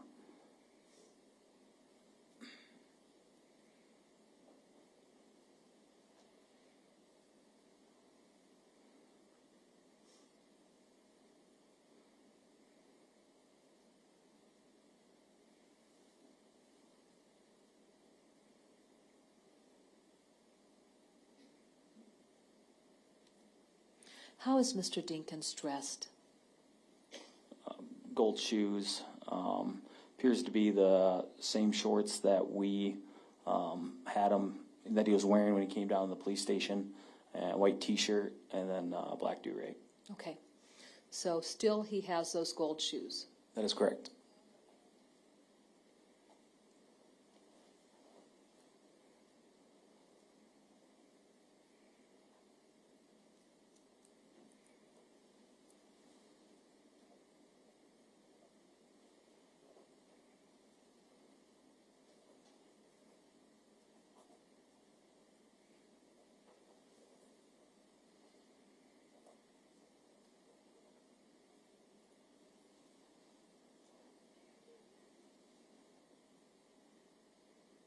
Are we past the 7 o'clock hour at this point? We are. Where are we at? 7:01 a.m.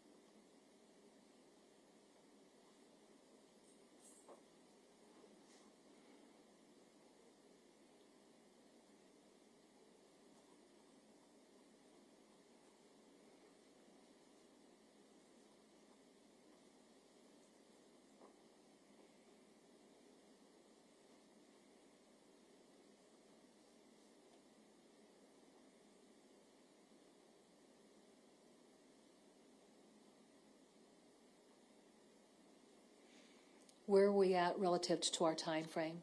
7:03 a.m., which would have been the approximate time of that phone ping in Clinton.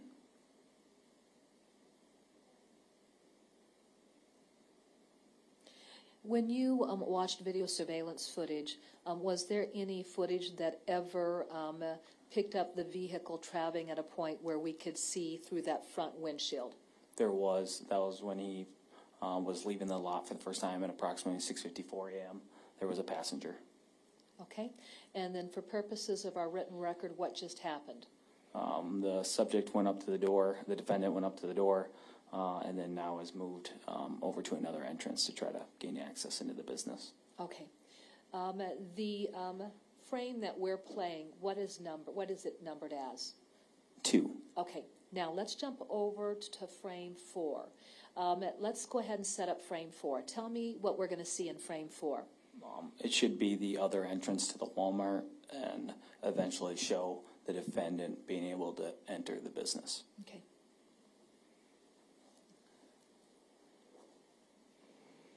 Where are we at on our counter? 7:04 a.m.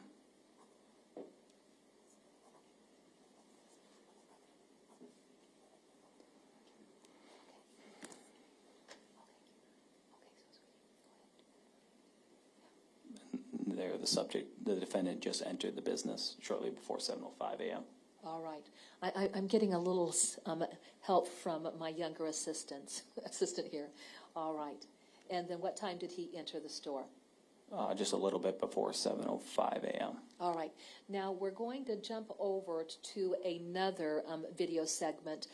Is there a segment that will show where he goes in the store and makes a selection?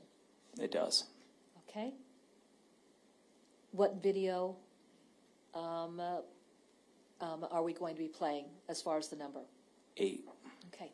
All right.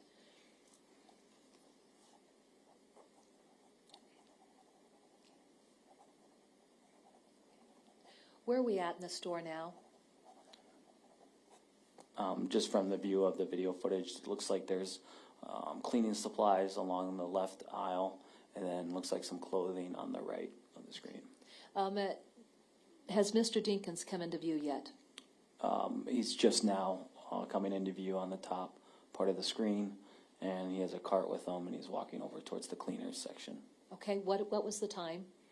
7:06.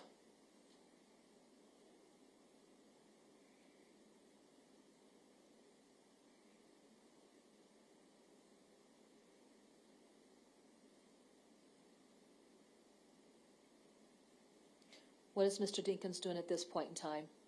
He's placing 2 bottles of Clorox bleach into his cart. What was the size of those bottles of Clorox bleach?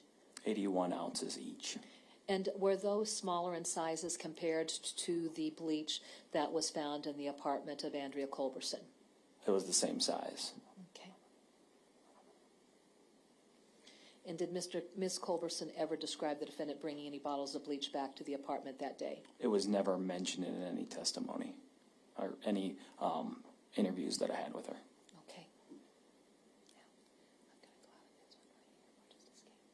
All right. Now, is there a view of the transaction when he purchases those items? There is. Okay. And then as far as the video feed that we're going to be playing, what number is assigned to that? 12.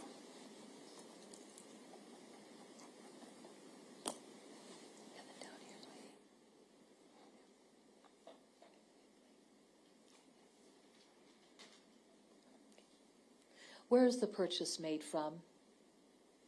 Self-checkout. What time are we looking at on our counter right now? It's approaching 7:08 a.m.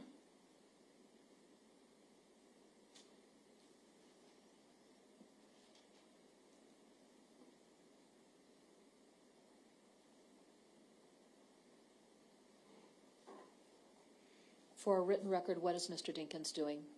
He has scanned 1 bottle of bleach, but from the receipt we can tell that he scans it twice to pay for 2 bottles. And then how does he pay for it? With cash. And is that consistent with what we noted on the receipt itself? Yes.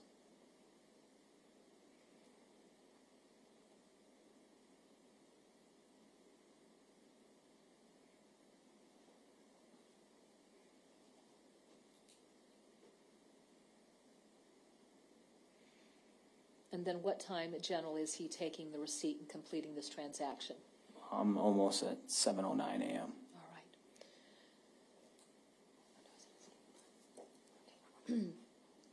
Detective Obert, we had conducted a review of this footage last night for purposes of playing it. Is that correct? Yes. All right.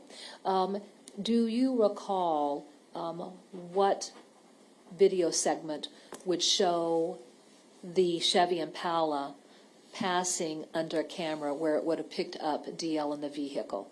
Today, for some reason, things don't seem to be working out quite right. You would go back to the DPD file. No, sorry, go back to the DPD parking lot. Gotcha. And then it would be the, there's a still shot of it, but then it should be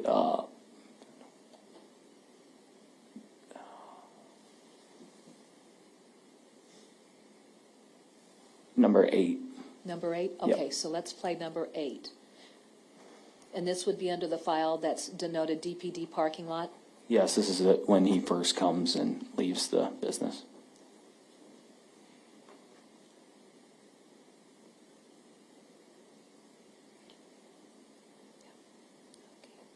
What is the time on our counter here? 6:54 a.m. Has he already left the store that first time when he wasn't able to get in? This is now showing the Impala leaving before he could get in the store. And as we look at it, does it show? It shows a passenger, appears to be black male, or yeah. All right.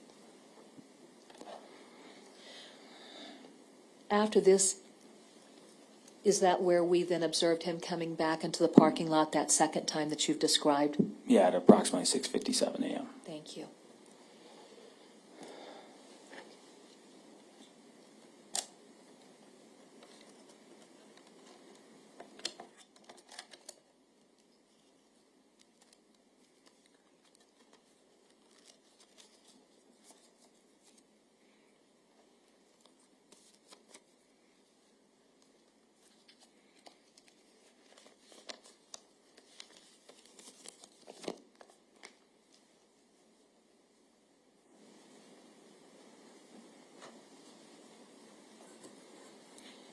Detective Obert, did you determine the distance between mile marker 124 to a location there in Clinton where Mr. Dinkins in that maroon Chevy Impala was seen traveling past? Yes, so 2 focal points I focused on was the mile marker 124 and Posh Farms on Lincoln Way / Highway 30. And his travel took, on the way there, 32 minutes. Me driving it personally myself, going the speed limit, it took me 22 minutes and 30 seconds. Google Maps also puts it at roughly 22 minutes. All right, so we're talking about 10 minutes longer in his trip from mile marker 124 before he showed up at the video for Posh Farms? That is correct. All right. Go to our whiteboard and write that up there.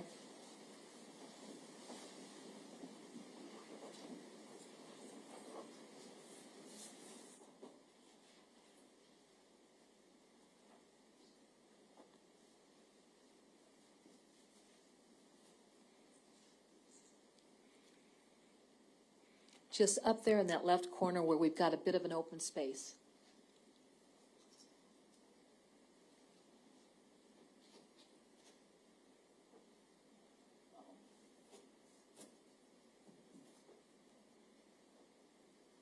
The amount of time it took him. Yeah. Going north. Yeah. Yeah.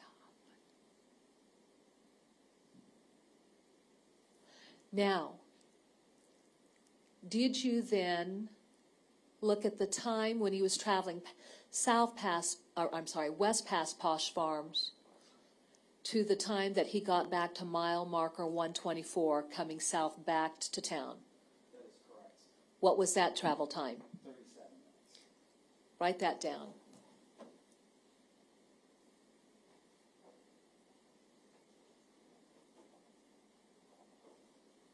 And what was your travel time when you traveled the speed limit? 22 minutes. Write that down.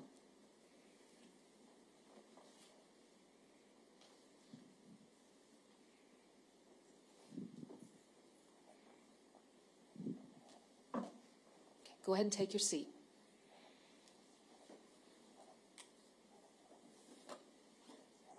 I want to take you back to State's Exhibit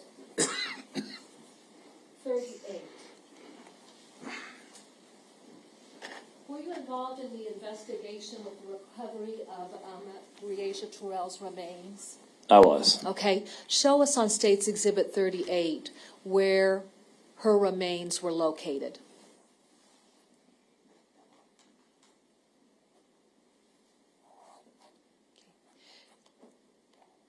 Using Highway 61 and the exit going onto Highway 30 into Clinton, how much further north would you travel on Highway 61 to get to the location where her remains were located? Approximately 5 miles. 5 miles. Go ahead and take your seat.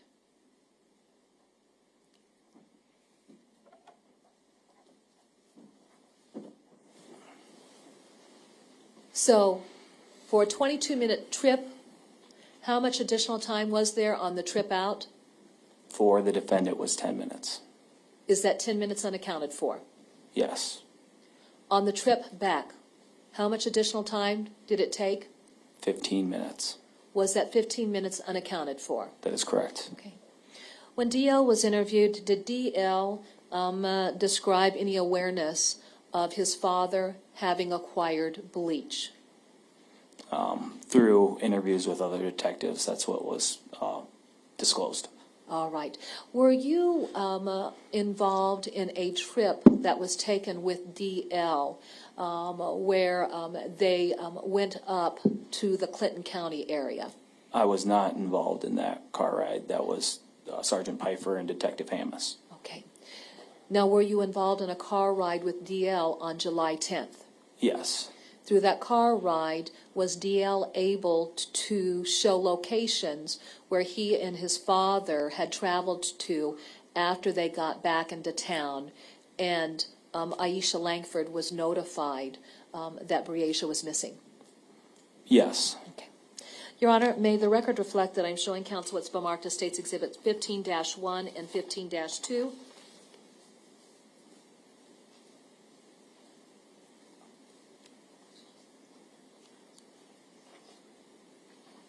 May I approach, Your Honor? You may. I'm handing you States Exhibit 15-1 and 15-2. Do you recognize those exhibits? I do. How do you recognize those exhibits? There were Google Map printouts that I put together marking those travel times and what I just explained about how long it would take to travel that mile marker 124 to that Posh Farms. Okay. Your Honor, at this time, the state would move to introduce States Exhibit.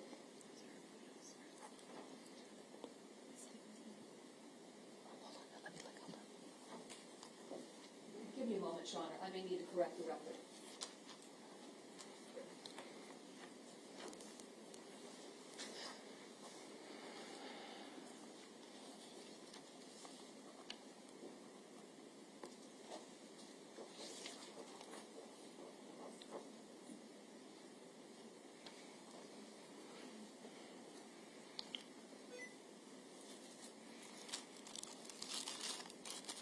What we're going to do?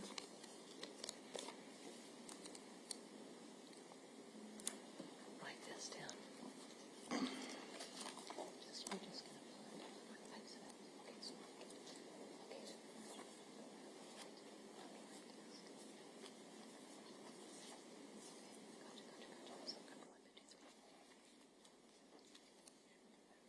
So I'm going 53. Oh, here we go, yeah.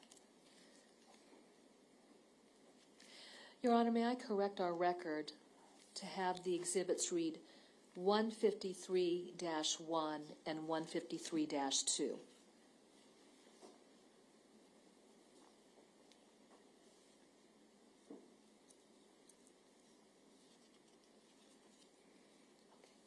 can you put that down?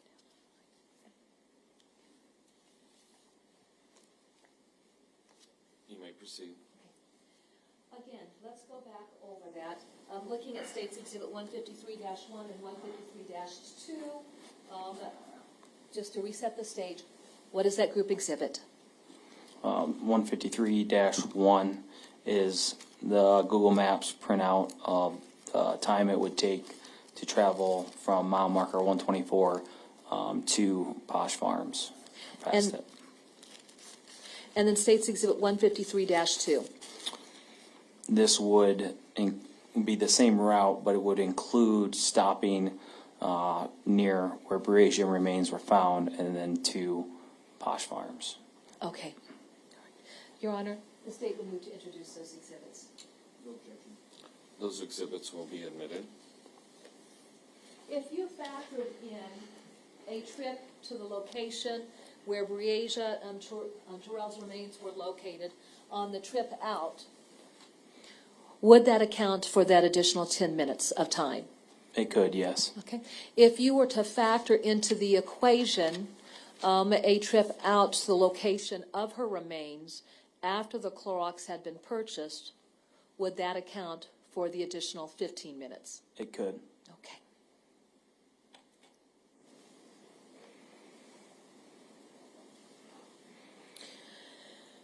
Now let's go back to the Davenport Police Department. We're back on July 10th, and we're at the point in time where you are speaking with DL. Is there another detective who was with you when you're having conversations with DL? Detective Hammis eventually, I spoke with DL briefly by myself, and then I went back in, and Detective Hammis began speaking with DL. Okay. What would have been the substance of the conversation that you and Detective Hammis were having with DL? About the events that unfolded from when they were with the defendant up until he arrived at the apartment with his mother and the police officer was present. Okay. Was there a discussion about events up in Walmart or in Clinton? On that day, no. Okay. On a later date, was there? On a later date, there was, yes. Okay. At any rate, on July 10th then, was there a discussion where DL then talked about what happened when they returned to town? Yes. Okay. What did you do to understand what the 8-year-old was communicating? We had him come with us in a CID vehicle, and we drove down to the southwest portion of Davenport and had him pick out places that looked familiar that he possibly was with when the defendant stopped. What was the variable that made you choose to go down to the southwest portion of Davenport? The defendant's motor home being down in that area. Okay. Describe then your path of travel when you left the Davenport Police Department and who was a part of that trip, if you will. It was myself, Detective Hammis, and DL. We went on 4th Street and then went towards Division Street and then south on Division Street towards Rockingham.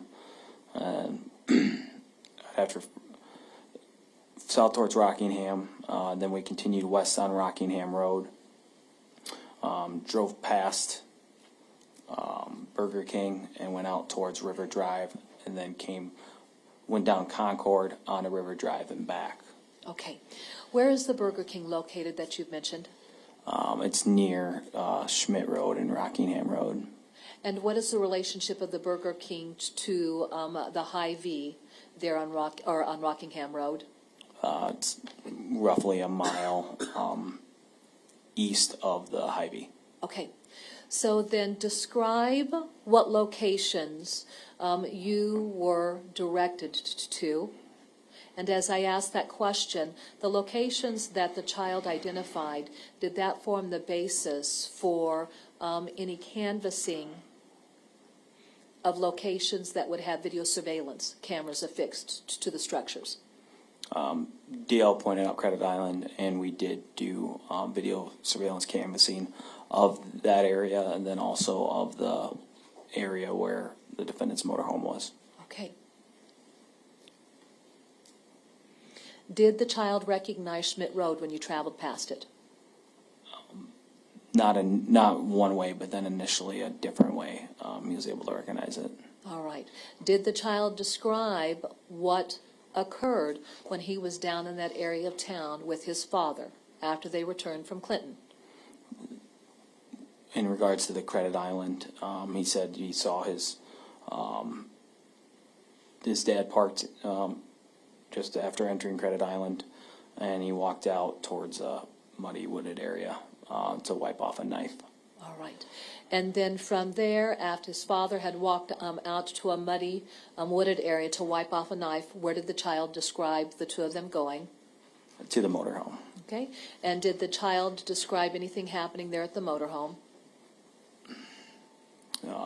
I can't recollect on exactly what would, besides that they went in there briefly and then left.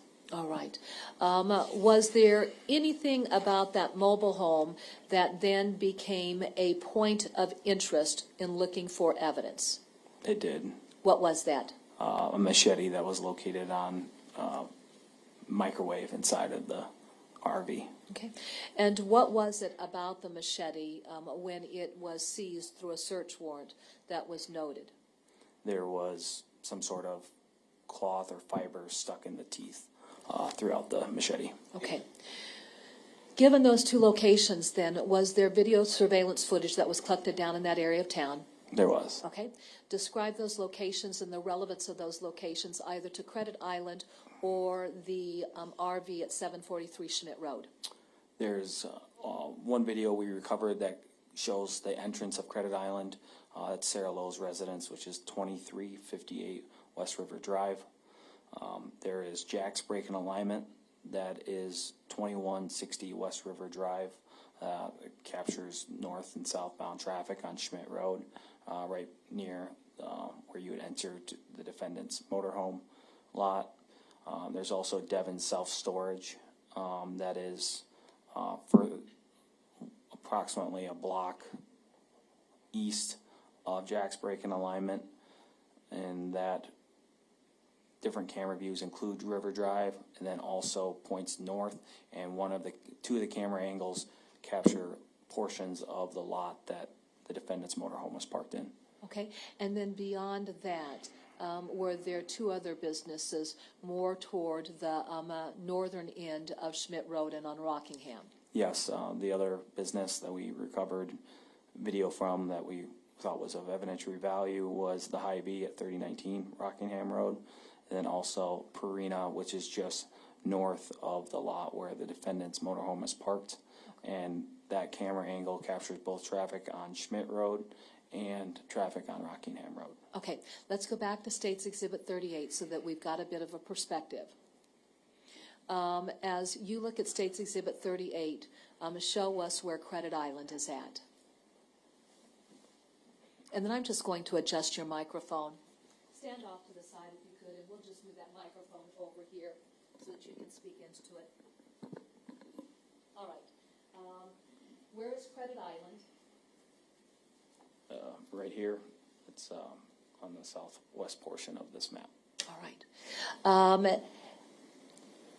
Where is Sarah Lowe's residence located in relation to the entry onto Credit Island? Just because of how far it's kind of zoomed out, it's going to be kind of in this area. Okay. I thought we had a different one that we could. Yeah, go ahead. Will we get a different perspective on a different exhibit? Yes. All right. But for purposes of this perspective, is there a drive that you turn off onto from River Drive when you go into Credit Island? West River Drive is where you gain access to Credit Island. Okay. Is Sarah Lowe's residence right there on River Drive? It is. If you were standing, or if you're sitting there at that drive into Credit Island, but actually facing north, as if you're going to turn either east or west onto River Drive, which side of River Drive is Sarah Lowe's residence located on? To the west. No, which side of River Drive? The north or southern portion? North portion Okay. of River Drive. And then Credit Island is located on which side of River Drive? South. And then her residence, is it to the east or the west from that access point, either going into Credit Island or exiting Credit Island? It's west. Okay. How many structures down, would you say? Approximately 4 Okay. buildings or houses, and then there's also a bait shop. Okay. What is the location where her camera is affixed on her residence? It points from the residence to the southeast. Okay. And then what activity would it pick up relative to Credit Island? Vehicles entering and exiting Credit Island. All right. Now, let's talk about Schmidt Road. Schmidt Road, is it to the east or west of that access point onto Credit Island? East.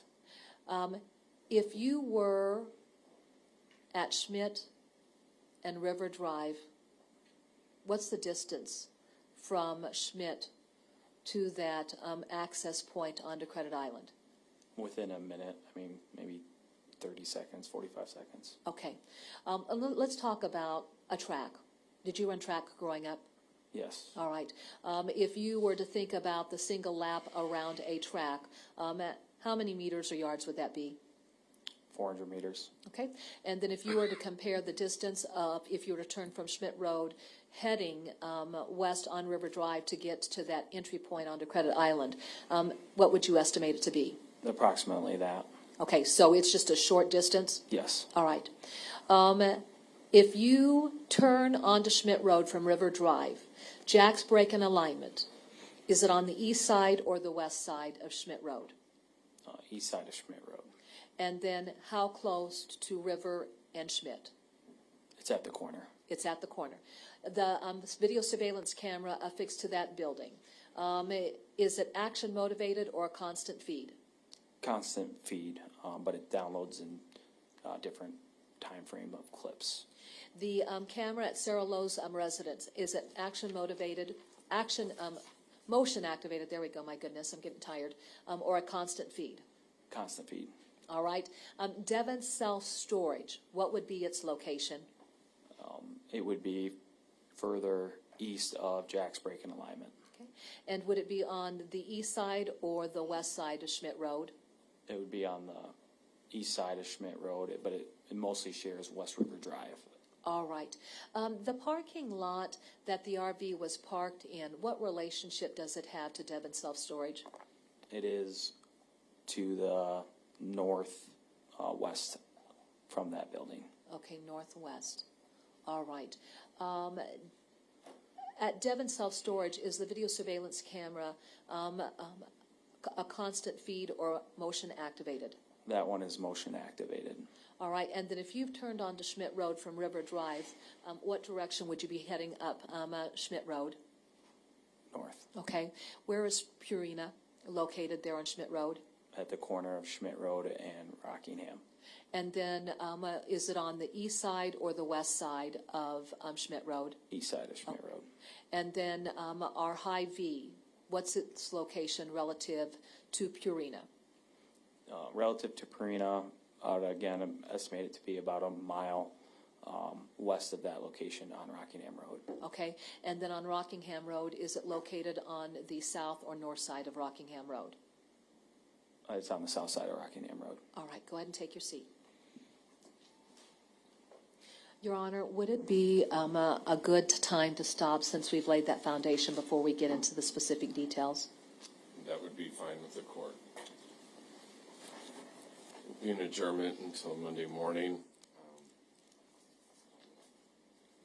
And is there a request as to what time we start on Monday morning? 9:30 would be great. The court would indulge us. Any issue with that, Ms. Cunningham? No, the state understands that counsel has to travel. We'll be in adjournment until Monday at 9:30 in the morning. Thank you. Have a good Thank you, Your weekend. Honor.